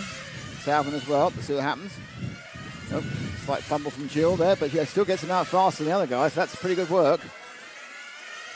So Jill, nice stop there. Looked like a fumble, but it didn't matter because he was still a good 1.5 quicker than, second quicker than the guy Martinez behind him. So that's worth its weight in gold. If you can gain yourself 2 seconds in the pit stops, it's easy, free time, isn't it? You haven't got to work for it on the lap. So he's right behind the 8, who is Piparato. So 5 and 6 are together. Delac, Martinez, Paquito, and then it's Frank who's got 9 seconds out. So, we've got 2 minutes to go. It's really unlikely that, unless one of the top 3 has an issue, as Paquito gets past Martinez, unless one of the top 3 has an issue, it seems very, very unlikely we're going to see Frank, Piparito, or Salvin move up.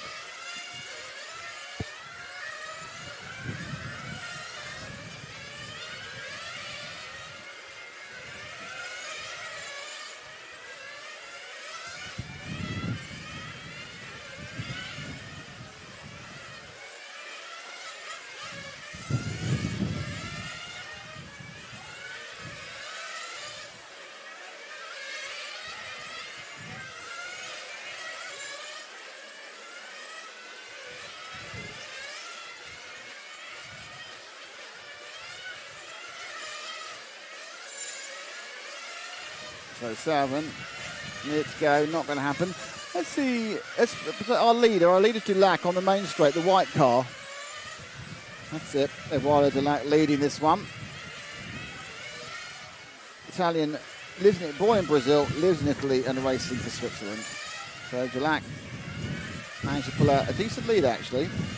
Most of the time he's in 3rd, then he went to 2nd and just seemed to manage to get some reasonable speed going, minute left. Looks like it is going to be Delac, Paquito, Martinez bump ups. And if we get ready for the next event, which will be the quarterfinals. After the quarterfinals, we have a 10-minute practice for the semis, and the semis, and then we have oh,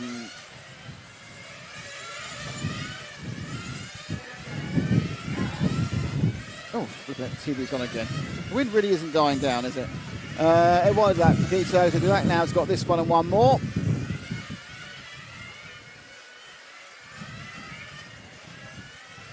So victory lap for Dulac, he has now made it. He will now qualify. The extra lap he has on the others means that they can't take him out the top 3. He can still not win, but he can't come out the top 3. And it doesn't matter, but he's got over the line and Dulac wins that one. Paquito second, Martinez third, Silvio Piparato was fourth, Michael Salvin fifth in the end, Sergio Frank was sixth. Salvin got Frank in the end. Manuel Sendan was seventh. Juan Pedro Farias was eighth. And then you had Francisco Vito Canal and Valentin Alesi, Luca Alesi, who didn't get the trip, unfortunately.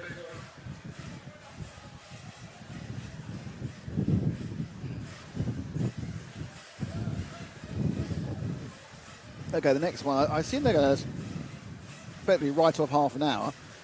What they're going to do now as we go in the quarterfinals, they'll start this one exactly on half past, which is 2.5 minutes time. There's the results.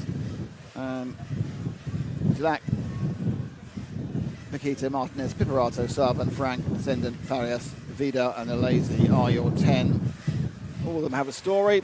Some of them are happy, some of them are sad. Sometimes things work, sometimes they don't. And I think that's the only thing you can say. I mean, for every smiling face at the end of the final, there's people who are a bit disappointed, things have gone a bit wrong. But, you know, it's all a bonus. Okay, so as we race back towards the final, hello Joe Suarez. Yeah, tyre change at 9 minutes. You have to kind of change. You're going to change. You change it at half. Bruno C has seen Dulac do well. Yeah, but it's washed away the rubber. There was no washing away. It just settled and evaporated. Obviously, it has taken a bit. It's taken half a second out of the track, in fairness. So, I think you're right, BJ. It did take half a second out of it. But, I don't really know exactly why. Anyway, so there is another half wind still way too strong to put either cameras up, I'm afraid, but they will go up at some point. This is the last time. It blew for about an hour and then it dropped. I'm kind of hoping to blow for about an hour now. So a smaller delay. We're running half an hour behind schedule, of course, after the rain delay.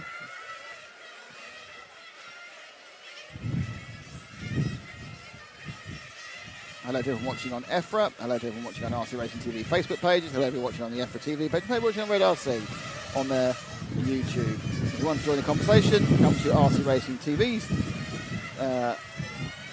YouTube page. Oh. So let's see who we've got in this one. You just saw and I didn't have a chance to read it out, so I'm going to read it out from this page. So, in this quarterfinal B, it's Thomas Atard in 1, Andrea Catanzani in 2, Team Molina, that's a surprise, in 3, John Ehrman in 4, Eduardo Fernandez Escalon in 5, Matteo Calavo in 6, Luta Betty in 7, and then our bump-ups, Cristiano Sartor in 8, Antoine Gashket in 9, and Vincenzo Erez in 10. So, France, Italy, Finland, Netherlands, Spain, Italy, France, Spain. So, several Italians in this one, and I think it's raining again. And we have more rain. Now, are they going to stop it, or are they going to continue? Because we've got a bit more rain coming in. Don't know for how long. At this point, they're carrying on going.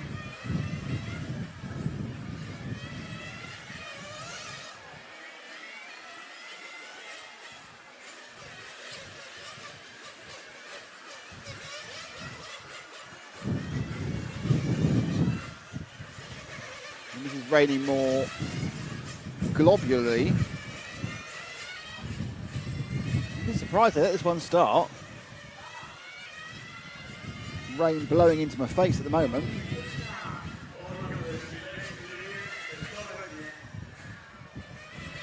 And I don't think we're going to get a start on this one again. A bit more rain falling.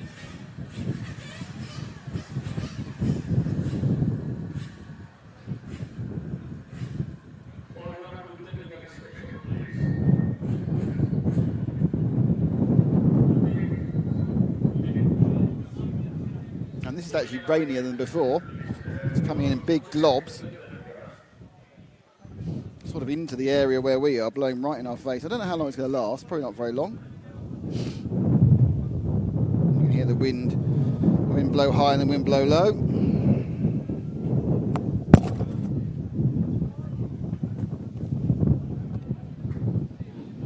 don't know how long it's going to go for. I think they're kind of convinced it's not going to be a long stop. Not sure why they think that, but they are thinking that. Seems to be already just in the air. Big fat rain in the air.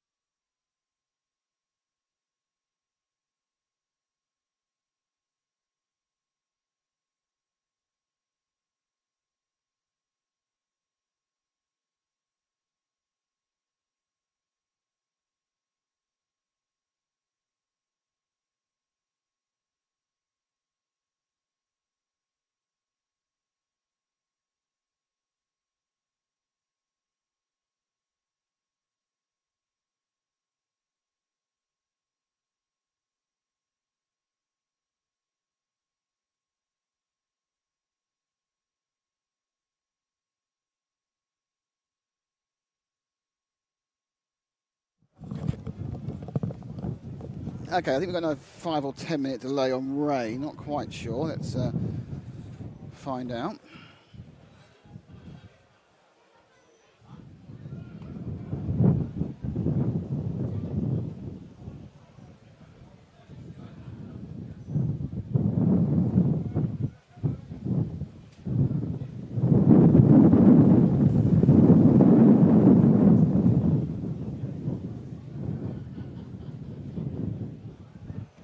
We're back as soon as we know, but it's only been 5 or 10 minutes, I think.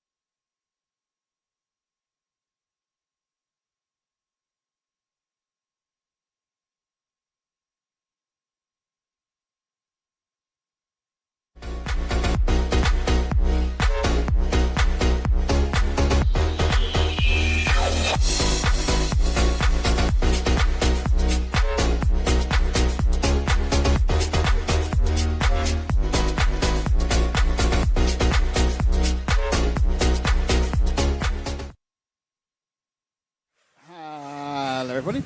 And after another randomly distanced break, we kept getting longer and shorter. We're back. Hurrah! Hello, everyone. And we're back with the quarter beef. I think I've got another 5-minute warm-up. And then they will actually get going. So I think we're now almost exactly an hour behind. Yay!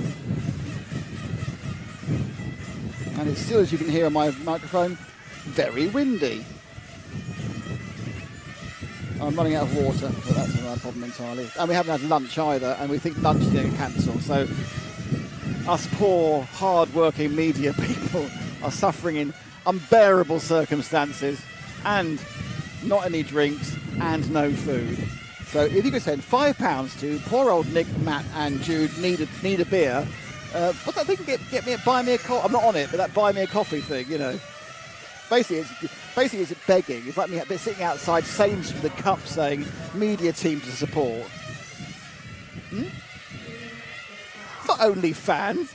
Buy me a coffee. You've not seen it?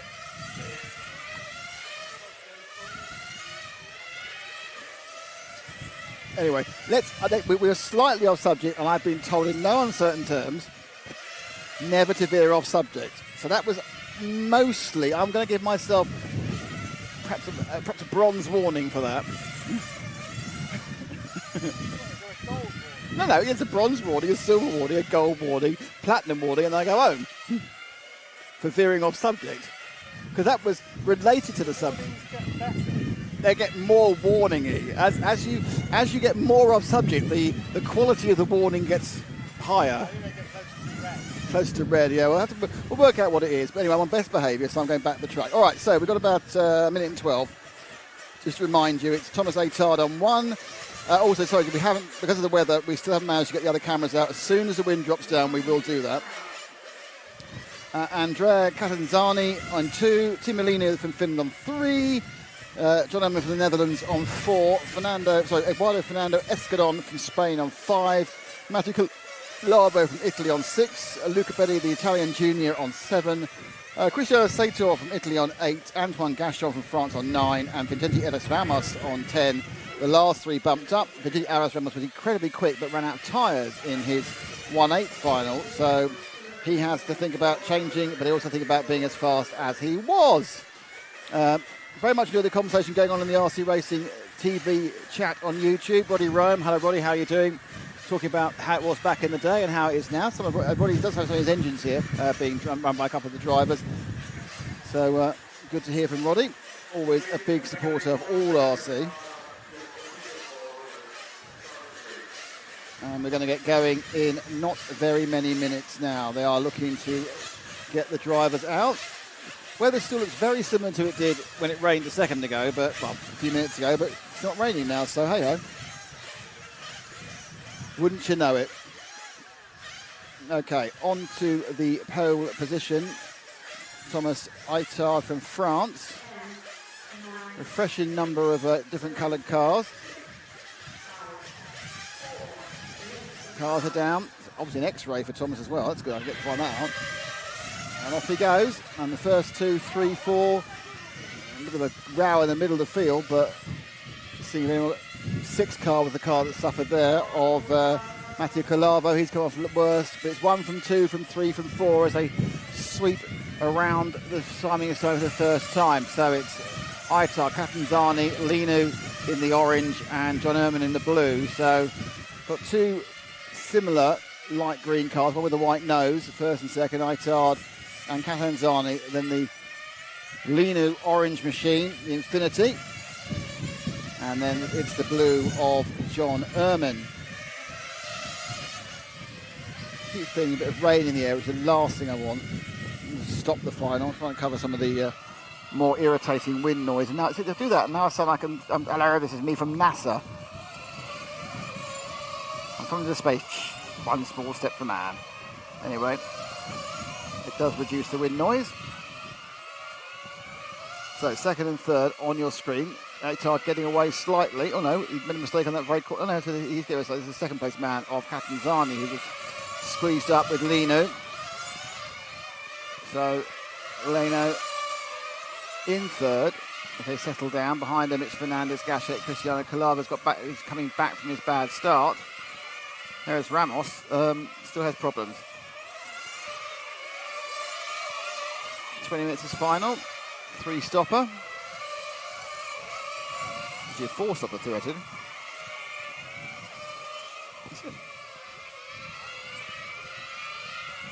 Yeah, 4 stops. Normally you can do it on through, and Linu goes out there. Not quite sure how that happened. Let's look again to see what happened to Timo Linu. Comes in, he's going to just, he got hit, that's how that happened. So that's not very good. So Ehrman, who should know better than that, and I would expect John will get a stop-go for that, because that was not going to be the greatest driving of all time, not so far. But my feeling is that he punted him, and the ref saw it. Ehrman will probably get a penalty for that one. Linu's been pinged down to 7th. Ehrman makes his own mistake there. Car looks quite skiddy as it slips through the kink in front of the pit lane.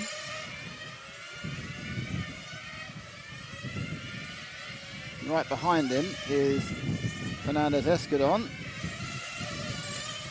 Okay, I'm surprised that's not been called. Very surprised that wasn't called. No, car 4 has got a stop and go. That's just been called. So, and he's been told to serve it now. So it was 3 laps he waited. He didn't come in, so they've called the stop and go, and he's told to come in now. Let's follow him through. He'll stop. Ooh, wasn't a drive-through, it was a stop and go. And eventually comes out right behind Linu. So it's kind of worked, and it's the same level of punishment for him as Linu got. However, they both suffered. So no, there's no winners in war, and there's no winners in a penalty situation in RC either. So the move forward one.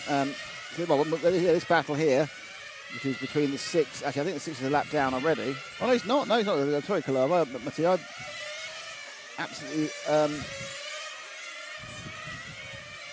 wronged you there. Oh, Lino spun again. Honestly, his car-to-car traffic incident is not going very well. It's very, very tight outside the top 3. Aitar, Catanzani, Fernandez, and Lino now is running side by side with, I think, Luca Betti on the 7, and they're all running together. And Lino, who had been distraught to find himself in the quarters in the first place, 2 more in for fuel.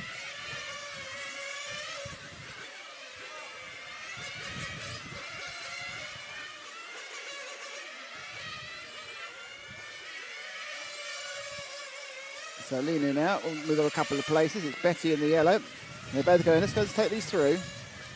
In they go. Fuel in. Lino much, much quicker than Betty. They're kind of, I think they were just making sure that Luca's car was in some way working. But he just looked how much further slower his stop was than Lino's. It was a good 2.5 seconds. That's time that's very hard to make up on the track.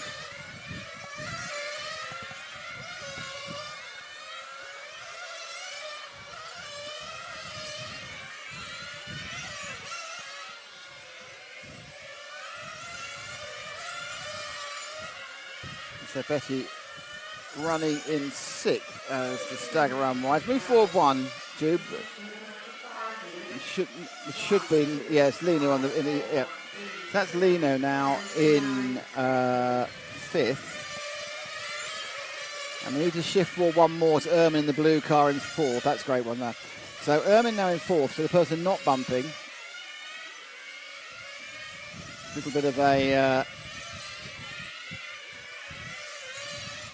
controversial start for the Dutch veteran.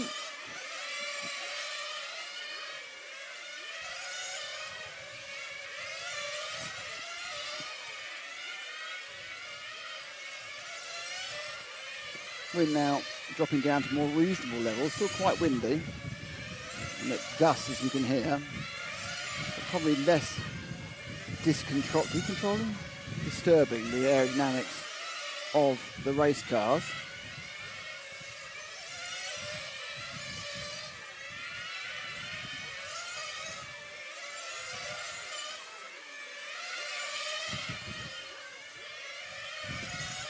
At Calavo down in 7th and 8th. There's Aitar, Catanzani, Fernandez, and these 2, 4th and 5th, which is Ehrman and Lino. Ehrman with 2 seconds off Fernandez Escudon in third. And as we know, we're nowhere near halfway yet. We're just a third of the way through, actually. 6.5 down, 13 and a bit to go. People turning laps. Laps are, the laps are down at 17.5, 17. We didn't see those in the previous heat, so obviously this track is drying out. It says that first big drop of rain on me. This track is drying out a little bit and producing some good performances. There is rain in the air, but at the moment that won't affect anything. One thing that the track is probably 45, 50 degrees centigrade. There's a hot wind blowing. Things don't stay wet for long.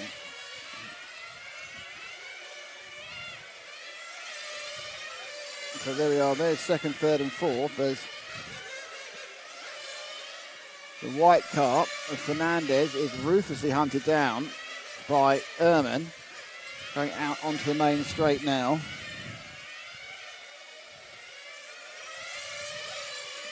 Dragging Lino with him. Oh, dear, missed that corner. I think more because he's trying to sometimes.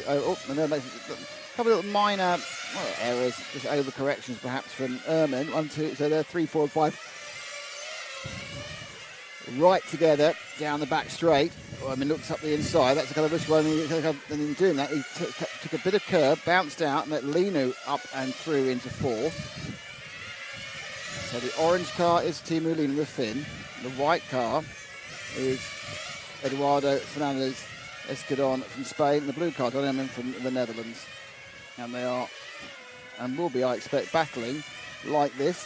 So someone pops in for fuel, and if you're on a 4 minute strategy, they'll pop in quite soon, and they're too good. Let's follow them through. Be a quite fast point here. Lino carrying on. Oh, tyres. So it's tyres for both of them. So everyone is taking tyres. And a bit of bad luck for Fernandez. The two cars came at the same time. I think everyone's taking tyres. Both Ehrman and Fernandez. So it looks like everyone's taking tyres. iTouch is in a long stop as well. So I think at least 2 or possibly 4 tyres. So it is a race of rubber attrition. Kind of makes me think we're going to see a 2-stop main final with the tyres lasting probably about 15 minutes, not the 20. So Ehrman will be crossing us in third. Catanzani fourth, Ramos fifth. Lino's been in for, I think, an ordinary fuel stop. Well, he's 4 seconds ahead. He may have done tyres as well. Lino, no, I've missed the lap he went in on. But he may have done tyres. He's only 4 seconds ahead, so possibly yes. To do it better. Do it quicker. So everyone now taking tyres. If everyone takes it, it's the same as no one taking it. It evens everything out. There are good differences in speed of tyre change, and Fernandez was unlucky. Fernandez Escudon was unlucky when his car came, he put down 2 cars trundled down the pit lane in front of him.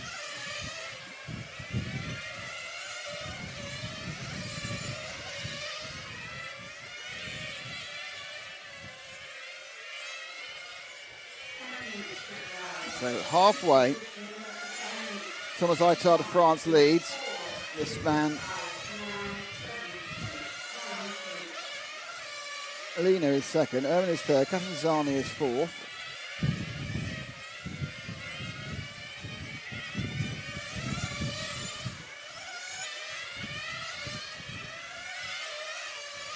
We're with the 5 car of Fernandez, who is trying to come back from that difficult pit stop. He's not very far, he's only 1.5 seconds.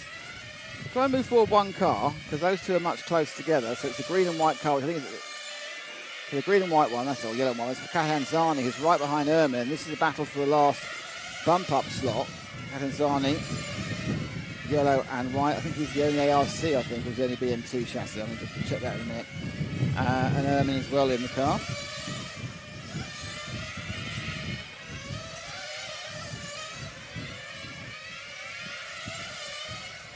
No, Catanzani has the only BMT chassis, that's right. And Ehrman is the only ARC chassis. So both of these are the only represent the only chassis. The only ARC is the blue car, and the only BMT is the white and yellow car. So they're both ploughing a lonely furrow chassis-wise.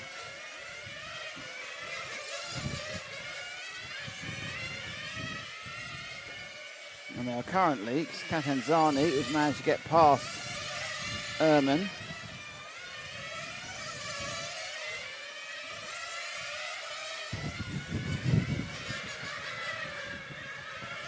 Most popular chassis here actually just is the Capricorn. There's more Capricorns than anything else.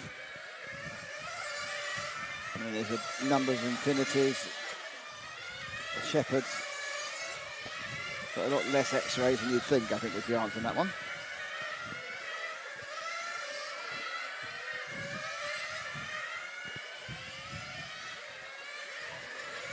Here comes Catanzani, let's see what he does. Just fuel.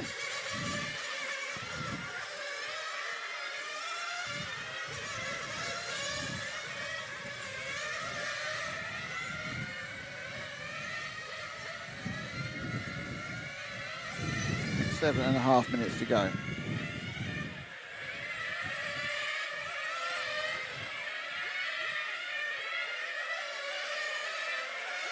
If you just tuned in and wondering why it's not the semi-finals, I'm afraid we've lost over an hour to rain and wind delays. But I think we're still on course to complete the event. It might be a bit later we finish, but we're going to get there.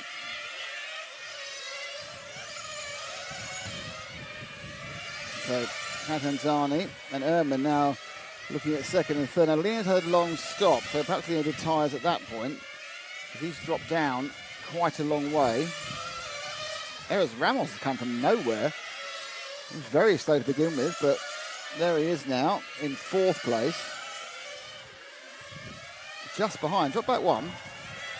And we've got two cars there, Eros Ramos and John Ehrman. Both, oh dear, both painted the same. And I have no idea whose fault that one was. But let's find out if you can work it out. In they come. Oh, it's that one. So it's that car. Which one is that? The blue and white cars. So it's the car running behind. It's the second car. Oh, and then again.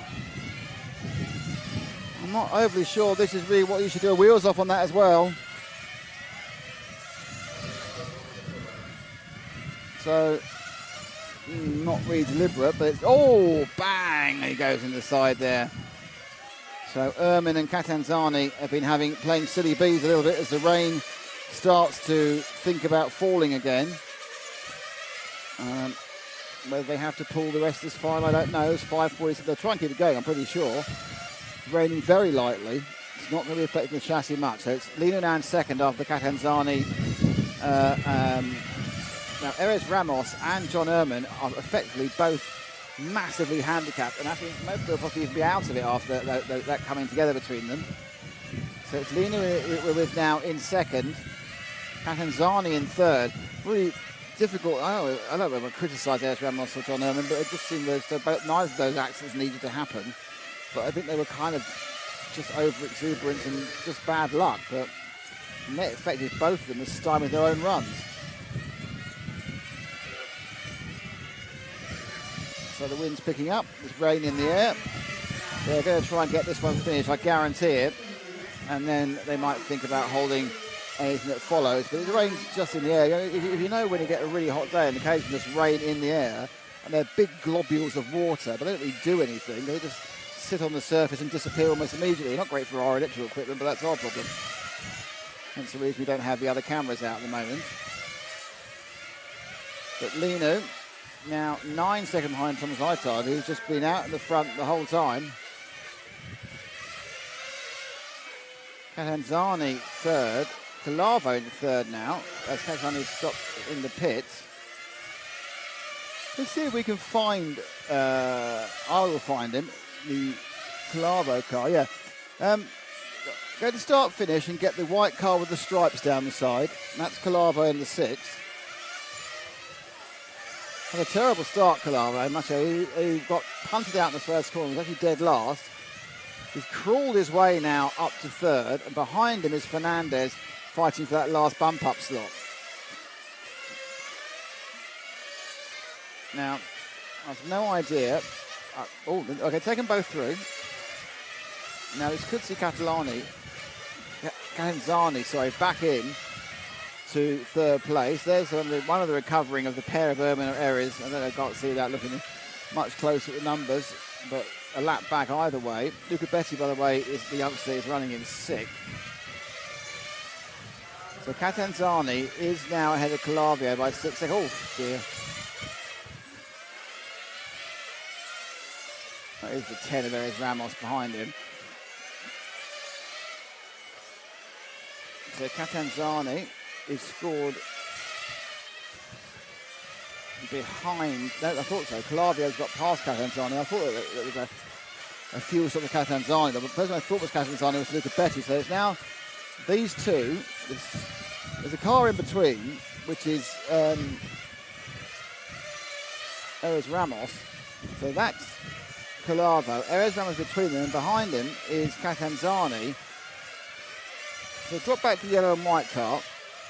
That's the chasing machine trying to get that final bump up slot. Calavo's got it at the moment. Linu and Atard seem quite safe in this very difficult and crazy wet, dry, windy race. Now, Catanzani, 1.3 seconds behind, but he's got that kind of irritation of Eres Ramos ahead of him. Oh, with a mistake there by Catanzani. Oh, big mistake by Catanzani. Catanzani's a completely different driver. So what happened was, while see Eres Ramos, look, Catanzani, and then look at that, Calavo off. So big error by Calavo lets Catanzani through. So it's Calavo now is trying to find 1.7 seconds. Right behind, actually. Who's right behind Calavo? It's Luca Betti now, who's moved into 5th. Into 4th, so it's Betti who could actually, looks like it's still the same, 4, 2, there we go, 1, 7. Catanzani stays where he is in 3rd, 10 seconds behind Lino, 1:22 to go.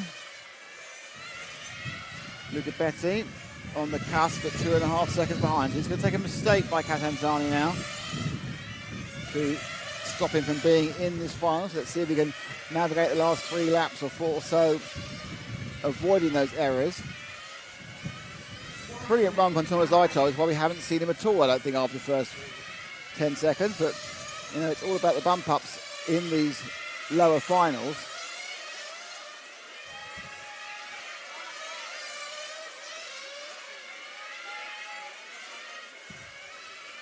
Catanzani.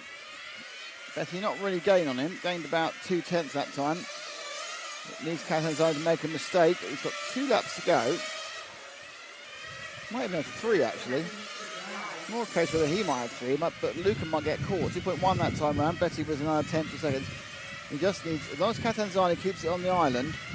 Oh, and he hasn't! He hasn't! And he's lost the bump up right at the end. Oh dear, oh dear, oh dear. What happened there? Catanzani comes in and he's on the floor with and he can't believe it. Catanzani literally threw himself to the floor of the rostrum behind us and cannot believe he's blown that. And Luca Betti is going to get that bump up.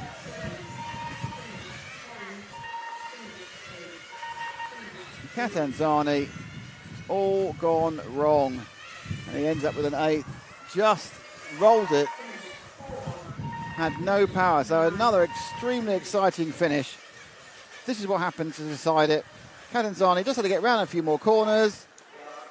Okay, too tight, tipped over, skid out, and that yellow car, the second one actually, is Luca Betti getting the final bump up.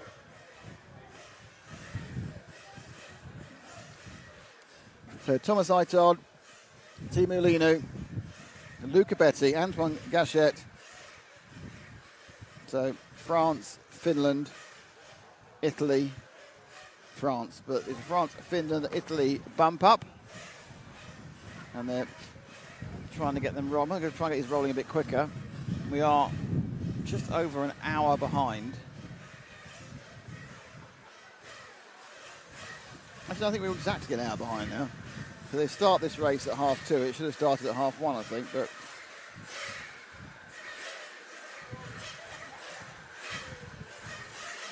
cars are coming out. the marshals to come out. So, hope you enjoyed that last one.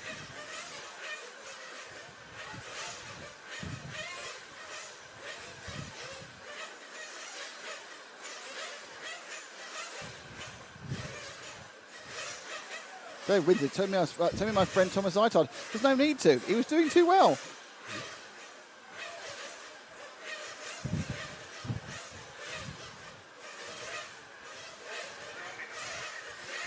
Was there swearing, Mike? I don't know. It might have been, but it wasn't in English. There was swearing when the man was upset.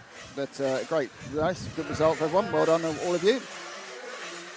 So, I think coming up now, obviously, is the warm-up for the next quarter-final A. Scheduled after that is the A final practice, which is 10 minutes for the two auto qualifiers, which, of course, is Dario Balestra and Rod Peach. They get 10 minutes on their own because they're not in the semi-final. And then it's the semi-finals. I'm not sure how we're going to speed that along, what they're going to do about timing, how long the gap's going to be off semi-finals to finals. We know as much as you do at the moment.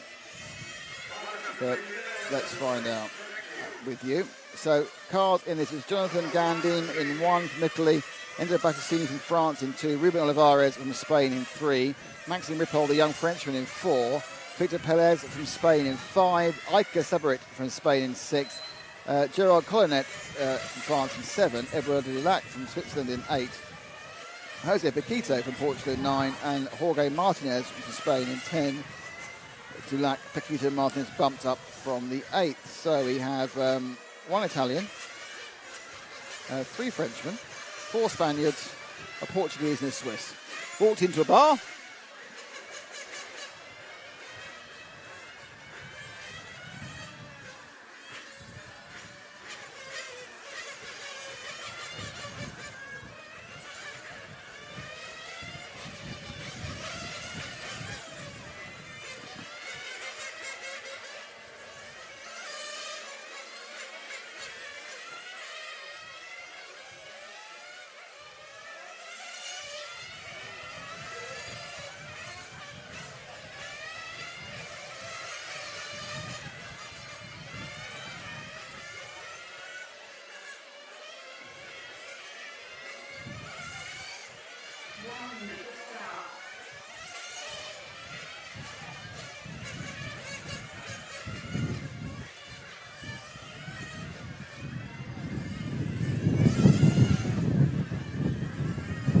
The wind blows high and the wind blows low, as you can hear.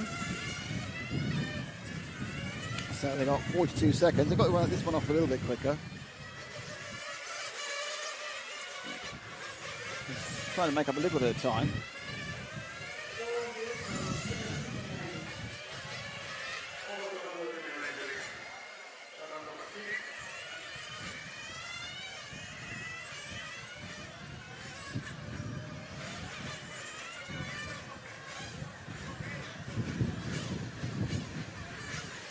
Thanks, Mirko. Thanks, Roddy. You do. Right, okay, now we're on for... Whoops. Looks like itchy leg. And okay, they're going to come out. Let's get a roll in for quarter-final A. Here at the EFRA 1/8 IC Track Euros 2022 in the Club Altet in Almafusis, where we've had all the weather for the year so far. I'm sure we've got some more weather to come. But they managed to get that one round with a little bit of spotting of rain. So hopefully they can get this one away as well.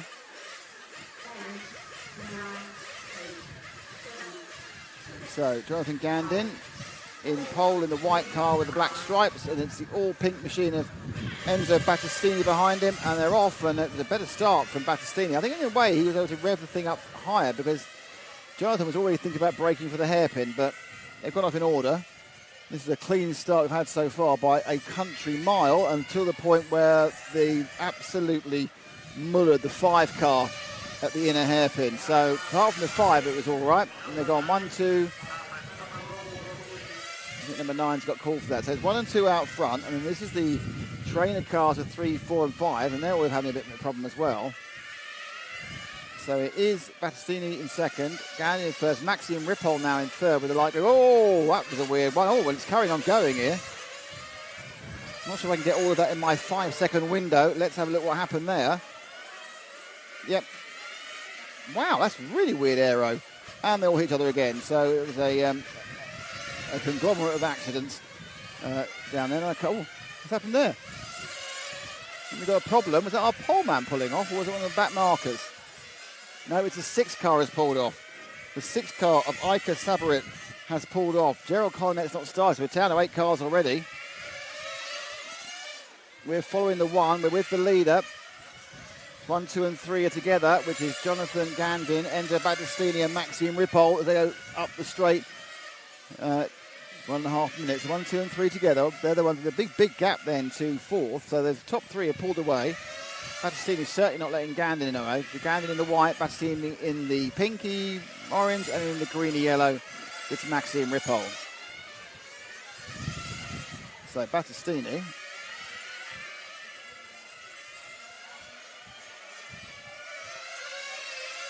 pulling away, and a better lap that time. Battistini running the drivers with a Mugen chassis. Ripoll in the X-Ray. And Jonathan Gandin is on a Serpent. So 3 different... Serpent leads Mugen, leads X-Ray, chassis-wise. Engine-wise, I need to look away. I don't like looking away for too long. It's a bit too exciting. Gandin's run a Pico engine. Battistini has a DB Revo engine. And Maxime Ripoll has a Max Power engine. So 3 different chassis, 3 different engines. So no combination or even doubling up of anything. It's just going to show the variety in this class of 1/8 track. There's a big variety in chassis, and no offence to chassis manufacturers, they all seem equally good. Perhaps not praise for all chassis manufacturers seem equally good. And again, and that spin out, and that was a no. Next to Gandin, unhappy with himself letting that spin out. Lost the grip. Battistini goes through. But saying there's also a great number of engine manufacturers. I'm sure each of them think they got 0.1 of the horsepower more than anyone else, but I've yet to see anybody look quicker than anybody else on the track. I'm pretty after a while, I suppose, it's more about life and reliability and all other things in your engines, but they all look, I'll be interested to see one that looks a lot better. Obviously very highly developed, very highly tuned. There's been 50 years now to work on the 0.21, the 3.5cc engine, and people are quite good at them now. And with CNC manufacturing, the tolerances are down to millionths of a millimeter, or thousands of a millimeter. And the clever porting, art in itself, the racing 3.5cc nitro engine. Of course, the challenge this year has been the reduction in nitrate for the fuel, the methanol-based fuel. Nitro content down to 16% this year due to EU regulations. And these two take them through, Jude. Oh, a bit of time lost. That's the kind of a thing you see in F1 where the car in front has to kind of negotiate round the car before. So it's Battistini leading. Here's Ripoll in third out the fuel. I'm not sure whether Martinez didn't take fuel, so he's going ahead of both of them. Jonathan Gandin in the white car, a little bit further ahead. So that must be the pink car is... that's the 7 car. Is it 10 car? What was the 7 car? No, it's not even running 7 cars. It's not the 7 car. That, to me, on timing, should be Helles, but Martinez. No, Martinez. Who is it? It's the leader. I should really know that, shouldn't I? That's the leader in the orange. That's honestly, Nicholas. So it's the leader. It's not quite. He's not as far ahead as I thought he would be. So second, third, right together. The leader has a little bit of a gap, coming up to quarter distance in the quarter-final A. Ripoll certainly looking for a way past Gandin. Easier said than done. If we get up the skill levels, the errors are less, the off-lines are less. And you have to figure out how to force an overtaking maneuver. We saw quite a lot of people trying to force an overtaking maneuver in the last race, and that just ended in tears. So Ripoll is in a bump-up place. Don't forget that they will know where they are, because they now have radio communication, radio headset communication with their team mechanics. So the team mechanic can tell them where they are. You might think you're in third or fourth, And historically, he could have been wrong if someone was on a weird strategy. But now you know where you are. They'll know they've got a lead of 5-point-something seconds from the guy in fourth. And bumping up is what it's all about, because that'll get into the semi-final. Ripoll tries the wide line into the hairpin, and now on the inner loop for powering past the scoreboard up the main straight into the fast sweeper. Now it's the mirror hairpin, and then they go up and over time in scoring. It was stumbled by Ripoll, lost him a tenth or so. Gets right back onto the tail of Gandin. Battistini pulling away now. That was 0.9 of a second a few laps ago. Now it's 2.7. That's more likely as Gandin decided to run a slightly defensive line to stop Ripoll getting past. Now this is when you have to think this is the best thing to do. His battle the weird thing is his battle is not actually with Ripoll. His battle is Pelez, who's gaining really quite quickly on both of them. That's where his battle is, because that's the man who's going to stop him getting in the semi-final, not Ripoll. Ripoll isn't in the semi-final at the moment. But Pelez Olivares, the Spaniard, has been catching up. And he did again there, 0.8 of a second he gained on this pair. That lead down to 3 seconds flat. It was 5.2 only a couple of laps ago.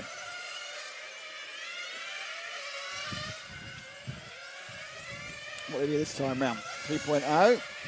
And this time 3.0. So they managed to all do the same speed. Gandin holding a good line. Ripoll looking to get past. And the fact is, Ripoll actually may just be benefiting from its easier to fall into lead syndrome, where if he actually got in the lead, we just see Gandin following him like this as well. Pelez remains 3 seconds. So Pelez has been 3.0 seconds and change behind him for 3 laps now. Ripoll lost a bit of time that time. Definitely a bigger gap. He lost 0.4 of a second to Gandin there. Not quite sure what happened. And that translates into less than 1/10 of a second to Pelez. A bit closer again. It was 0.7 last time. This time about 5, I would say. Yep, 6. In for pits. Let's take him to the pits again. And again, Gandin has to try and get past the man in the immediate next pit stop. Up, they're doing tyres. Right, so it's tyre time at 11:59. 12 minutes on one set. I think that was 2. Pretty sure that was 2, actually. So Ripoll just took the 2 tyres. And from the extra time in the pits, you would say that Gandin took 4. So let's look at the lap times. Ripoll 31 and Gandin 36. Yeah, so it's quite a long time to do tyres and fuel, but it's 31 seconds. So 14 seconds, 13 seconds effectively Ripoll, and then 17 seconds for Gandin. So Ripoll's now got this slightly unbalanced car. He's got bigger tyres on one side than the other. And that doesn't show immediately, as they both do. Has a faster lap time than Gandin, 17.4. So obviously Gandin has to run in all 4 of his tyres. Now he's just got to get the benefit of it, and he will definitely get the benefit of the tyres at the back end of the race. So he's paid the penalty now to Enzo Battistini. Enzo Battistini has had an absolute nightmare pit stop of 47 seconds, which obviously is, I assume, a full tyre change. But it's still 11 seconds longer than we saw for Gandin. So something must have gone wrong, but he flamed during the pit stop and he restarted. So now it's Jorge Martinez in the 10 car looking for a double bump, who's leading this by not very much. And my guess is because he's on a different tyre strategy. So let's find our leaders. They're about to go over the infield, about to go on the main straight now. There we are, that's our first 2. Blue and white, number 10 of Jorge Martinez, leading Maxime Ripoll. There's a stagger on this one. Martinez has not taken tyres, and Ripoll has. Now Victor Pelez in 3rd, and Jonathan Gandin in 4th, Edward Dulac in 5th, and with half race done, it's all a little bit kind of questionable where everyone is tactically, and Enzo Battistini needs to start a comeback. Battistini's not out of it. He's just giving himself a massive amount to do.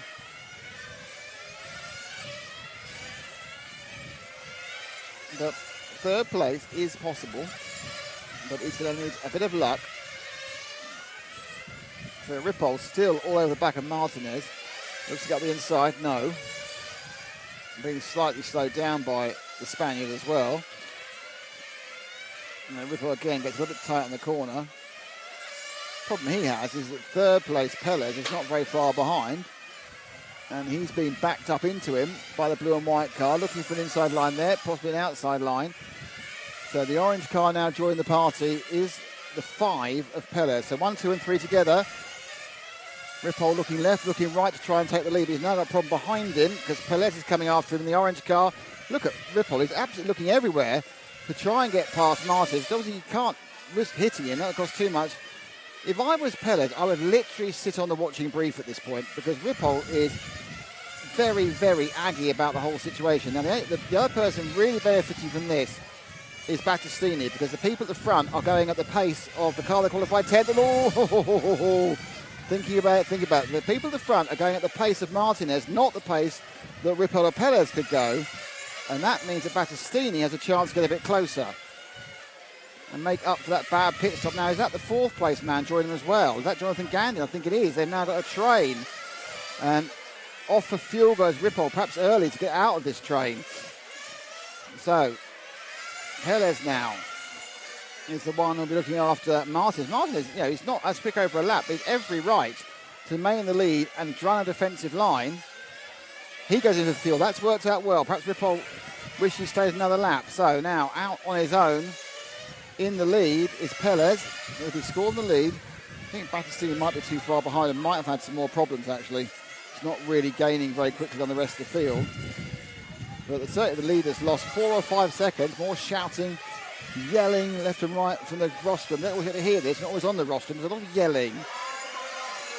And I think the amount of there's kind of like please stop yelling is being now announced from the rostrum. Taking through fuel. So Pelez last stop 7 minutes ago. He won't stop again. Where's he going to come out? Comes out behind Rippol, I think. So Rippol's early stop has worked. I think he's also dandied behind him. I think Martinez, with Martinez's basic ground speed, he's now dropped back behind them all. So it is now Rippol who's got the lead. Pelez is second. Gandin is third. I think Martinez made a tyre change actually on that stop. So, he has. So that's why he lost the time. He actually was out of sync on tyre changes. So Maxime from France on the X-ray goes to the front. He's got a second over Victor Pelez. Gandin in third. Dulac now, the Brazilian, is bumped once. He bump a second time. He's 7 back. Olivares another bit. And Battistini, it's a long way, isn't it?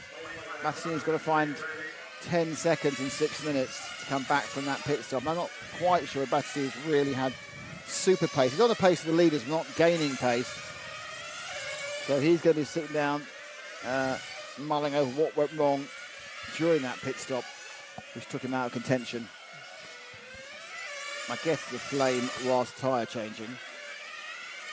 So Rippol and Pelez, if they've got any sense, will just continue doing this for the next 5 minutes. Just run round in convoy and you'll find yourself in the semi-final. We spoke to Maxime earlier in the week with his dad, and his target, he thought he was going to qualify in the quarters, and his target was make the semis. So 5 minutes to go.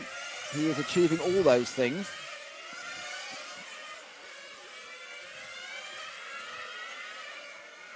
Here at the EFRA 1/8 IC Track Euro 2022.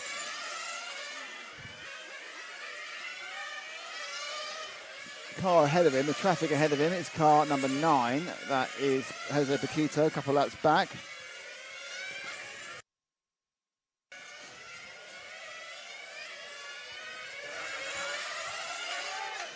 More shouting. Sometimes you don't know that shouting is important shouting or just shouting.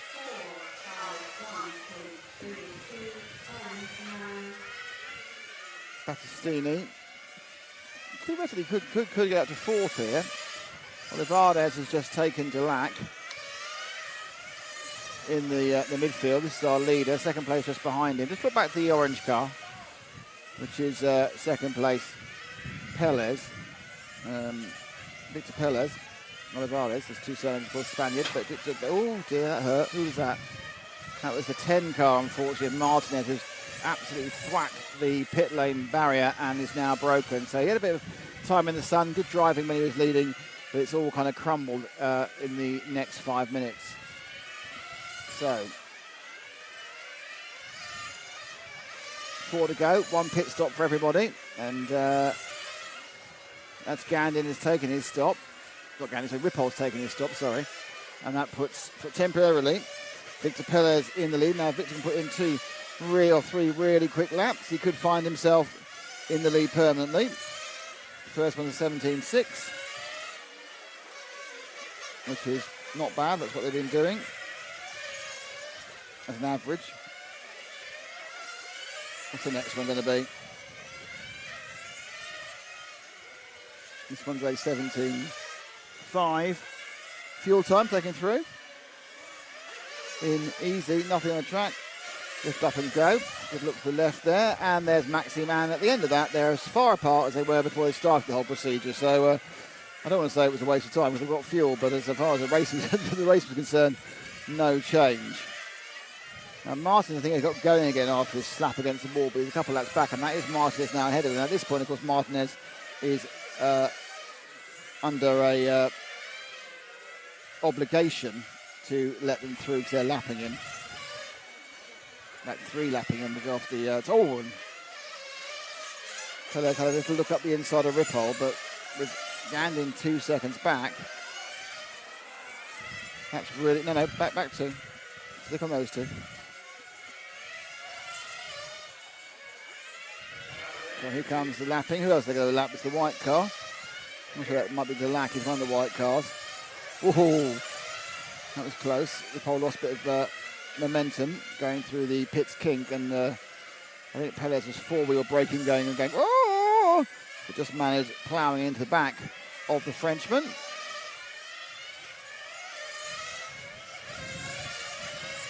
That was Delac, who lapped a second ago in the white car.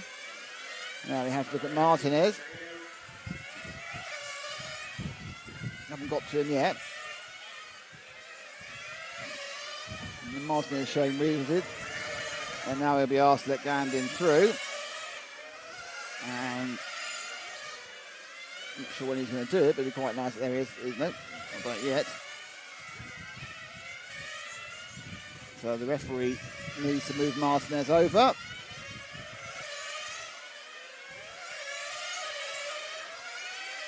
Whilst Gandin gets Ripoll gets a tremendous amount of deja vu here. See if you stir at the back of Martinez's car sometime. Olivares. Car 10 told to get out of the way. So far not particularly obliging on that front.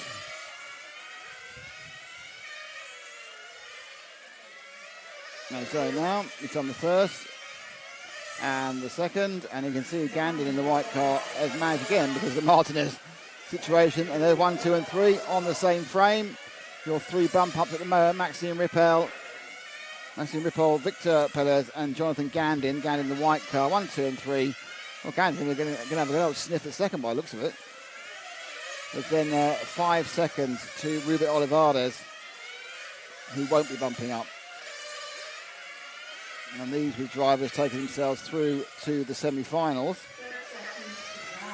Next up in the programme is the finals practice, which is 10 minutes for Rob Pietsch and Dario Baletti to round around on their own, feeling important and testing tyres.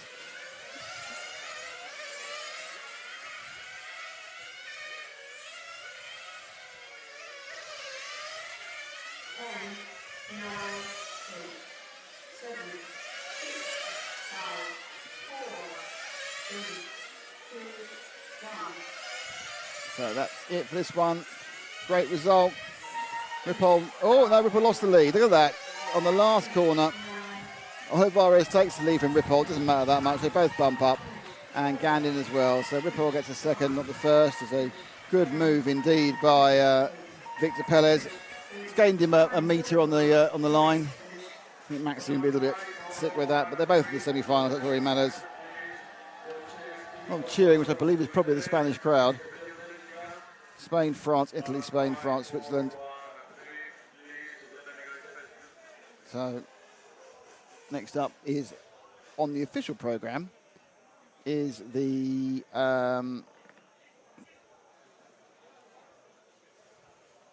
that's not right. Ignore that. Next up should be the I want to go fast on my own moment. 10 minutes for them to practice.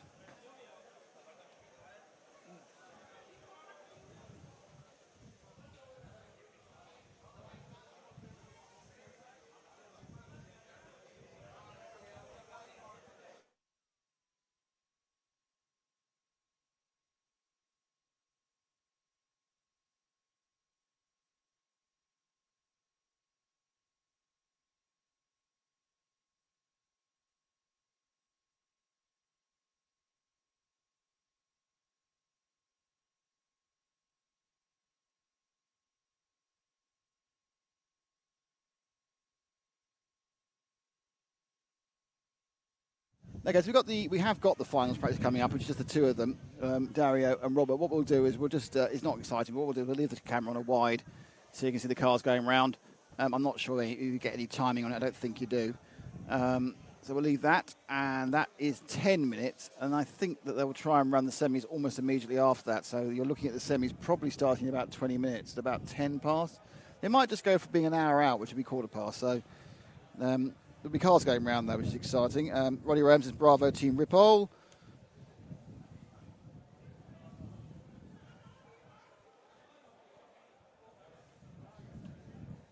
Nick asked whether the main final take place. It's a good question, that. Don't know. My guess is now it was 4:30. It won't be 4:30. I don't know when it will be because there was a big gap in the schedule between the semis and the finals.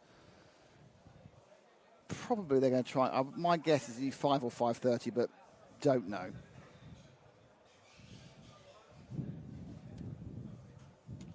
Are these single speed? No, they're two speed.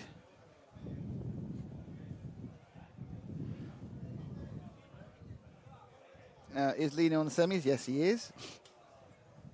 Jappi Paravanani, he's qualified up. He's bumped up from the quarters.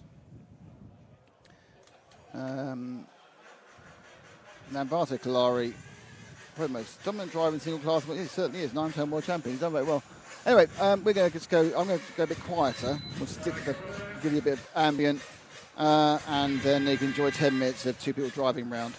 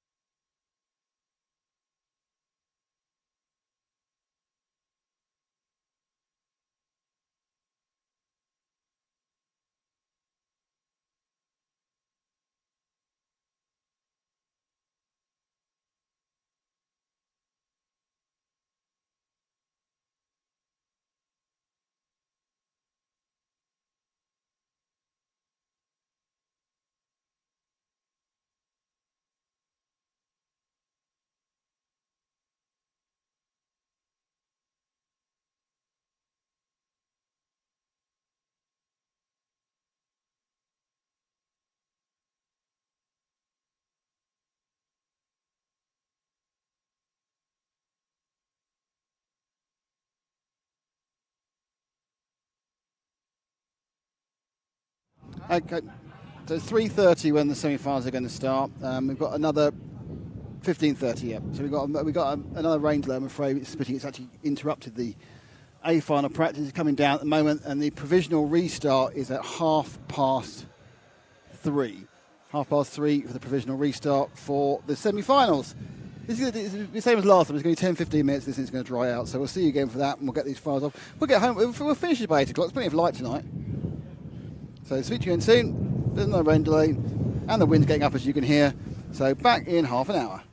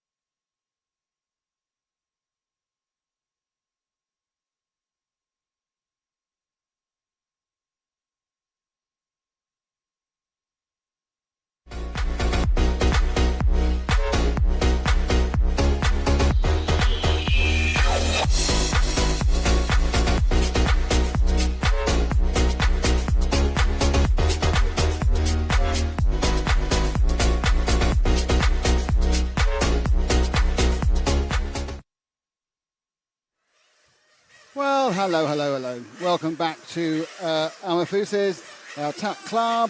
Welcome back to Spain. Welcome back to the 4 seasons in one day.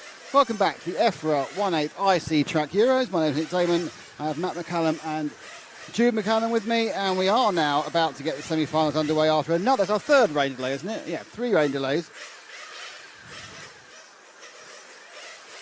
So the first of the semi-finals features Dominic Greiner in 1, Mirko Salimi in 2, Silvio Hackler in 3, Francesco Tironi in 4, Carmen Raiola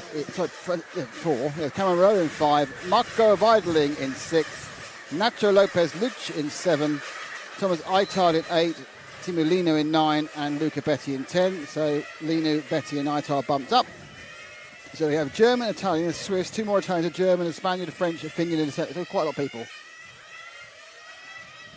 And as you notice, the weather's picked up, so we've got the other cameras available for you all. Our nationalities there.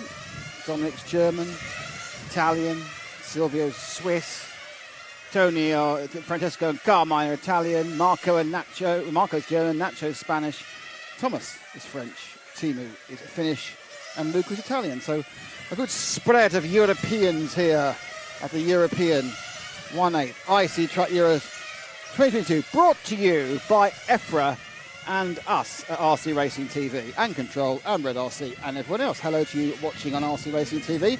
There's been a very exciting conversation going on between a couple of old-timers, which are classic racers, which I recommend you read if we want to. Obviously, you're watching on Facebook. Hello as well.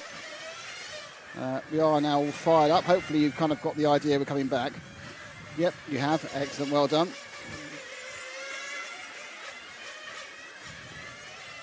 To be honest, I don't really know what's happening after the 2 semi-finals. There is a programmed gap originally of an hour, wasn't there?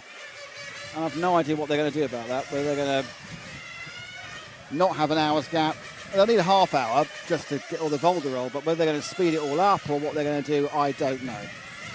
Also, interestingly, I don't know how the qualification for this final's going. Because when I asked Javier Garcia what the qualification was, he said we don't know yet. And the reason being, they aren't quite sure whether it's going to be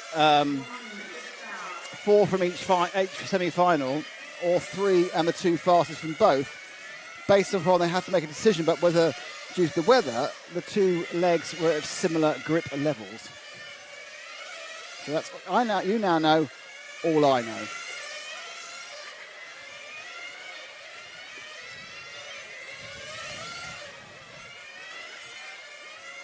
Right, let's get ready to rumble.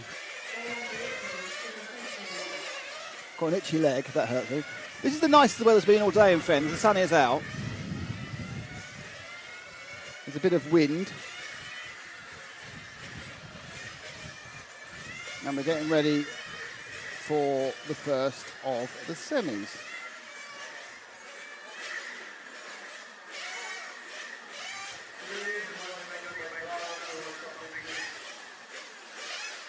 So 20 minutes, like they've all been so far. 3 or 4 stops, depending on, so yes, 3 or 4 stops, depending how you're doing it. Cars are out, Dom Greiner in the pink.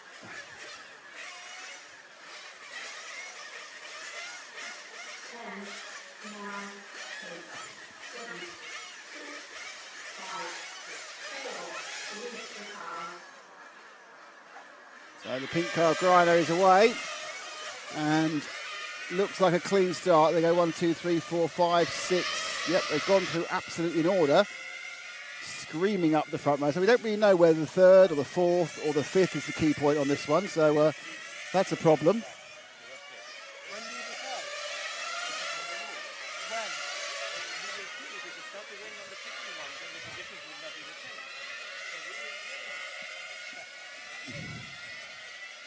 Oversteer there for Greiner. So Mirko's leading for Mirko had an incident in the last round of qualifying, which may, oh, we've got a big roller there. We've got to wait, join the track again. What happened there? The cars came together, air underneath the car, rolls the whole way through, And loses no time. Oh, we've got a car coming back in. Who's that? Follow. Who is it? What car have we lost? So we'll find out in a second. I think it's Mirko Salimi again. He's nothing but bad luck.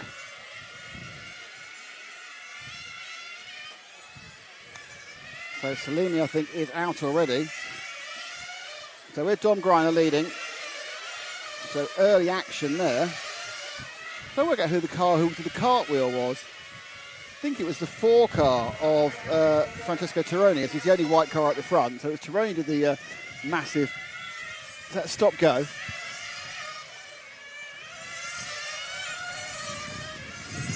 think it was.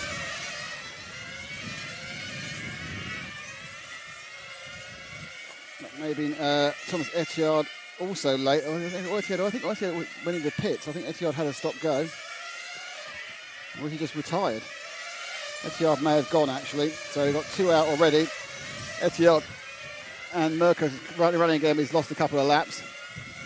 Greiner already laying it down, leading by 2 points. Let's drop back 1 to Carmine Raiola. He's in a train of cars, 2nd, 3rd and 4th. There they are. Raiola, Hackler and Weideling. 6. So Weideling in the blue, Hackler in the yellow, and Raiola in the white. Well, it's not white. It looks white, but it's actually kind of a grey colour. Same colour as Palestra on his. It's like a light grey as they come down past the pits complex. Still settling in. We haven't got the first stops yet. We're 2.5 minutes down of the 20. And the wind's up a bit, as you can tell by the buffeting on my microphone. Certainly so far, Greiner, who of course is in the heart of this semi-final, has one of the non-successful Superpole guys in it. The other 2, Tony Gruber and Simon Kurzbuch, in the second semi-final. So Greiner pretty much the fastest person in there, and he's making it quite obvious. Hackler and Weideling are both 0.8 of a second behind each other. Luca Betti going well in 6th. Linu off the back in 8th, unfortunately, for Finnish fans. Or Team Linu fans come to that.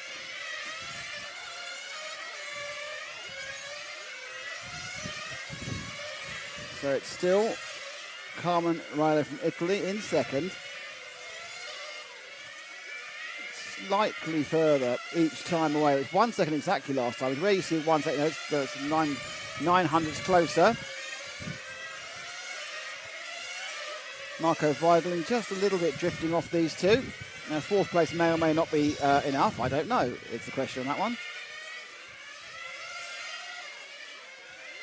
And an error behind. Oh, right in early. In 4 minutes exactly. Take him through. 4 minutes exactly. Comes out into traffic, obviously, and now he's got to work his way back through it. Now, he's a 4-minute stopper. Are there going to be any 5-minute stopper? I think at this sharp end, I think it's less likely. I just think it's less likely to be a sharp end. People making 5. I can hear beneath me a couple more people are stopping.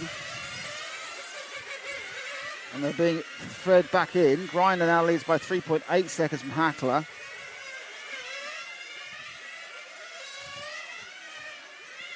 And with traffic actually at the moment for Raiola. And will that traffic go away into the pits? They won't, which is slightly concerning, because that means that traffic is thinking about doing 5 minutes on its run. And it's the traffic at number 7 of Lopez Luch from Spain, and then ahead of him, I assume that's Hackler. I might be wrong. Into the pits comes Lopez Luch on 5 minutes. He's going to be pushing. I think possibly Hackler may have pitted and we didn't see. Luca Betti's running long. He's got himself into 2nd place with that strategy, but he'll be in this time. Greiner has stopped, and Betti stopped as well. And it all settled back down again. And this is after 1 stop for everyone. Betti now in 5th, good for the young Italian. Raiola in 3rd. And then we've got Hackler ahead by 1. Just move forward 1 to Hackler. He's had enough Carmen Raiola for 5 minutes. So Sylvia Hackler from Switzerland. Good Swiss contingent here at the EFRA Euros.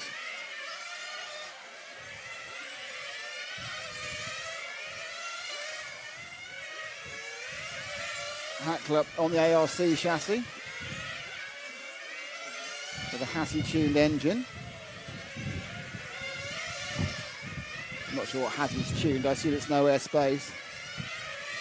And of course, two-stroke tuning. It's a black art. Always has been, always will be.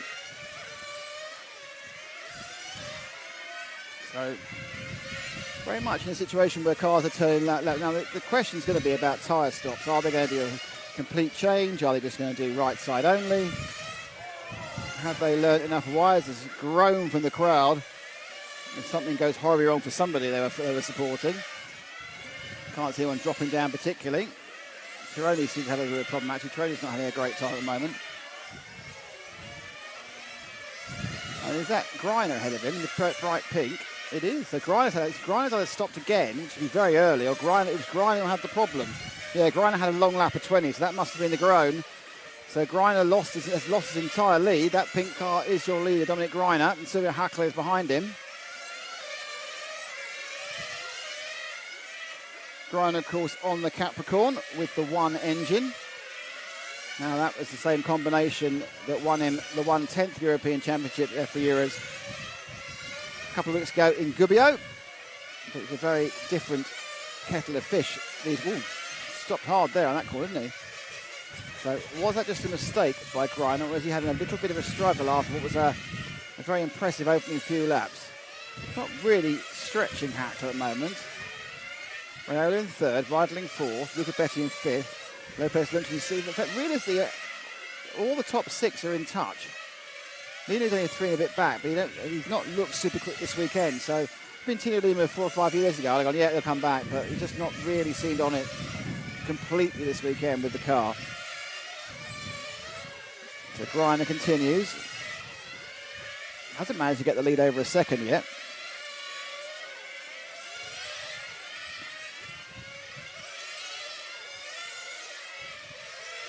In the car. Don't forget this is a 20-minute final, and then if they qualify up, they got the 45-minute final coming up at some point in the near future. We don't know when yet. Probably, my guess is it'll go off about 5:30 local time. And in for fuel they both come, so it's taken through. Is it tyres as well? It is. It's tyres as well. You can count it. 1, 2, it's a 4 tyre stop for Greiner. None of this 2 tyre rubbish. All 4, and away he goes. So where's he going to feed into the track here? Obviously, pretty much all the top drivers decide they can't run the risk. The real question is, I'm sure what we'll look at the finals, we wait if the tyres don't quite immediately groove in. Can they run 15 minutes on these tyres, which means they only have to change twice during the 45-minute final? And from what we've seen from most of the drivers, it seems likely. We've seen tyres go off, but they've gone off in the last minute, 2 minutes. So my guess is it took 2 complete tyre changes for everybody. Had to stop, as you see, put Greiner into 4th. Young Italian Luca Betti leading from 10th on the grid. The reason he's leading is because, well, he's done the most laps, but he's leading because obviously he's also running a 5-minute fuel strategy. So Betti has about a 6/10 of a lead from Carl Raiola. As we wait to see where Greiner comes out. Betti lets Raiola pass, which is a strange thing if I look on my... So Luca comes in for the pits now, so this is going to change the lead around.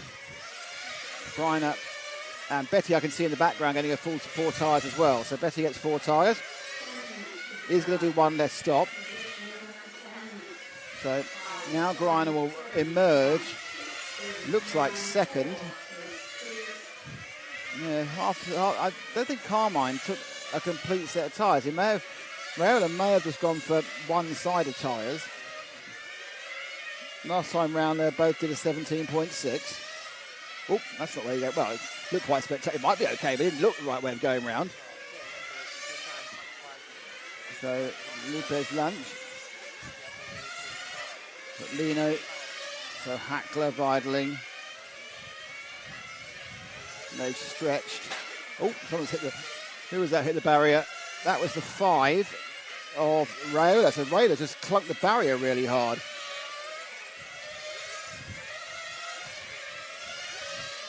Doesn't seem to be costing too much time. As it couldn't be Rail, it must have been the car in front of him, and he was just taking avoiding action, so he popped out at the same time. You don't tuck the barrier and get away like that. John Greiner behind Rail. Let's see if we find our leader in the grey car. I think he's going to be going on to the main straight now with the 5. That's Raiola. Pretty sure that his lead is mostly down to the fact that he's taken 2 fewer tyres.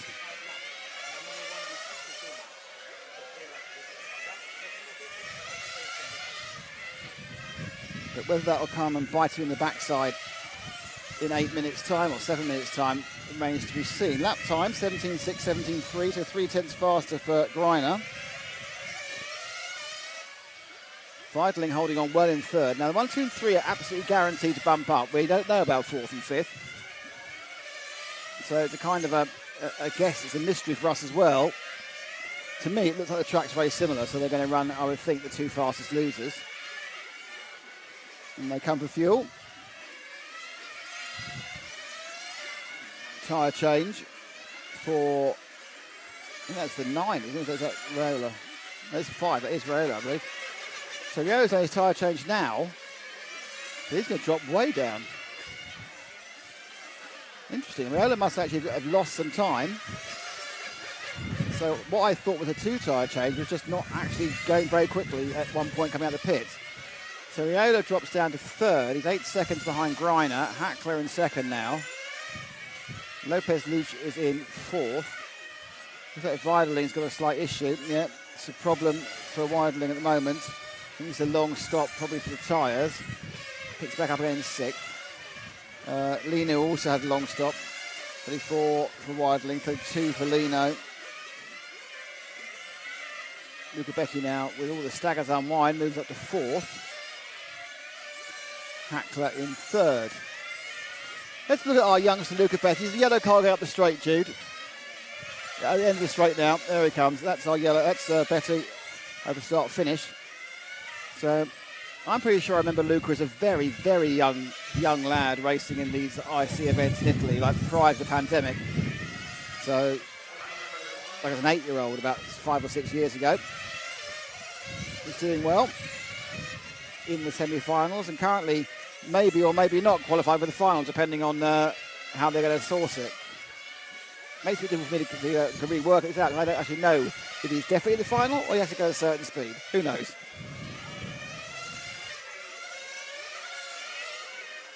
Not sure when they make a decision. They're actually going to wait until they find out if it's a much quicker second race. Does he? Go on then. They won't know if it's rained in the second one until after the second one. All right. So that's as I thought it was. They aren't going to make a decision about who's bumping up until the second final is finished and they've worked out if they are the same, which is, I suppose, fair in mixed conditions. So we are now 5 seconds off Greiner. 1.6 back to Hackler. Those 3 definitely in. Luca Betti is on the cusp because he could be in by being 4th. He could be in by being one of the 2 fastest non-direct qualifiers. It's all a little bit up in the air, which is how we like it, I suppose. So Luca flowing around the track through the pits kink into the hairpin, and he goes through the inner loop with 5 minutes to go, round past the scoreboard, up the main straight, into the... Oh, no! Oh, is that a fuel? He's out of fuel. Oh, he pushed it too far. He's been running 5 minutes, and he's run out of fuel, and that is it for Betti. And we pick up the leader, Greiner, but that's just so disheartening for the young Italian. Been running 5 minutes, thought he could get round those final few corners, and it just didn't work. Perhaps he was pushing a bit more, any other reason, but that was very much a car running out of fuel. So Betti will drop down out of contention for the top 4, and that now means that in 4th place, but quite a long way off the top 3, is Marco Weidling, which means that possibly he isn't going to be fast enough to make the 2 fastest losers. It's a very complex story, this one. But let's see if we can find. I'll see if I can look around for. Right, let's wait for Vidling. There's 6 cars. So just wait where you are, Jude. Just wait there. And here's the blue car coming past now. So this is Vidling now in 4th. And possibly, who knows, qualifying. Lino's in 5th, which means if the other final's really slow but on an even track, he would actually be bumping into the final, which I'd be surprised at, but I've been surprised at RC races before.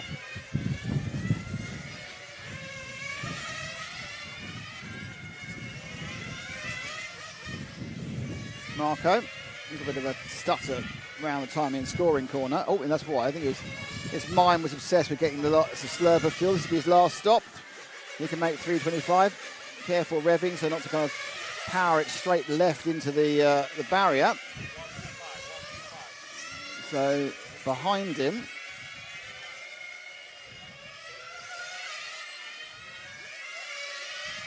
Now, is that competitive behind him or a lap behind him? Only 2 places I can see the number here. That is the number 2. And he's letting him go through because it's Mirko Salini who's a long, long way behind. So that's fine. It's not important. Stay with the blue car. There's Vidling. It's Greiner from Hackler. 7 seconds between those two. Second back to Carmine Raiola, despite I think having a problem at one point he missed. And Vidling's 15 seconds further back. And that's a long way at this level. Yeah, we did lose a couple of drivers and had some problems. So I think Vidling's probably going to want to be 4 from 4. Could be wrong. Don't know. He's now been massively caught up by the yellow number 3. So Hackler's about to lap him. So that yellow car is Silvio Hackler from 2nd. Here he goes. Vidling now just needs to concentrate on his times, his laps. He's relatively safe in Francesco Tironi behind him. That's a 5-second difference. And Tironi gained 0.6 that time, but that was mainly because he was letting himself be lapped. 18.0 for Vidling. 18.0 for Tironi, so that's not really unwinding there. We were Hackler now in 2nd place. He's 8 seconds behind Greiner. So Greiner effectively half a lap ahead.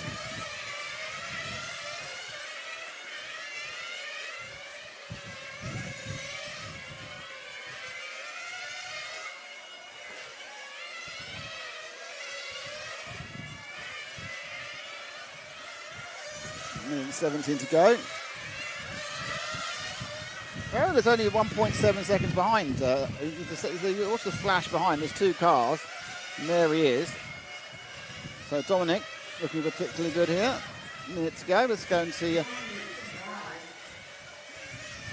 Let's see if we can pick up Dominic. He's about to go for start-finish now, Jude. In pink car. So Greiner about to begin his victorious victory.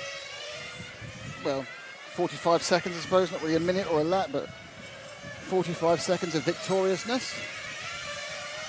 Hackler 9 back, then Raiola, then Vidling. Tironi. It's going to be Vidling who's going to get that final slot. Whether it's enough, I don't know.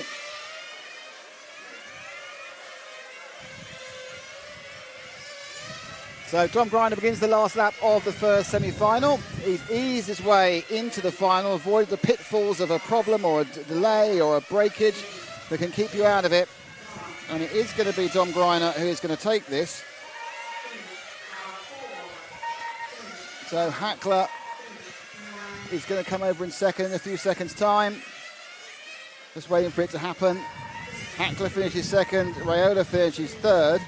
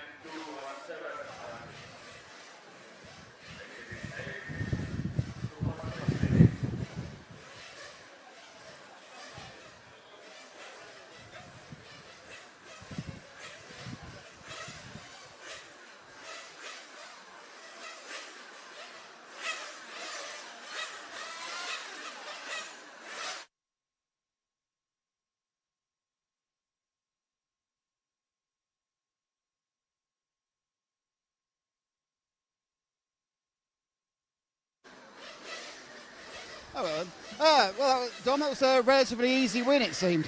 Not so easy because the wind is super crazy today. There's some very strange, very high windings, not current, but sometimes, and that makes super difficult to drive. So yeah. Give me an idea of what happens when the wind picks the car up. Yeah, sometimes it depends on which side the wind comes. Sometimes the wind comes from the back, then the rear is loose. When the wind comes from the front, and you have super much steering. So you need 10 minutes so that you realize when the heavy wind is there, how the car reacts in some parts of the track. So yeah, it's crazy. Yeah. Quite big tyre wear. Everyone changed their tyres once. Do you think you can get away with just changing them twice in the main final? I'm not sure. We have to check now. We made now a safe strategy to be in the final, and now we checked how high was the tire wear for the 12 minutes now, and then we can decide. But it's close on two. I think it's close. Well, best luck. Thank you. Well done. Thank you.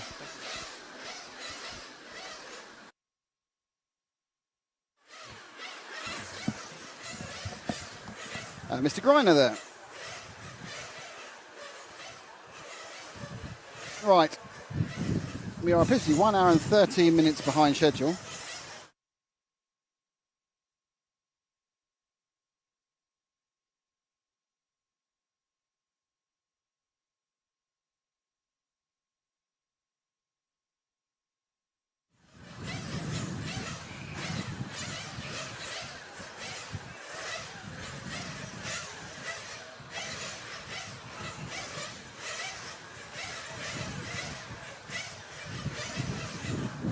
Right, so next semi-final about to get underway. I took a picture of the result of the last one, but I've realised it doesn't really matter because we aren't going to know which way they're going to do it, are we?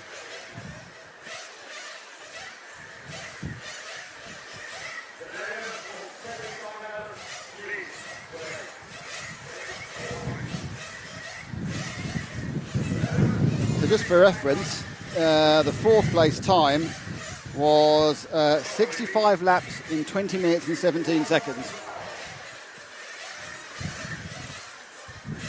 And then the fifth place time, which is Tironi, was 64 laps 20:01. Just don't know, do we? Just don't know. Well, lucky Carlos.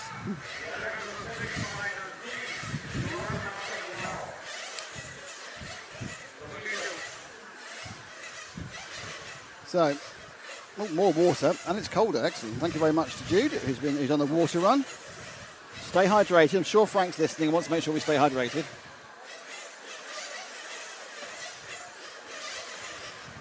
Everyone who's listening on all of our outlets, RC Racing TV or EFRA or on Facebook or EFRA on YouTube or Red RC. Hello there, all of you. We will be... after this one, we will have a nebulous break. We don't know how long it's going to be before they're going to bring the finals out. It's all very exciting to try and find out.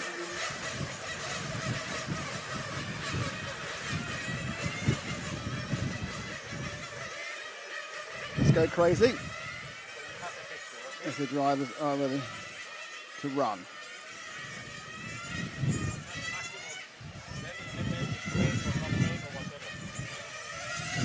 Hello to Miklishi, how are you? And Aditya. So there are your runners and riders for this one. Simon Kurzbuch from Switzerland starts 1. Tony Gruber from Germany starts 2. Alex Thurston from the UK starts 3. Filippo Domini from Italy starts 4. Arnaud Mathieu from France starts... Matthew Arnaud, sorry, from France starts 5. The man, the legend, Lamberto Collari from Italy starts 6th. Alvaro Fernandez starts 7th. And then Victor Perez is 8th for Spain. Maxime Ripoll from France is 9. Jonathan Gannon from Italy is 10th. And those 8, 9, 10, Victor, Maxime and Jonathan were the bump-ups in the quarter-finals.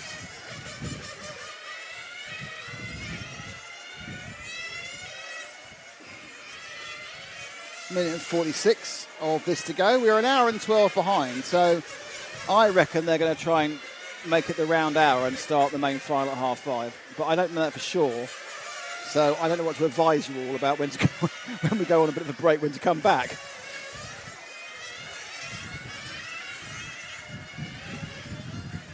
That's the wonders of a delayed system.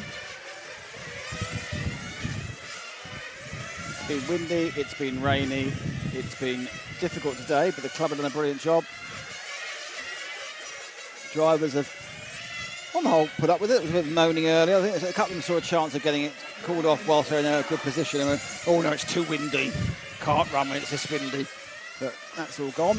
And you heard Tony there saying it's another challenge for these top RC races to deal with. And I can imagine it's a major challenge. You think about wind. If you're on the motorway, you're driving the motorway, you know how a crosswind affects just a family saloon. Just, no one has saloons anymore. There's a family crossover as they're going down the road. And then you think what the wind is going to do to a racing car that relies on aerodynamics to work. And at that point, you start seeing the challenge.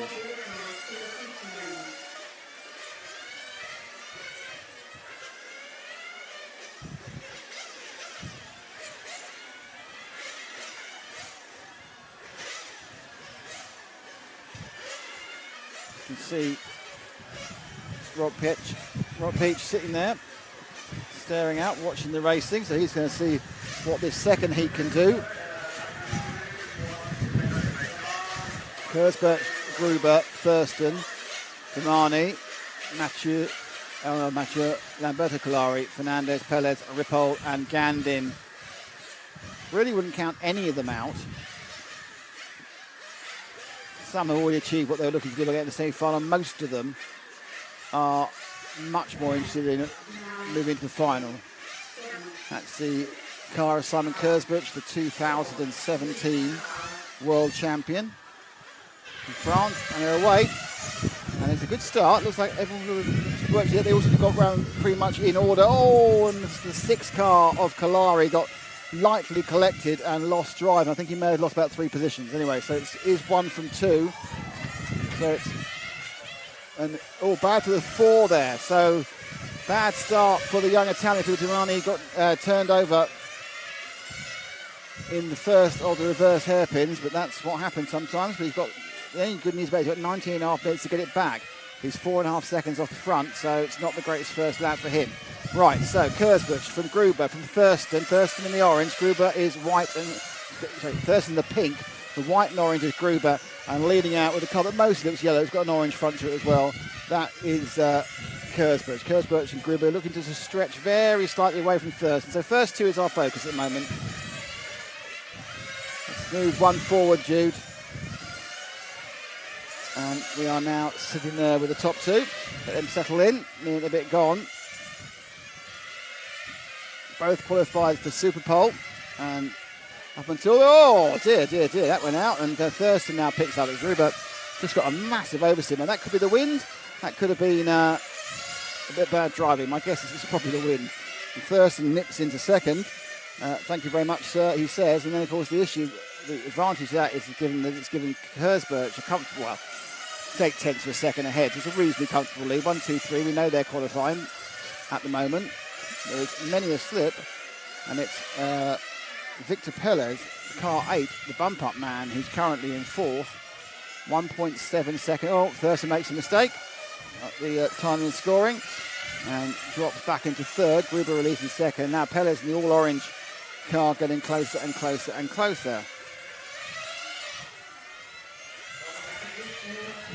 They all streak past. It's Maxime Ripoll up from 9th into 5th. And Alvaro Fernandez in 6th. Arnaud Mathieu had a problem, so he's out. We've always lost one of the drivers, a Frenchman. Mathieu now is gone. Filippo Damani is still trying to catch up the back of the pack after being dropped after that first up incident. I mean, you can hear the wind on my microphone. Think what it's doing to the cars. You've got a car that is entirely, it gets a huge amount of its grip from aerodynamics. But there's a wind blowing, and you can see the leaves now blowing on the track. They're not going to fall into a radiator like they're in a full-size car, but they still can cause some problems. So 3rd and 4th like this together. So it's Gruber and Kurzberg. Move forward to the first 2, because they're right together, Gruber and Kurzberg. A bit of racing action at the front of the field. While, we'll get more concerned with the bump-ups later in this final. Semi-final, should I say, because you might think, if you're tuning in now, you might have thought it was the final. It's not, it's a semi-final.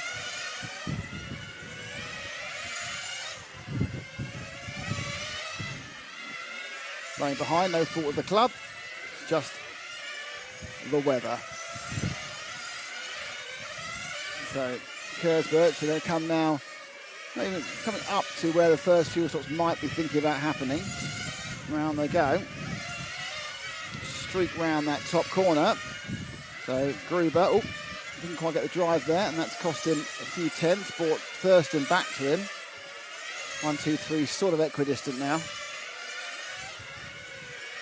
But Gruber quickly onto the tail of Kersberg. You would think that he got into free air, might be a tiny bit quicker. It was hard to tell. It's easier to follow than to lead. Now, if you do 4 minutes on a petrol tank, on a methanol and nitro tank, this is where you can come in. 4 minutes is down. A little oversteer moment there for Kersberg. He's kind of now definitely, well, he's slightly holding Gruber up. Is this going to be a pit stop time? It is, and the first 3 come in. Let's take them through. They're back in the pit lane there. They're all kind of in reverse order. Thurston definitely the loser out of that one. The third person to come in. And I wasn't sure that anybody's gone through and not taken fuel. But Thurston in the pink on camera has lost, I would say, a good 1.5 seconds during that process. Yeah, he's 2.3 behind Gruber when he was less than a second, so it's not worked there for him. Pelez leads. I think Pelez actually took a stop himself, and maybe Pelez actually has managed to pass Thurston in the pit stops. He did, because Thurston just had a difficult in-part trying to get round Gruber and Kersberg, who came on the same lap. So that's the luck of the draw sometimes. Now, right behind Thurston is Maxime Ripoll, the young Frenchman with the X-ray. And he is flying at the moment. Obviously a bump-upper. Looking to double bump into the final.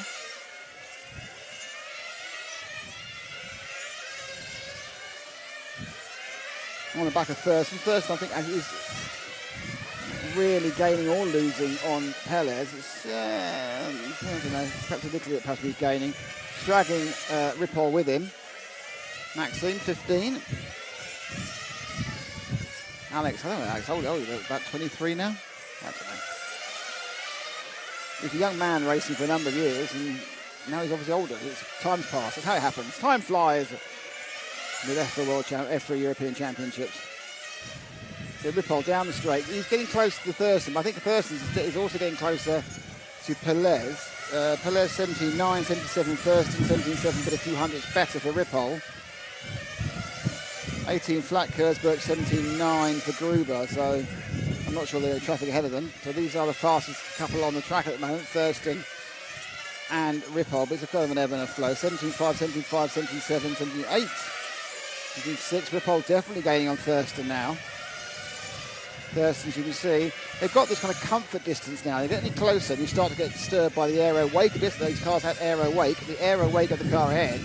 And also you end up driving yourself against the back of the other car, and that is not a great feeling as you start to pace yourself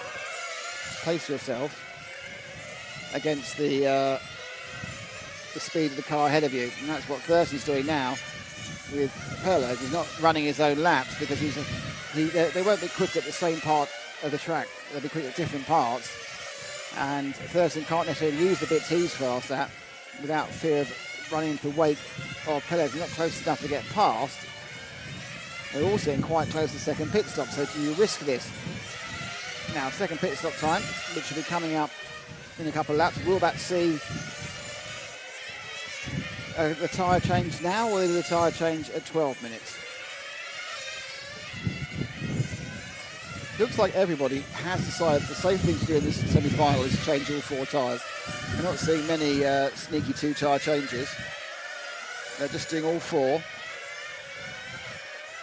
So Pelez, who actually came in a lap later than Thurston last time round, didn't see when Ripoll came in, so expecting Thurston in next lap, and possibly with Kersberg and Gruber, if they're going to absolutely divide the race into 4-minute segments.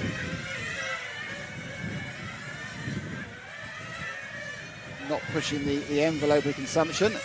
No extra lap for for Kersburg. Somebody certainly went in just then. I think Rippol's gone in. Yep, Rippol's gone in and a tyre change. So Rippol's changed his tyres. Here comes Thurston. Let's see what I'm sure he'll be doing a tyre change as well. There's the fuel. There's the Capricorn team. Getting those tyres off and tyres on. That's two. No, just two tyres. Right, so Thurston's just on a two-tyre stop. And that's brought him out, I think, ahead of... Has that brought him out ahead of Kersburg? No, it's a different green car. It's not the green of Kersburg. But where's he going to come out? Perez, Gruber. Thurston does come out ahead of Kersburg. So Kersburg has changed 4 and dropped down. Gruber may only have changed 2 as well, actually. Perez is in the pits now. Where's he going to come out? He comes out behind Thurston. So Thurston's two-tyre gamble has promoted him up. The fact that Rippol's just behind him makes him he did 2. The fact that Kersburg is right behind them makes it that Kersburg did 4. Let's drop back one car to Rippol in the green, because I kind of think we're going to see Kersburg coming back towards him in a minute after a 4-tyre change, which is my belief why he's dropped back. Problem for one of the cars being brought back. Can't yet go to look through the number. We'll find out when it goes missing.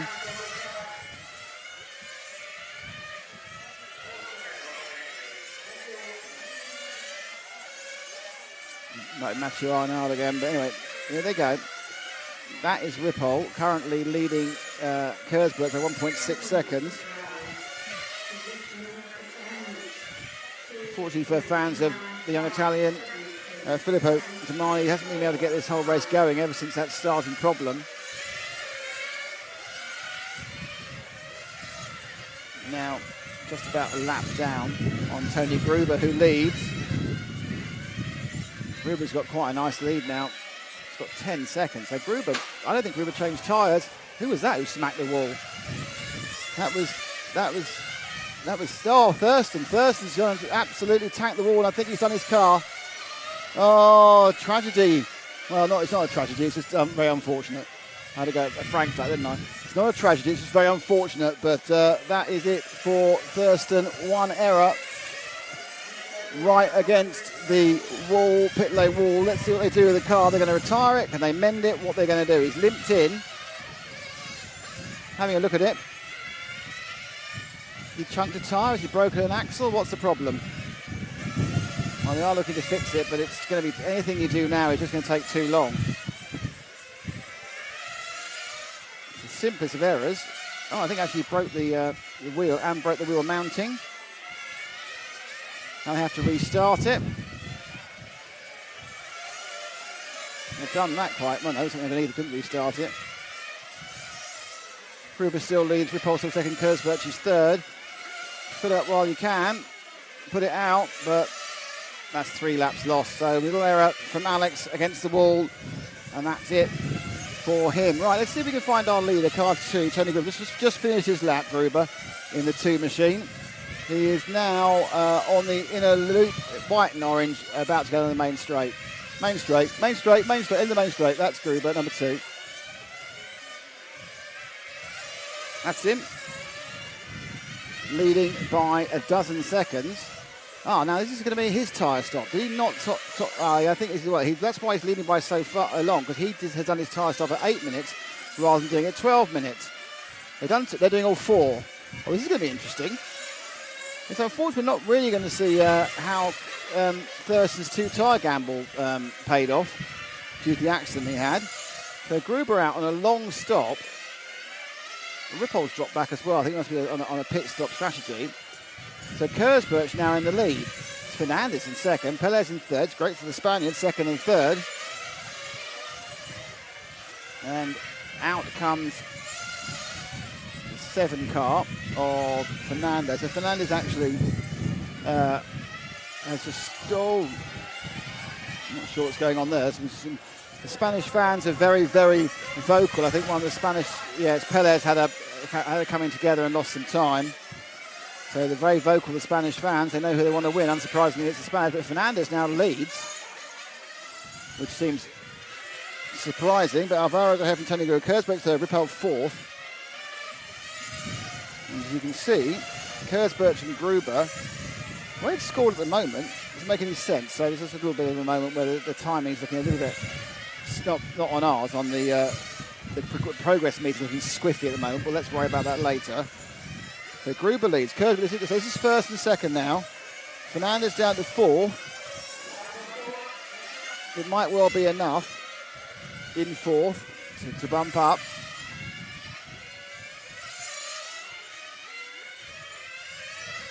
Persons had to withdraw.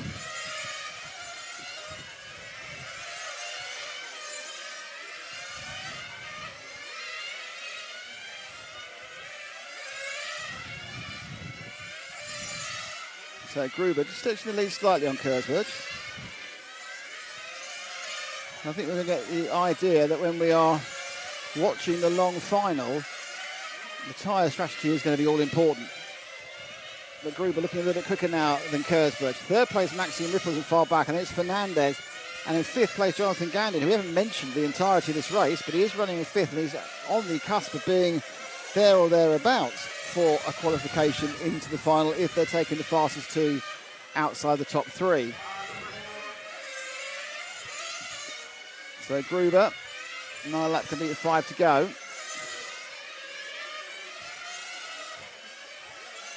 One more fuel stop for everybody where things can go wrong. No one should need to change tyres.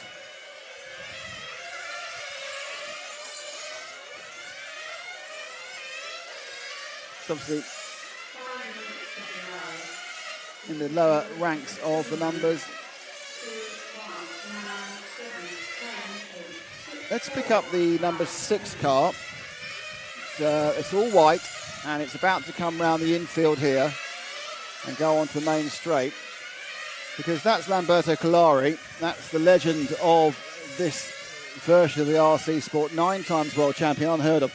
The most remarkable thing about him winning 9 world championships, I think that's over the last 25 to 30 years, is how it's just the reliability of finishing all those 9 finals, because the cars just weren't that reliable in the past.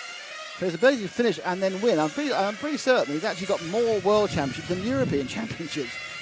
So certainly the big occasion man, Collari now runs his own circuit near Bologna, I think, and also obviously much in demand with both engine and chassis manufacturers to help in development. Now, to be honest, as we all get on a bit, the ultimate nth of speed may have disappeared from him. He's still good enough for a middle place in the semi-finals. Currently running around in 7th, trying to chase down 6th. This is actually battle for 6th and 7th. So I'm sure Lamberto will be at next year's 1/8 European Championship run by EFRA, but just in case he's not, let's enjoy a few laps with the Master before we move back to look at the front, where just to tell you it's still the same order, apart from the fact that Rippol's got the 4 time of Fernandez. I'm pretty sure that's on fuel strategy.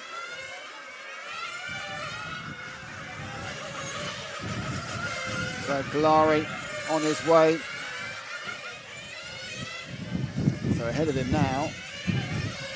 So move 2 forward to the green with the orange nose. That is Fernandez, who was scored.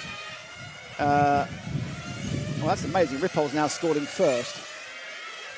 So you've got a few pounds off that one. Gandin scored in second. Kurzberg, what's happened to Gruber? Gruber's gone. Gruber's gone. Tony Gruber, the man who was leading the race, has dropped right back.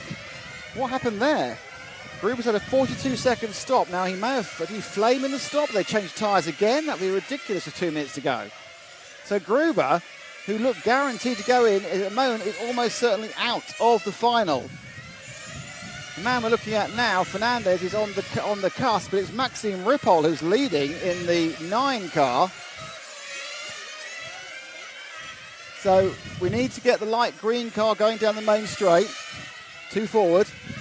That is your leader, Maxime Rippol. He's 8/10 ahead of Jonathan Gandin. Both of these guys are double bumping into the main final as it stands. Kurzberg is going to get there, but Tony Gruber, due to a problem in the last 5 minutes, it just disappeared. It's quite remarkable that this should happen, but it's looking like Maxime Rippol at the moment. But will it be, or will it be Jonathan Gandin? Minute and 52 to go. Kurzberg in third. He's just right behind them as well. The top three could be Kurzberg. They're right together. Fourth place, Fernandez is within second as well. It's four of them covered by less than 2 seconds. And then fifth is Kalari, who's not out of this, depending on how they decide to count the scores. Well, Perm 1 from 3. Ripoll in the green. The white car is Jonathan Gandin. And just we get a bit wider, we'll see behind them it is Simon Kurzberg. You must be a bit surprised to find these two youngsters ahead of him. Certainly, this semi has not worked out the way any of us saw it. Thurston had a problem. Gruber's had a problem. And both of them were running easily in the top three to begin with. And now you've got a 15-year-old leading. An Italian, one of the more, well, not that young, but one of the Italian younger drivers in second. You've got Kurzberg, the world champion, in third. And then you've got the home hero, Alvaro Fernandez, in fourth, and then the multiple world champion in fifth. Gruber's still got plenty of pace in that car, but it's too late. It's too late for Gruber. Is it going to be a absolutely storming win in the semi-final for Maxime Ripoll? This is certainly more than he ever dreamt. We spoke to him a couple of days ago, and he was saying, "Oh, I might get in the quarterfinal. If I'm lucky, I'll bump up to the semi." Well, he's about to double bump. He's got this one and one more. I think this one will be enough, but I think that Fernandez may get caught. Not sure. He's going to need to do 2 more laps. So as long as he's got enough fuel, Maxime looks like he's got this one. 1 more lap to go for Ripoll to take the semi-final from Jonathan Gandhi, who's also put in a brilliant performance. Just snuck up through the field without us noticing for second. Kurzberg, you can sit back, what the hell am I third? How am I third in this one? What have I done wrong? And it's going to be under tyre strategy, and that's going to worry them all. And Maxime Ripoll takes it. Fantastic performance from Ripoll. Second, Gandin. Third, Kurzberg. Fourth, Fernandez. Fifth, Kalari. I don't know how that means on the finals, if they're going to count it in the other way. I have no idea how that's going to be done. Remarkable stuff. So there's some cheers from other people.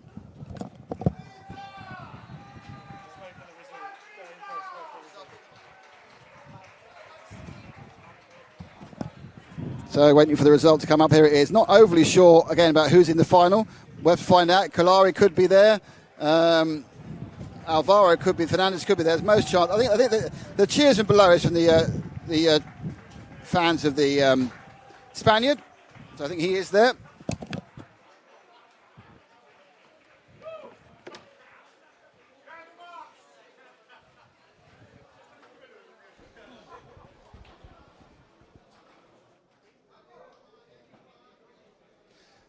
Oh, Maxime, wow, you've won the semi-final. I have no word. Just insane. I start P9 and I won. I don't know how it's possible. But, well, the only thing is, you've now got to do a 45-minute final. How do you feel about that? It's gonna be hard, but just want to take fun. Okay. And enjoy it. Great stuff, Maxime. Thank you very much. Brilliant stuff. Well done. Brilliant. Maxime Ripoll from France. Youth has its head there, so that's amazing stuff as Matt runs after the camera. That's funny. So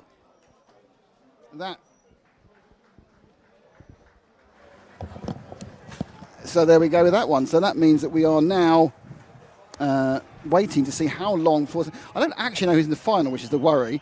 Oh, okay. Well, no, the way it looks like it's going to be Kalari in 10th and Fernandez in 4th. They have taken the 2 fastest in the order I have here. They have taken the 2 fastest from the second heat. So the order is this, provisionally, in the final. It's Dario Balestre will start from pole. We knew that. Robert Pietsch will start second. Dom Greiner will start third, and then Maxime Ripoll will start 4th. John Gandin will be 5th. John Gandin in 5th. Sylvia Hackler 6th. Simon Kurzberg 7th. Wow. And then it's Alvaro Fernandez in 8th. Carmen Mirola in 9th. And Lamberto Kalari, the master, makes another main in 10th. But I think if you turned up the bookies and said, I'm going to have first and second, and the second semi-final is going to be Maxime Ripoll and Jonathan Gandon, that are giving you ridiculous odds and probably had you committed at the same time. Lots of noise below. The French team obviously chuffed to bits with Maxime, and the Spanish team obviously really, really pleased. Alvaro Fernandez has made the main final.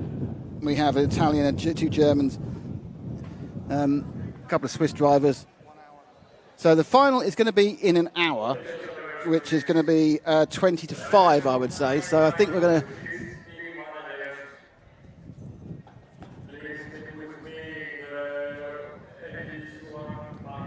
So let's say we think it's an hour. So the final is going to be at 17:40. So we're back with the final at 17:40. I would say don't go anywhere, but do go somewhere and come back for the final at 17:40. Matt's actually writing the announcement now as I speak. We might even get to see it if we're lucky. Nope, we're going to get that first.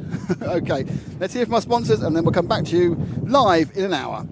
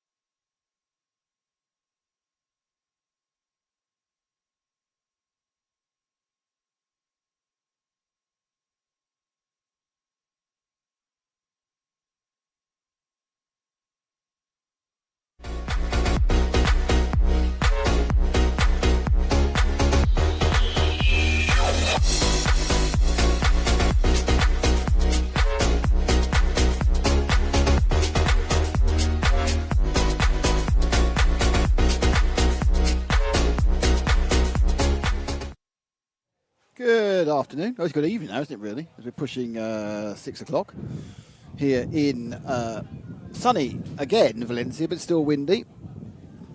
Nice to have you back with us. Final should be underway quite soon. Should be, may not be. Obviously, there is a situation where they are doing a little bit of the Volderol before the final. Engines aren't started yet, but the plan was to get it off at 6 o'clock. It's only 5:02 now. So, hello to everybody. Hope you're all enjoying your evenings in wherever you're watching stuff. The race, well, hopefully it's as good as the second semi-final, which is great.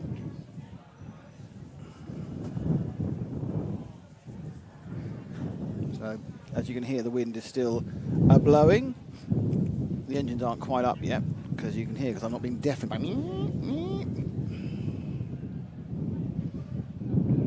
position there, looking at the pit lane.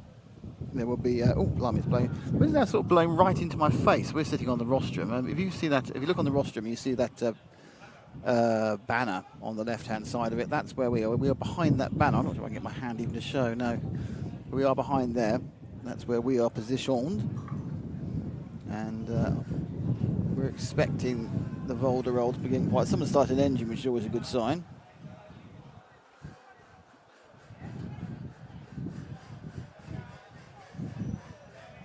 We are expecting everything to get rolling pretty soon. Just to remind you, who's in the final? I'm sure you already know. Hop Suisse, says Mattia Presente. Hello to Merlin Depta, how are you? Go Alvaro, says Serpento España. And the wind blows into my face some more. So it's going to be Dario Balestri from Italy starting 1. Rob Hitch from Germany starting 2, Dom Greiner starting 3, Maxime Ripoll starting 4 for France, Dom Greiner from Germany, of course, Jonathan Gandin from Italy starting 5th, Silvio Hackler from Switzerland starting 6th, Simon Kurzbuch from Switzerland starting 7th, Alvaro Fernandez from Spain starting in 8th, Carmine Raiola is 9th for Italy, and the man, the legend, the myth that is Lamberto Collari has made the final. And he starts in 10th position, so another main final for Collari. His ever-studied, glowing and star-studded career. Final bottle of water arrives as the wind picks up, but it is kind of sort of blowing into my face. Oh, somebody else is on the announcement.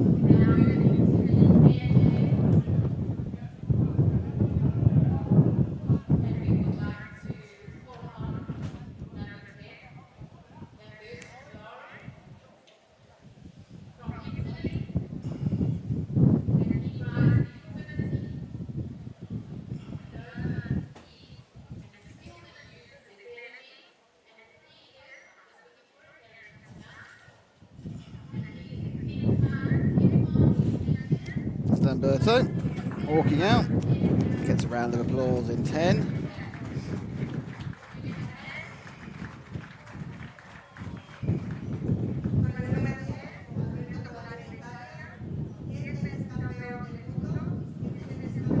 This is going to take some time. They're going to do it in 2 languages, to be honest. I don't seem to realise it's nearly 6 o'clock here. I mean, they've got the light for a while, but there's, you know, they've decided they're going to. Yeah, there's limits to everything. You know, some of us want to get to have a beer later. It's number 9, love. Come on, Raiola.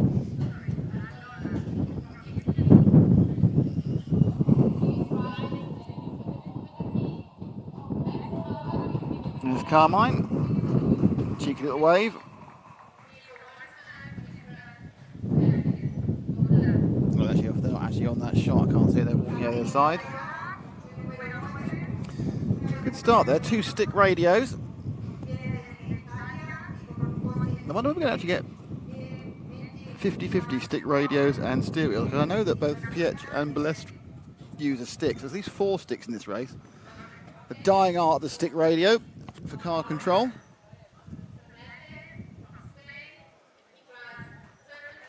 Alvaro Fernandez, young man from Spain. has quite a lot of local support, as you can probably hear.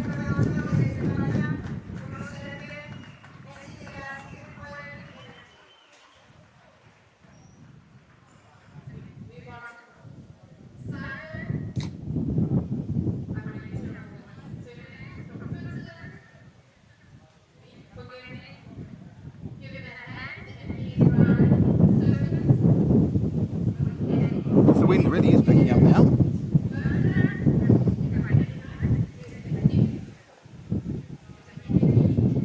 As you can hear, so it's going to be tricky for the finals. Now it's changed direction entirely. Now it's blowing left to right across the track, so it's not blowing up or down the straight. It's blowing straight into the faces of the drivers on the rostrum.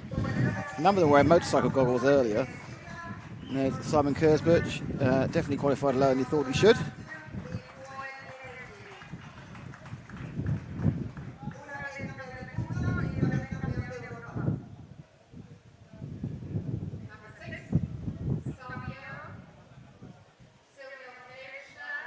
Silvio Hackler next up.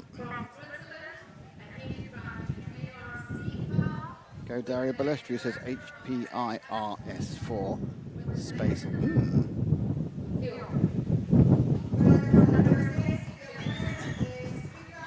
Plenty of wind. Silvio Hackler. Says hello to the other finalists. It's all friendly now.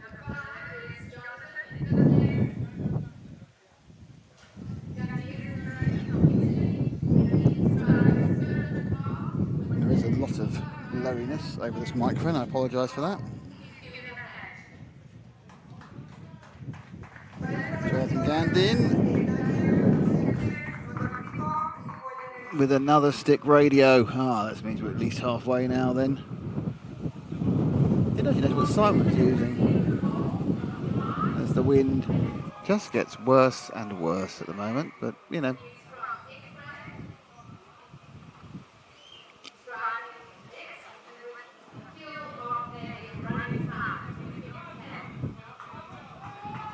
Maxime Ripoll, pretty chuffed to be in this final. I think pretty surprised with starting fourth. I've been quite pleased the wind died down, to be honest.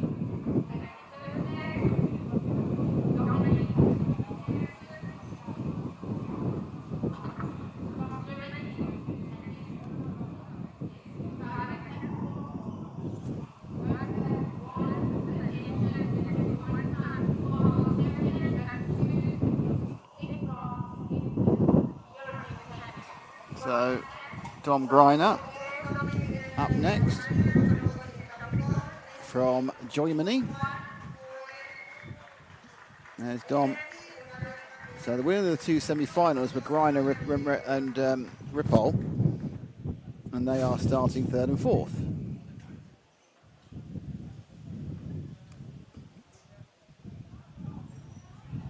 And now our two. Peach. She's a little bit of an argument with the wind here, as you can probably tell.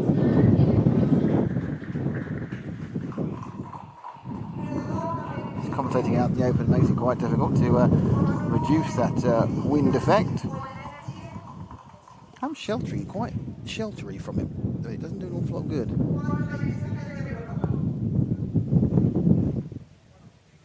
All right, if I don't look at this track at all, I can do it.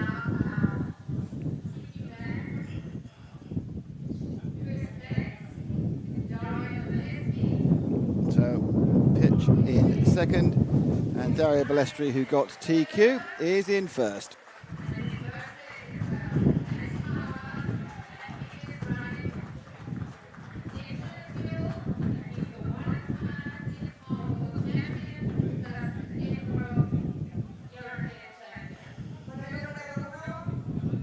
So even though it's been going on for a long time, this event, it's run over, everyone has stayed to watch the final.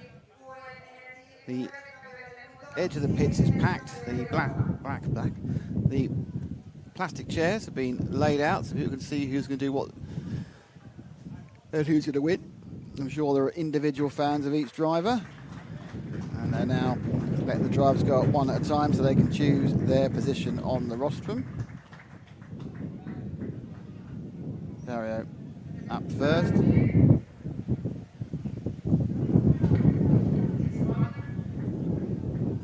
coming up those stairs in a minute. It's like, well, he should be going upstairs anyway at some point. Let's see up the airs. He's got the right side.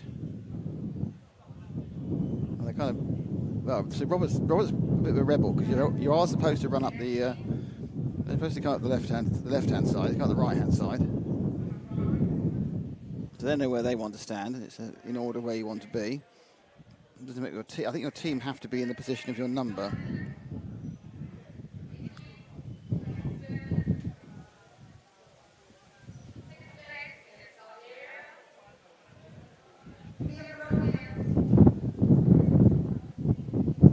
As the wind blows high and the wind blows low. It just blows high, actually. It's very windy. Matt's come back. You won't be hearing from Matt because that's not in the mode he's in today. So, oh, blimey. There's a lot of blowing. Lots of blowing. So, quite soon we'll get the warm-up. We'll see how it's going to go. If the wind has changed direction, that's going to be really interesting how that affects the drivers. Kurzberg up the stairs. Then 8, Fernandez, there's Carmine Raiola, and Lamberto Calari will be next very soon.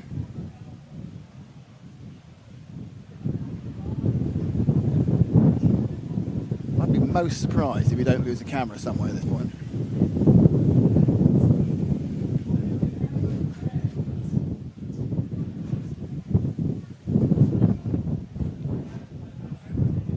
The one at the end of the straight's probably okay. Hey, that's our problem, not your problem. You're just watching this show. So, engines will be started soon. And they will have a 3-minute warm-up before the start of the EFRA 1/8 IC Track Euros 2022. I mean, probably just to add to the fun of the delay, someone will call a 10-minute delay and we'll be for another 10 minutes filling mercilessly. 45-minute final.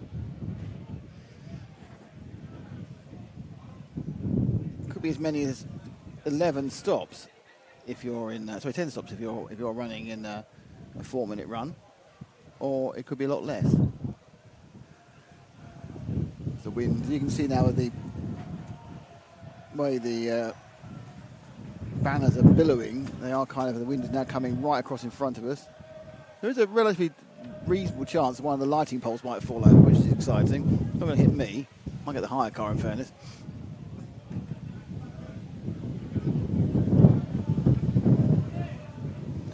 So I'm not sure if anyone's run a European final in Gale Force before. We will soon find out.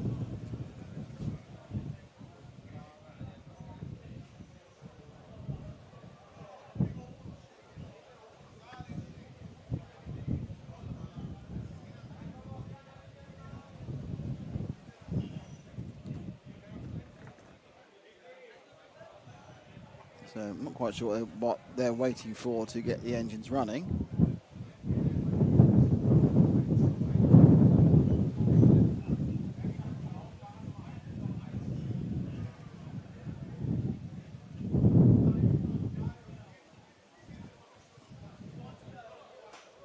We're in marshals at the moment, which is a bit of a giveaway why we aren't starting. So we need to get the marshals out.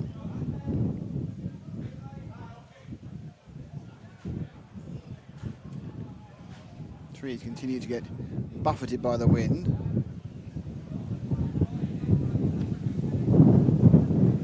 As do I, and as do we. It's very warm wind, it's not cold. It's blowing at 35, 37 degrees, so it's not unpleasant apart from the terrible noise it's making on the microphone, really. GPIX Gaming Go Maxime. The winning microphone is louder than your voice, Ralphie. Well, I'm afraid that's may it well be. Lamberto Calari's a legend.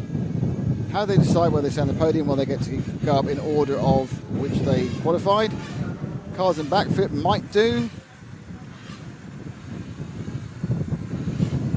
Lots of support from Maxime here.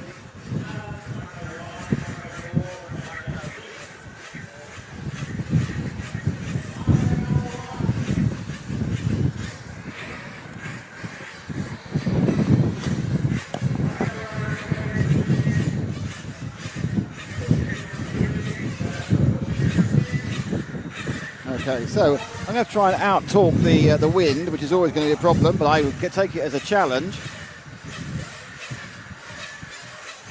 Cars are running. We're waiting to come out in a second.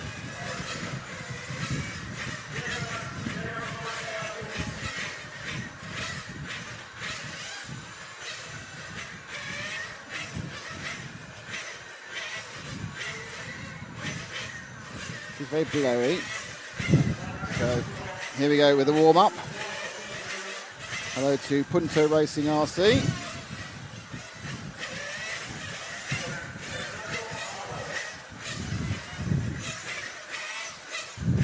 So the warm-up for the EFRA European Championship about to start.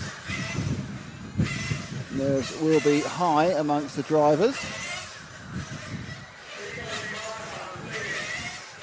And trying to get the marshals over. We have no marshals in large parts of the track at the moment. Dominic Greiner getting into livery of goggles from Alex Thurston next to me. With the wind blowing hard into people's eyes.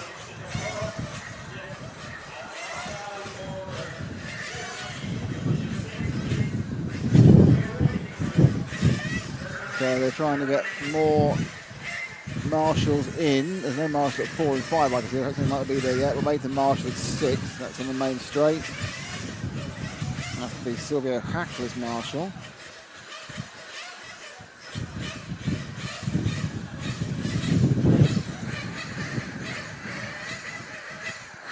It's all exceptionally blowy, but more minor delays now as everyone revs their engines.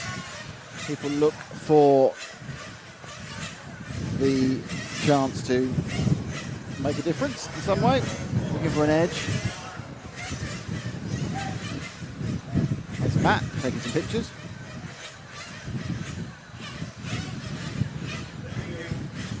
So we've got who's decided to go and do some marshalling, I don't know, but it's going to point 4, so that solved that problem. Yeah, I think it's wise to take your hat off, sir. Marshal point 4, because frankly, the main final about to start. So there will be a 3-minute warm-up, I believe. I don't think it's any more than that. And we get underway about an hour and 40 minutes late due to the rain delays. You wouldn't know there's rain delays now if you look at the sun. That's the local time. It's a 5-minute warm-up. There's 5 minutes when I have a problem called a 10-minute delay.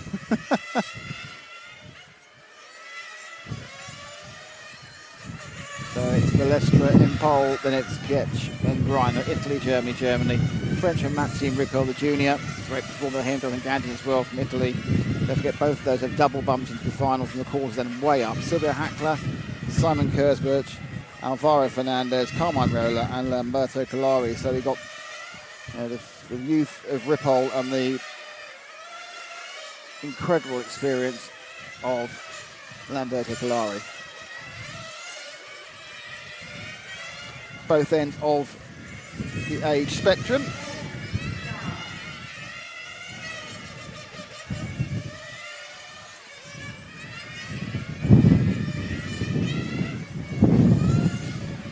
Collari is still making main finals as long as he's in the game. Probably him and Masami as the best of all time. Well, I don't know.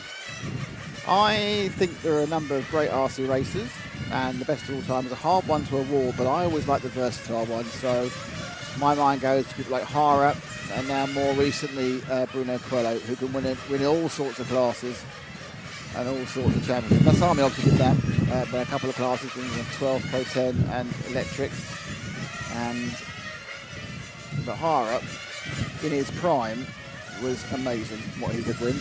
He won the Touring Car World Championships and he won the 1/8 Off-Road World Championships. He was on the podium in, I think, every single World Championship he entered about a 2-year cycle.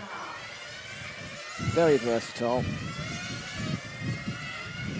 But Collari certainly got a very big tick for that greatest of all time, and as has Masami.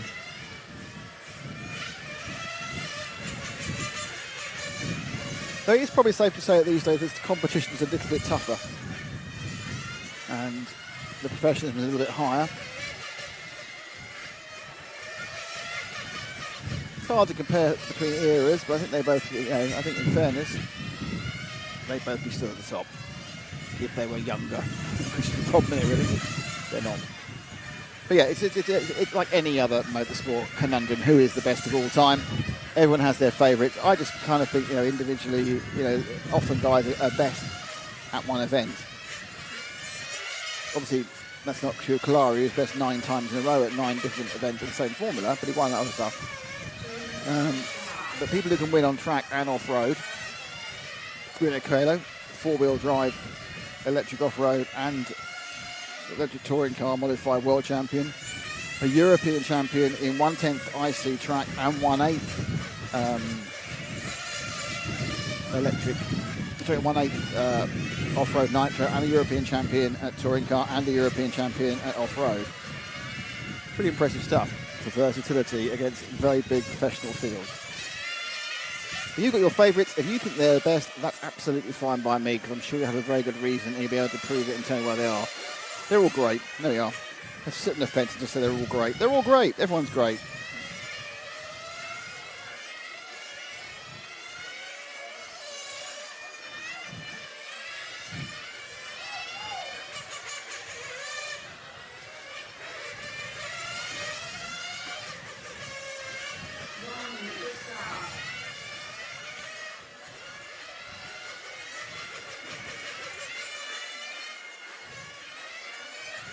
So 1 minute to go. Let's hope no one calls a timeout, because that would be miserable for all of us.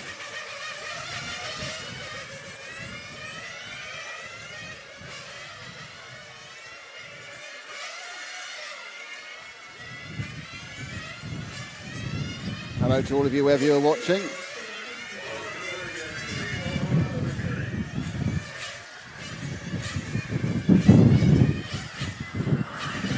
We are getting ready for the final. Okay, looks like no one's called a timeout. Looks like we are actually going to start.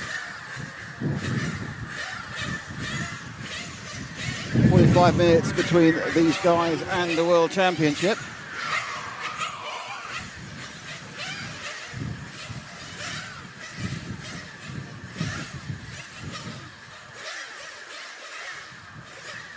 Wind has conveniently dropped down, so I can make some announcements. The mechanic, oh, he's back up again.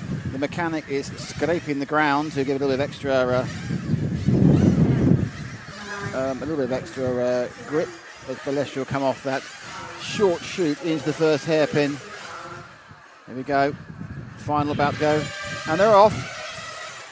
And it's a good start from, looks like everywhere. Go 1, 2, 3. Oh, Grinder's made a mistake and got out in the rough stuff, and he's dropped back to about 7th. So bad start for Grinder. Everyone else got away in the numbers, and everyone gets back in the first 2 corners. So it's a lead early on for Balestra. He leads.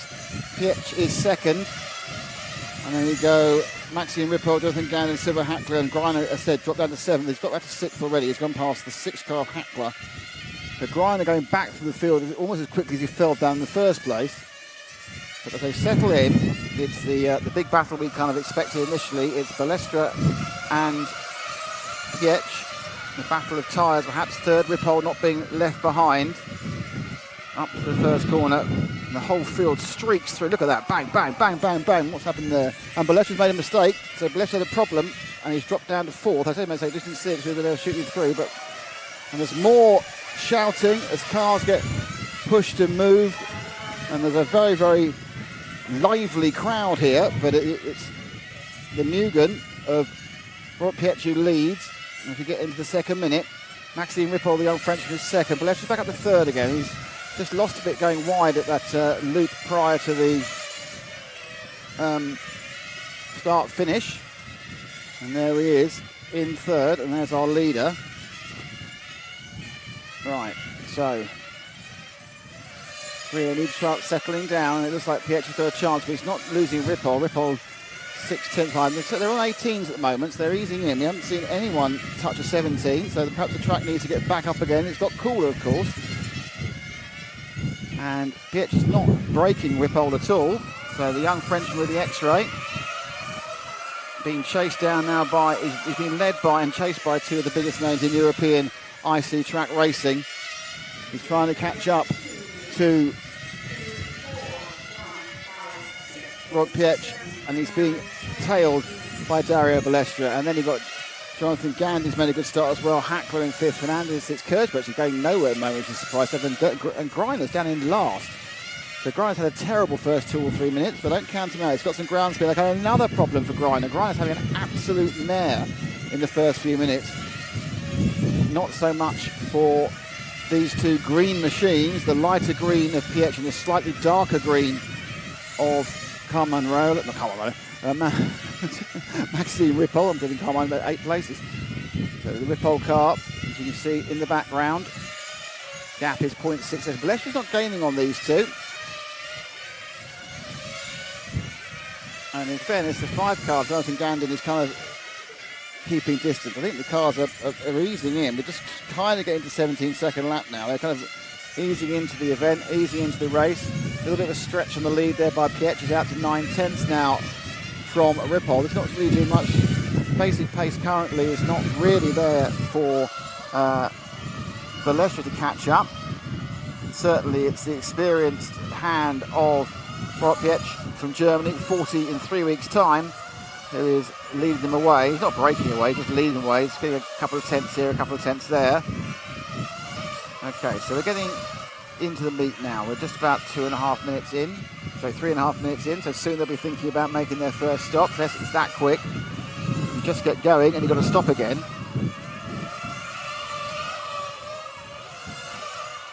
Down the back straight. Pietsch has a lead of 1.2 seconds. It's all bit, well, actually, I'm not sure where Ripoll. No, Ripoll just missed it in the background there, but he's gone. It's just he's flash past in light green. It's hard to see sometimes. No one going for fuel. Balestra's gone for fuel early, so Balestra's going to take him fuel early. Now he's going to put him out of traffic as far as I know. He's already been released and out. So Balestra is released and out. He's come out behind, I think here behind Hackler, but as you say, whenever I get up and I get into wind, it gets difficult for me to say. In comes our leader.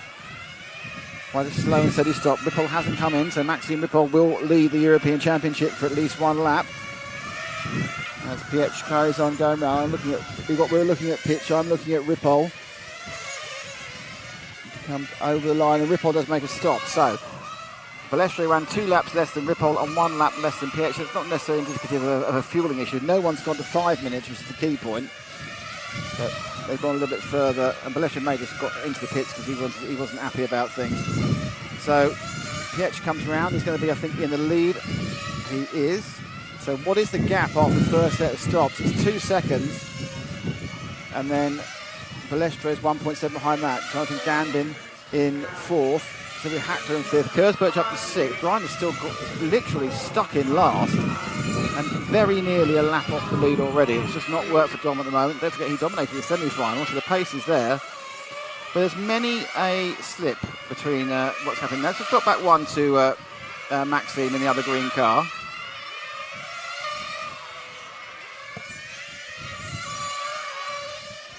Let's drop back one to Maxime in the other green car. And there he is.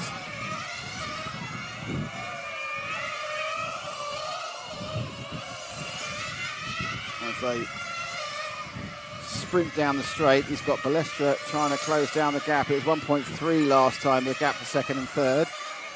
Gap now 0.8, so Dario had a much better lap than the young Frenchman.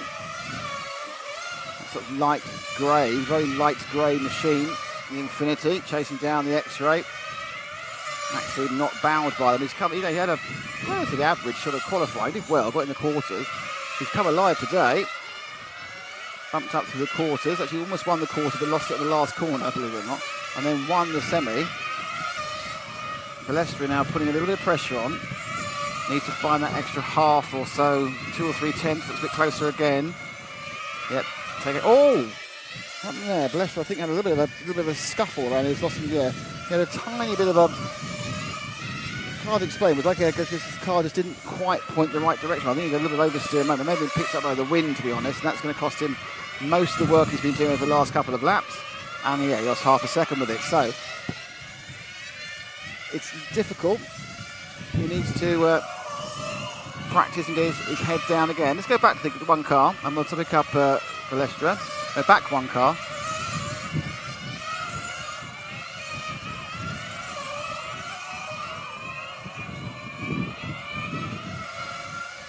There's Balestra.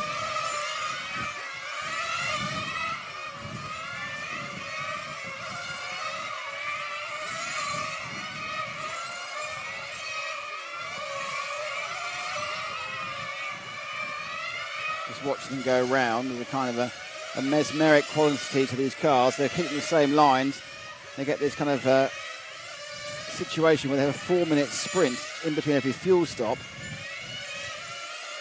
So don't expect to see anybody take tyres on this next stop, which is the kind of the 8-9 minute stop. But people might take it at 12. But I'm sure they try and run to 16, because that would mean 2 stops. That's my strategy I expect them to go through. I don't think they're going to need 3 stops, but it's hard to tell when they push. And here goes Dario in now. This is just fuel. And did that on exactly 8 minutes. So he's going early. He's not worried too much. He's come out in traffic again, unfortunately. Is that Kurzberg in front of him? It is. So the man who was in the Super Pole is now just ahead of Balestra, but of course there is a fuel stop between them. Kurzberg goes in for fuel. That's good. That clears the way. Well, it's good if you're Dario. That clears the way for Dario to see if he can attack the time. He's fighting empty space now. He's fighting a gap that isn't visible because Ripoll's not being for fuel yet. So let's see what Ripoll can do. It's actually, Pietsch has gone in again, so Ripoll gets to lead a lap every time we go around this sequence. And Ripoll is running long. Ripoll's running long, so I think Ripoll is running long enough. He certainly could save a stop. I'm not totally sure he possibly could save a stop in the 45 minutes. And he's run, what, an extra 1 minute and 30. And still hasn't come in. So Ripoll looking like he's got a little bit extra fuel mileage he's playing with. Can be risky. So Pietsch and Ripoll go by again. Yeah, so Ripoll's gone in. So Ripoll ran about 90 seconds longer than the other two, which after 2 stops does make me think he's going to be able to save a stop. But he actually dropped out, come back out behind Jonathan Gandon, so that didn't work brilliantly. So it looks like it's a slightly longer stop for Ripoll.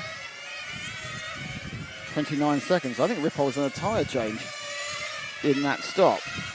Ripoll's changed tyres on 10 minutes. Which is a very aggressive strategy.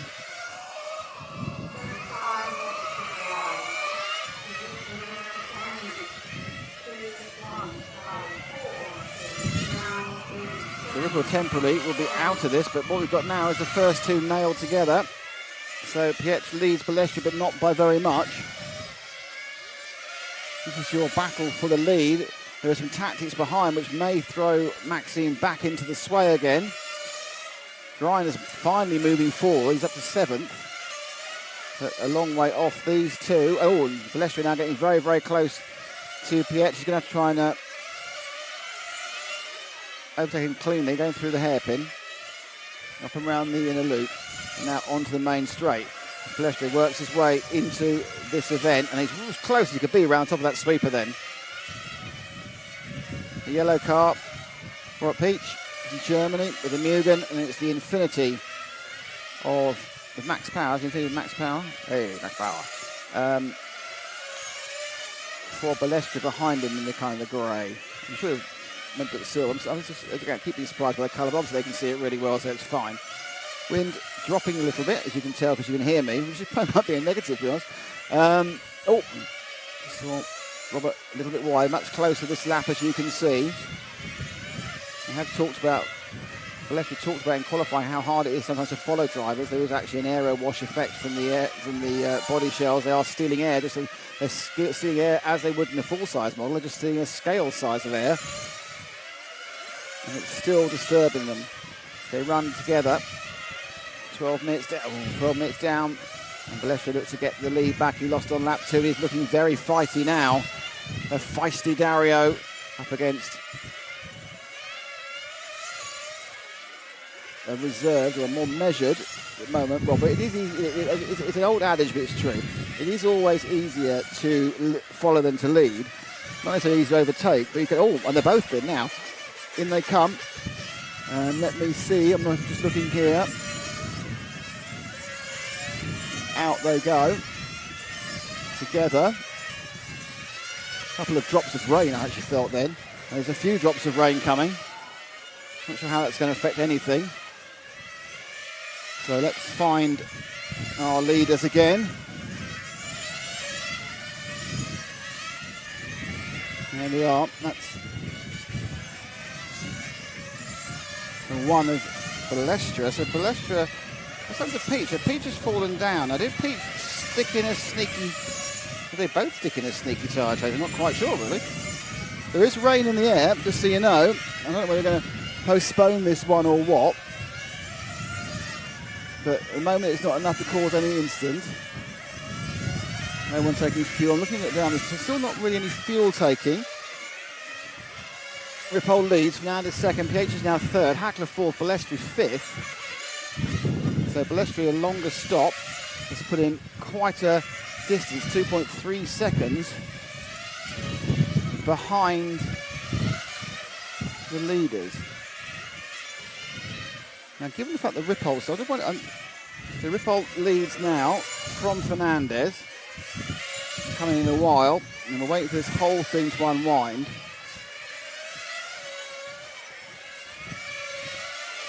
Oh, a bit of a catch there on the curbing, and occasionally this big globlet of water is blowing towards us on this wind. It's not raining anyway like it was earlier, but as we are in the middle of this thing, Balestra currently in fourth.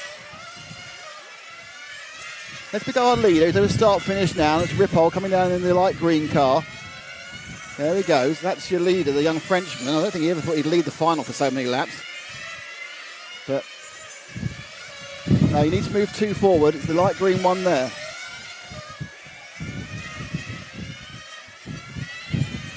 So Ripoll, a bit of a tail situation. Comes down past the straight. There's all sorts of detritus blowing around the track thanks to the wind. Lots of leaves. That's a plastic bag which they all managed to miss. They don't suffer from full-size cars getting gunk in radiators. There are no radiators here, but you certainly wouldn't want to. I think it's Enrique rescuing that plastic bag, actually. I think they're just trying to, it's the wind, and you don't want to get a leaf in the car, just it can get in the way of some of the steering mechanisms, but these are pretty heavily sealed shells. They're low to the ground for the aero effect. So Ripoll continues to lead. He's 2 seconds ahead of PH. Balestra's got a problem. He's dropped right back. So Balestra is actually looking like he's dropped out of contention for this one. He's in dead last, off the back. So I don't know what's happened to Balestra, but he's having a major problem. So he looks like that incident when he came into the pits, and it's kind of died off, and he's just dropping back. So he's absolutely last, Balestra. He's running at the right speed now, so I think he's had to make an extra pit stop. He's sort of there or thereabouts, a little bit slow that last time around, but we're looking at Ripoll, who's leading. Pietsch is catching him up. So it's Maxime, with 15 minutes gone, your French junior, who's taken this so far. Kersberch isn't doing anything, Kalari isn't doing anything, Balestra isn't doing anything, Griner's not doing much. All the seniors, with the exception of Robert Pietsch, are having a bit of a nightmare.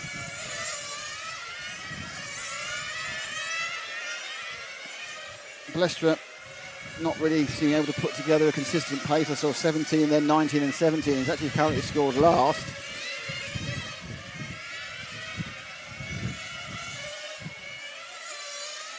Kersberch drops down to 9th. Griner's still in 7th. And all the time, your leader is Maxime Ripoll. Now behind him, it's Robert Pietsch who's catching up. I think Pietsch has to fuel soon. He did fuel last time. So Pietsch is now fueled. One further forward. There's not the white car of Fernandez, I believe. Let's have a look as he comes round. This might be the second place car, I'm not sure.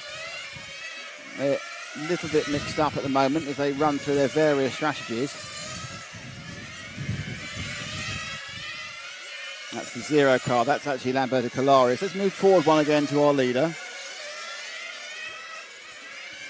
So Ripoll has got Pitch about 5 or 6 seconds behind him, running long. Seems to have a pretty solid strategy here, and that is to eliminate fuel stops. Dario has managed to get off last place, but only overtaking Simon Kurzburg. So, see what the world champions and multiple European champions, Kurzburg and Balestri, kind of always the favourites when they turn up at the event, are currently running 9th and 10th. Oh, that was very poor driving from Hackler, Sylvia Hackler. Sorry, I missed the replay. That was very poor driving, and Hackler really should have been more aware of what's going on there with the leader. I was so unimpressed by Hackler. I actually forgot to press the replay on that one. I think we missed it, to be honest. Unless you could do special magic on your thing. But yeah, it wasn't very good. It was just silly. And that cost him quite a bit of time. Cost him 2 seconds, which you can't afford to lose. You're coming for fuel, right? Let's take Maxime through. It's fuel. It's tyres as well. So more tyres for Maxime. Now, this is the thing. Is it 2? Can't quite see. Is it? No, it's just rears or front. No, it's all 4 tyres. So 19 minutes in, and it's a complete set of tyres. Which is good. Ripoll down a bit. Now, Greiner, who I've been a little bit critical of, is now up to 3rd. So I really need to keep my powder dry. He's probably got it up to 2nd, actually. So he's obviously got a strategy that's playing out over the long run. Probably needs to make a stop. Jonathan Gandin now is in 3rd. Carmine Raiola is in 4th. And after that tyre stop, Maxime Ripoll dropped back quite a bit. Balestri back into last place behind Kurzburg. Okay, so where is our leader?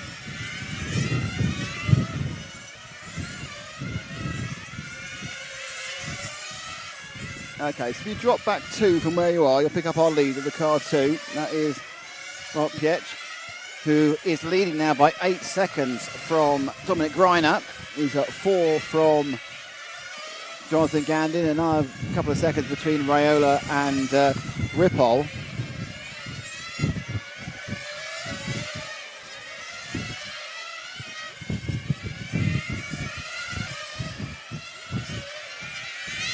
Right, let's pick up that Gandin battle. Just going onto the straight now, the white car and the grey car. That's your battle for 3rd and 4th, with Maxime Ripoll behind them. So actually it's Carmen Raiola, Jonathan Gandin there leading in the white, and the grey is Carmen Raiola, and then behind them is the man who has led quite a long way, but isn't leading at the moment, Maxime Ripoll. So this is your 3rd place, your bottom step of the podium. And they aren't quite getting halfway. Big news, both Balestri and Kurzburg are, let's take these 2 through. So they're both going to fall behind Ripoll, just fuel there for the 9, but it's obviously tyres as well for Gandin. I think Gandin must have taken tyres as well because he's in there for a very long time. So Gandin takes tyres at this point, dropping him down significantly. And there he goes now, having taken those tyres and into the pits again. It's the 6 car, isn't it? That's the 9 car, so a second stop. So basically what happened there is that the 9 car of Carmen Raiola came in, got fuel, he's coming again. I think he got a body tuck, so he's now made 2 stops. So both of them are going to push themselves really quite heftily out of contention. Just a little bit surprised that Maxime Ripoll's not got past more people. Gandin was in for a long time then, and Ripoll hasn't passed him, so not sure about this. Interesting. Often is. The tactics here are bleak tactics without like kind of a laser focus on all 10 cars and their pit stop strategies.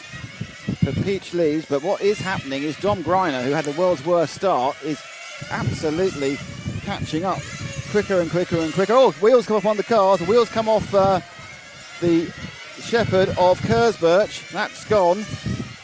So that's Kurzburg. He's lost the wheel. They get put back on again. But they don't want mechanics actually on the surface. There's another problem there. There's a yellow car with an issue. Was there? Just one of the cars had a problem just rolling up on the side there. So we've got another car with an issue. Rayola's had an issue. He's dropped back. So it's all going on here. So Balestri now up to 8th. No one's truly out of this. We're only halfway through. I mean, Robert Pietsch has got a 5-second lead over Greiner. Greiner's in for the 9 of Maxime Rippel, who's just ahead of Jonathan Gandin now. As they power through. Carmen Rayola's had a problem. Sylvia Hackler, that was the person who had the issue again. Hackler's only taken a couple of seconds out of Rayola as well. And they are all moving relatively freely along. Okay, let's move forward one car from where you are. And that's our leader again. Dom Greiner is the surprising main challenger after having been absolutely dead last for the first few laps and finding it hard to get through the traffic. But in free air, Greiner's got some pace. So let's see if we can pick up the pink car. Wait about 3 or 4 cars and the pink car will come through. And that's Dominic Greiner, who absolutely flying once he's got going. But don't forget, dead last. So is this going to be a last to first for Greiner? Can Pietsch hold him out, or has Rippel got some more? Rippel's challenge is fading a little bit, and I can't tell you why. There doesn't seem to be anything particularly wrong. He's just had another fuel stop. But just wondering whether perhaps he's changing tyres too often. But he had his moment in the sun, his moment in the lead. But Greiner now looking to do it. I'm not sure if anyone's actually ever done the double before, doing the 110th IC and the 1/8th IC in the same year.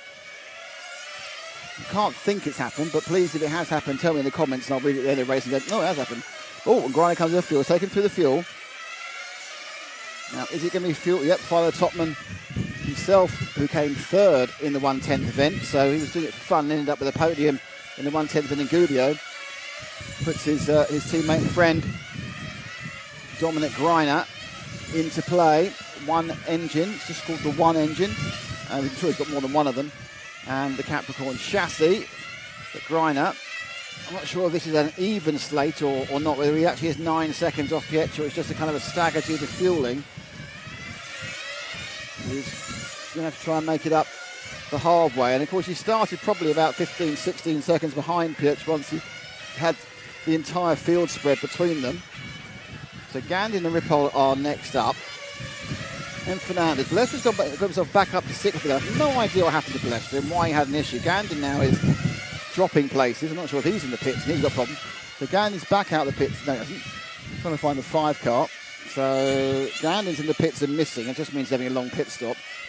Rayola and Carrari. There's Gandin. He went in with Jonathan Gandin just did a 39, which is a longer than normal pit. So that's not 4 tyres. That's 4 tyres and a problem. Balestri is up to 5th. But a lap plus behind the leaders, but you know, he's not beyond the wit of man that he could end up in the podium. And then we could try to find out what was wrong with the car, why he lost that time around lap 47. Greiner now 2.5 seconds behind Pietsch as they run on slightly different fuel strategies. Kurzbusch, everyone's still circulating, but Kurzbusch, Hackler, Rayola have all had problems. I think Gandin had a changed tyres and then had a flame because it's just a longer than a 4 tyre stop, but he's up and running again. Kalari, who's taken his turn at last, he's got himself up to 6th, and Balestri in 5th. And it's Fernandez, the Spanish local boy who we haven't really seen very much, who's effectively running around with very little problem whatsoever. Rippel. So Greiner now is a 2.5 behind Pietsch. Now he's definitely in this fuel, in this tank of fuel, he's gained on Pietsch. He's never within 1.5. Now Pietsch, if he comes down the hairpin, has always going to be an argument with the 7 car. So the 7 car of, that's not the 7 car, that's the 1 car of Balestri. So Balestri now is having a row with, so now we've got Balestri in between, a lap down in between 1st and 2nd. So it goes the green car of Pietsch and the grey car of Balestri, and then the pink car of Greiner are not 1, 2 and 3. They're 1, 2 and 5 because Balestri lost a lap with some problems earlier. Now, theoretically, he has to let them through. And I say theoretically because he's done it the easy way by going for fuel. Right, so now, Greiner, 7 tenths behind Pietsch. They go for the lead, 18 minutes. Now, what's going to happen is that Dom is going to stop for fuel quite a bit earlier than I think you'll see Pietsch does. So Pietsch, but Greiner has certainly ground out some gaps, and there's so much traffic ahead of them now. It's kind of almost like the M25 on a Monday morning there, as they look to get through, and all very similarly coloured. So they come through here. The cars ahead of them are the 9 and the 6. So Comarola's one of them. I think Gandon's the other. Yeah, Gandon and Ariola are fighting their own battle, which is a problem. And as you can see, Greiner now is pretty damn close, but and he's got Greiner's going for fuel. That's probably quite wise. I mean, he may just have needed the fuel, but either way, now it's tyres for Greiner. So 17 to go. This is probably, I'm sure he's doing 2 stops. He's not going to stop again. So he's hoping he can make 17 minutes on a set of tyres. It's brave. But Greiner now throwing the dice. That was a 4-tyre stop. So let's see what a 4-tyre stop without a problem is as a lap time. Greiner comes over the line now, and it's 30.5. So those 41s and 42s we've seen have been cars that have flamed or had a problem in the pit stop. Now, interesting, Greiner retained second place despite the 4-tyre stop. He's got, I think that's Kurzbusch behind him, causing trouble, even though Kurzbusch is 7 laps down. Not 7 laps, it's several laps down, so it's 7, and 2. So Greiner now, very good tyre change by Philo and the team. Pietsch 12.5 ahead, but obviously needs to fuel. As we come down 16 minutes to go, Ripoll is in a battle for 3rd or 4th with Fernandez. Greiner is now ahead, so Greiner's got the lead on the pit stop strategies, which means that you have to think that Pietsch also did right. They're absolutely level. They've both done a tyre change at the same time. They're both slightly fueled similarly. Robert's got slightly later fuel stop. I don't know if it was enough to save one, but now Greiner leads from the back. So Greiner was dead last on lap 2. I think also about lap 8. And now Greiner in the pink Capricorn leads the yellow Mugen of Robert Peach. Now Peach will know what the situation is. That's the point about it. You have this radio communication now. You know what's going on. You know where your rivals are. You'll know that you've both just had a 4-tyre stop and you've got to get these tyres to the end. And it is all about these two now. And I think on lap 1, if you told me Peach would be involved, I'd go, yep, you told me Greiner would be involved. There's no chance. He was last. So, looks like Riola's got another problem. Sylvia Hackler's at the back, and also Kurzbusch, Polari. Jonathan Gandon's had another slight issue. Leslie stays in 5th. Ripoll stays in 4th. Some way off Fernandez in 3rd. These two, less than a second apart. Half a second as they battle for the 1/8 IC track EFRA European Championship 2022 here in Amafusis. This is RC Racing TV. Hello to you wherever you're watching us around the world. Oh, he's got a bit wide there, but he got away with it because it wasn't quite close enough to get in. They were trying it there. And now it's getting personal. Now it's getting battly. Now we're going to try and see what we can do. Pietsch knows his quarter now to we're in the last. Oh, and it's gone out. Greiner just lost it, and that's a lot of seconds to lose. We'll wait and see how many seconds he's lost by coming over the line in second, and I'll show you that one again. Greiner comes over having lost 6 seconds with this error at the end of the straight. Everything looks great, everything looks great, everything looks great. It's all fine, bright, and he just came in too tight, and he skidded across the curb off the ground. And as I remember John Hindhoff said in one of our early RC Racing TV commentaries, it's all very well having 4-wheel drive, but if none of the wheels on the ground, it doesn't really matter. And that was the case there. He couldn't brake or steer because the wheels weren't touching. And that is a gift of 6 seconds. And he's given Pietsch now 14 minutes to go. Will that be decisive? I think not. Greiner's going to fall further behind before he gets any nearer because of the situation with the fuel stops. Fernandez is just been in for a long stop as well, and he's dropped down into behind Ripoll.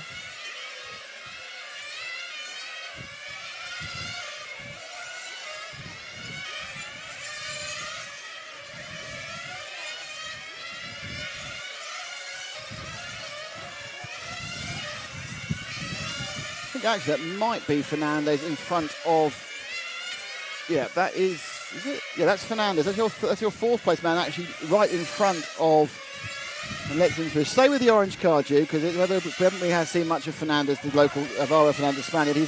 He's oscillating around third and fourth with Ripoll at the moment, which is obviously a pretty impressive performance.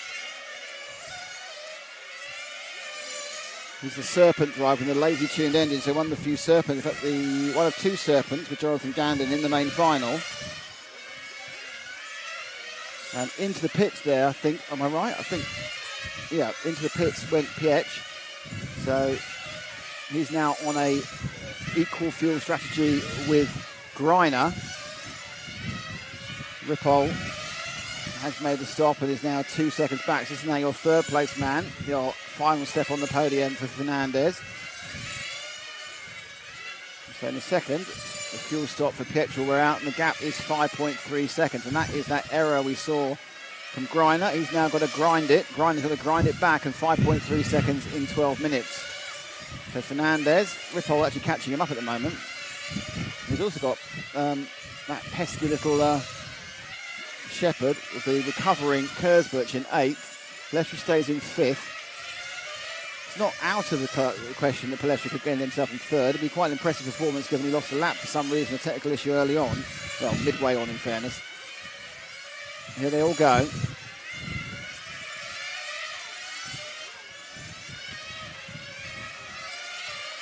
Who's won forward? It's not really Kurzbach. He's a great driver, but he's not really involved in this one. Greiner not getting any close to the pitch. It's 5.7 seconds. So perhaps the question now is, can Maxime Ripoll pick up 3rd place? He led the race for a fair chunk of time there. He's dropped back to the green, and that is Ripoll now. He's got Kurzbach in the middle, and he's got the leader just behind there. So that's the leader. So the second of those first green cars, and then right behind them is the leader. So Ripoll about to go a lap down, but he's got his own battle moving forward. Greiner 5.5 behind, so he's gained 4/10, but he hasn't gained an awful lot realistically since the last pit stop, and realistically Kurzbach needs to get out of the way, and he did. Good driving by the Swiss. Oh, Piech has lost 1.5 seconds in that one, so Piech had a bit of a minor problem himself, and it's down to 3.4. Piech goes across the line that time, back on pace again, 17.5, so picked up 2:10, so just a little wobble. And this is the battle on the screen for 3rd place between Alvaro Fernandez in the orange and Maxime Ripoll, who had a little thing. He's got the outside and a little switchback. It's a very one-line circuit. You have to look for an error. You come around the inner loop, and he's going to power it now down the main straight. We've seen, I think, one really good overtake round this top sweeper, and he's had a little bit of a go, but it didn't quite work. And the problem that now is going to approach them is they have the leader right on their tail. Oh, that's taken half the problem away because Fernandez has gone for fuel. So Ripoll now needs to make hay while the sun shines, because Fernandez will come out with his full tank and Ripoll will need to come out with a full tank. 9.5 minutes ago. Well, a whole lap. Fernandez was in for a whole lap there. So Fernandez must have done a tyre change, because he's going to have a 33 or 34 second lap this time round. It's down officially as missed to 36. Yeah, very long stop for Fernandez. And that puts Palestri, believe it or not, into 4th. So I wrote off all the old pros about, 14, 15 minutes in, and they're all coming back to haunt me now, aren't they? We've got Piech from Greiner and Palestri looking at the 4th. Ripoll holding up the end for the young guns. They got green car you see in the background. That is the leader. So in open traffic, and without whatever the tactics have done and some bits we've not seen, he's no slower than Piech. So Piech is behind him. So it's green of Ripoll from light, and they're both coming in. So let's see what's happening. It looks like it's fuel for both of them. No, it's tyres. Let's go with the car that's left. So it's tyres as well for Ripoll. So that's Piech, and then behind him you'll see Greiner is a pink flash, and he is one error. That one error we had on camera is why he's behind, because he's going to come across at 2.7 seconds with 8 minutes. So we're down to the last 8 minutes. There's one more fuel stop, I would think, for both of them. Greiner might be a little bit on the edge of one fuel stop, to be honest. So it could be. This isn't quite as close as it looked. It really depends. But There they go, right pitch. Can't remember the last time he won a European Championship, it was a while ago, but certainly one of the greatest exponents of IC circuit racing of the last 15 years or so. And of course a man who is 40 in 3 weeks' time, so what can you do? So Balestri now ensconced in third. We know he's a lap off the lead, but he has got third back. So a big fight from the Italian. Was also scored last at one point. So any person in the top three who's not been last in this race at some point is our leader, Peach. I don't think he's been out of the top two the entire time. Brian is 2.5 seconds behind. That's that pink car in the background, that shot you saw there. Oh, bit of a time lost there. 17.6, 2 tenths he sort of lost in that one, 17.4s. And that goes down to 2.3 seconds. Now who's that ahead? That's Carmen Raiola, who's many, many laps behind and should get out of the way, Reed. I'm not particularly impressed, actually, with some of the getting out of the way I've seen of the drivers. Been a little bit of staying on line on a track where there isn't really a way of getting past unless you're let past. And not wishing to single out Carmine, but sometimes you just got to, Raiola's not going to get anything out of this. And it looks like Kersberg just stopped and his day is done.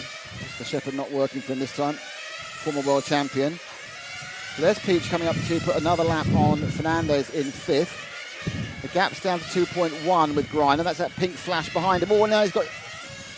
I don't know, we're going to blame Fernandez there, but that would certainly have caused a check-up for Peach, who went past the traffic. And the lap lead comes down to 1.9 seconds. Now, the really key point is when they make their next stops. Do they need to splash and dash? Can they get to the end? That is the question. Greiner now 1.8 seconds behind. Drop back one to Greiner, because he will be stopping first, and I want to know what time he goes into the pits. I think he's going to have to stop twice. I think that might stymie his entire move forward. 5:59 to go. 1.67 seconds behind.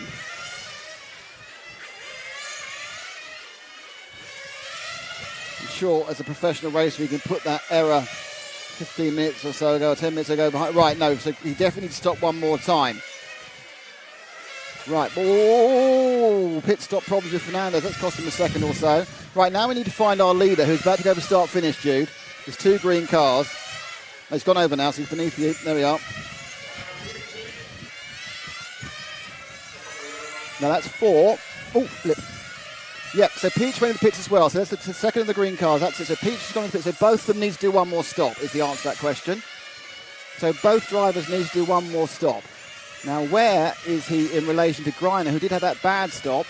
So they're in even Stevens. One more stop for both of them. And Greiner lost about a second in that confusion coming out the pits. 2.6 to go. So Greiner now has to catch up 2.6 seconds and overtake Robert Peach to become the European champion. I think the 2.6 seconds is doable. The overtaking, not so sure. They both have to stop one more time. Greiner that time round was 2 tenths faster than Robert. Car in the way. Hopefully it's got out the way. Let's not have back markers ruin this battle. And he's shouting. That is the shout of a man who wants the back marker out the way. 5 car has stopped. So that's Jonathan Gandon, unfortunately, is stopped. 2.4 this time between them. The constant problem really is the back markers, to be honest.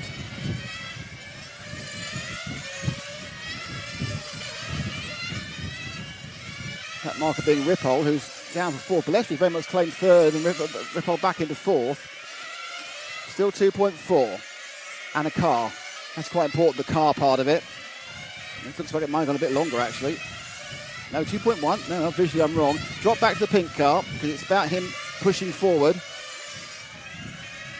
So Greiner is on the cusp, but nowhere near at the same time of doing the double. 10th IC and 8th IC. In between is the fourth place man. And did I just see an early stop? I did. So what's happened now is Greiner leads because Peach has made an early stop to get himself back out. So now Peach is chasing, but he's made that final stop. Interesting tactics. Not when to go with the 2 minutes to go, not when to get involved in splash and dashes, just wanting to get it out and run to the end. Greiner leads now with 3 minutes, but he will have to stop again. So, but he needs to do lap times. He needs to find in the free air, and he's got Ripoll. It's not slow, 17.4 that time round for Greiner. First running lap, 17.6, 2/10. He's shouting to get Ripoll out of the way, and Ripoll's moved out of the way. So, plenty of energy in Greiner's language. Not bad language, just shouting. Plenty of energy in the car, plenty of energy in Greiner. Gained another 4/10 that time round. It's a weird battle because Greiner is 3 ahead, but he's still got to go in the pits. And it's 2.5 minutes to go.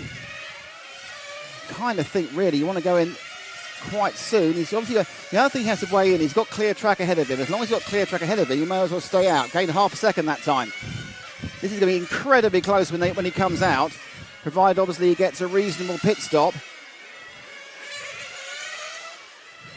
Very close. No, doing one more that time round. He gained a 10th, 2/10. He's 3.7 seconds ahead, and he has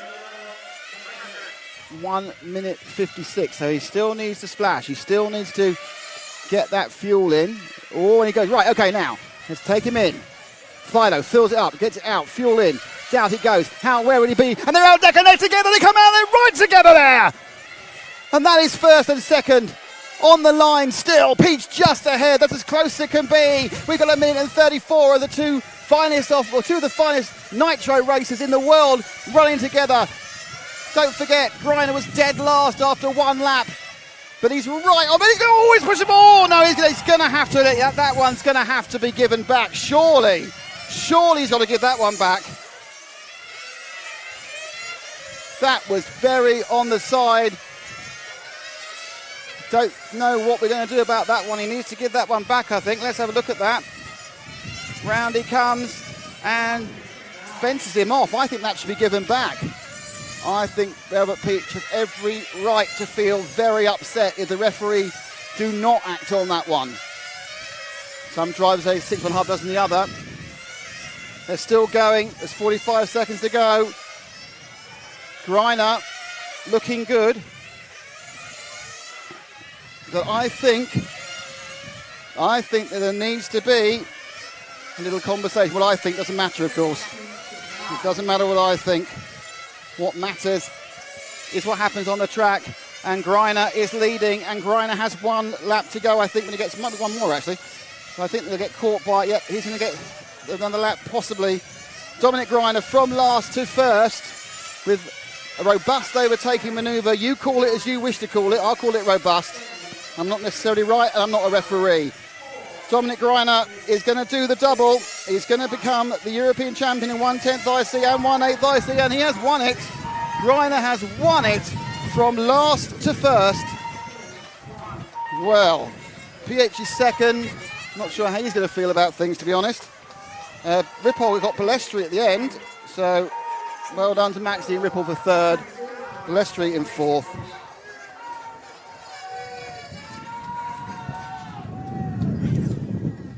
He's a very happy man. Gets the congratulations of Dario.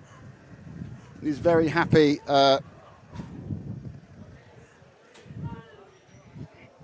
Very happy girlfriend. Not seen Robert come and give any congratulations. I think Robert's a bit sick about that, to be honest. Let's have a look why Robert might. There's the replays there. So that's the results up. I'm not sure. He's a brave man to go and see Robert. He gets a clap. Sporting. There's a kind of look on the face there of Robert that's saying that's not really quite how I'd like that to happen. But that's how it has happened. Let me remind you of the overtake. What do you think? That, to me, was a bit too robust. Bit too robust, I think I'd say, on that one.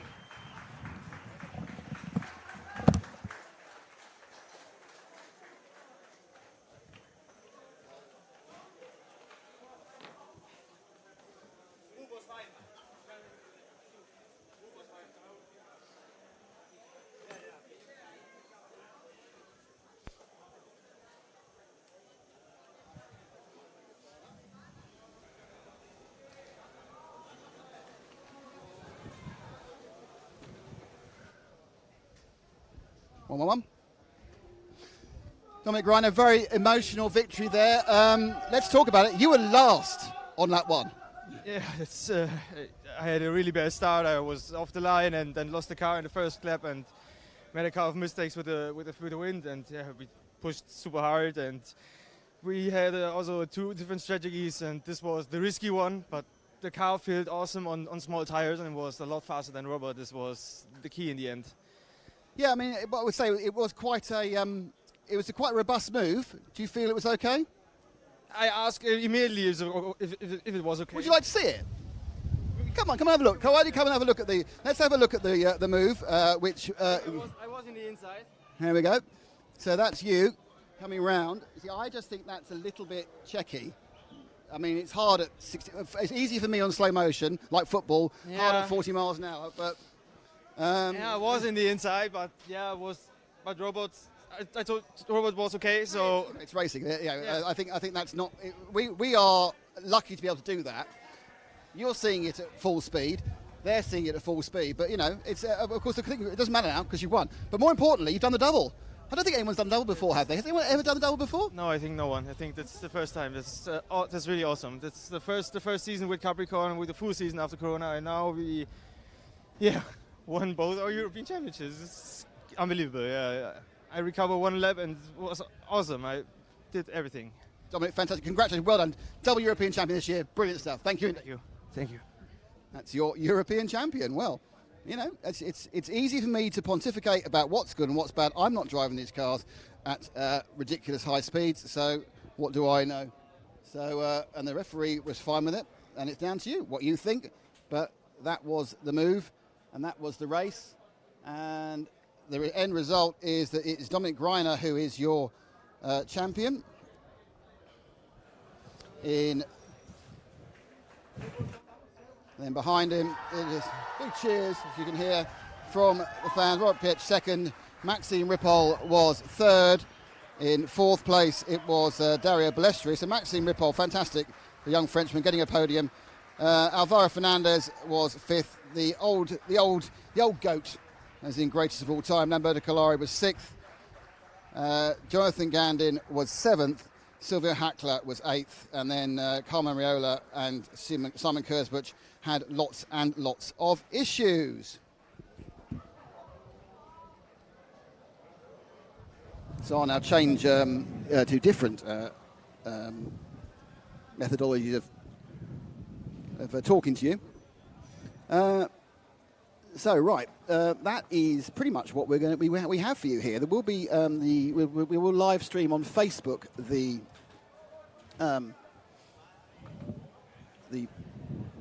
presentation is going to be live on Facebook, probably 20 minutes or half an hour's time.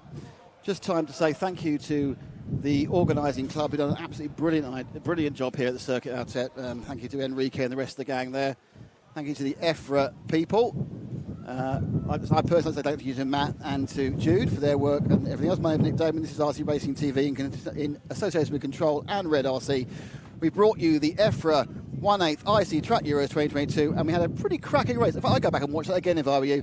And we'll see you all for our next programme, which is the big one. It's the big one coming up. It's the World Championships. You know you want to be there on RC Racing TV, starting on the 6th of September from just down the road in Redovan. 5 days of 1/8 Nitro off-road. The whole world comes together for RC.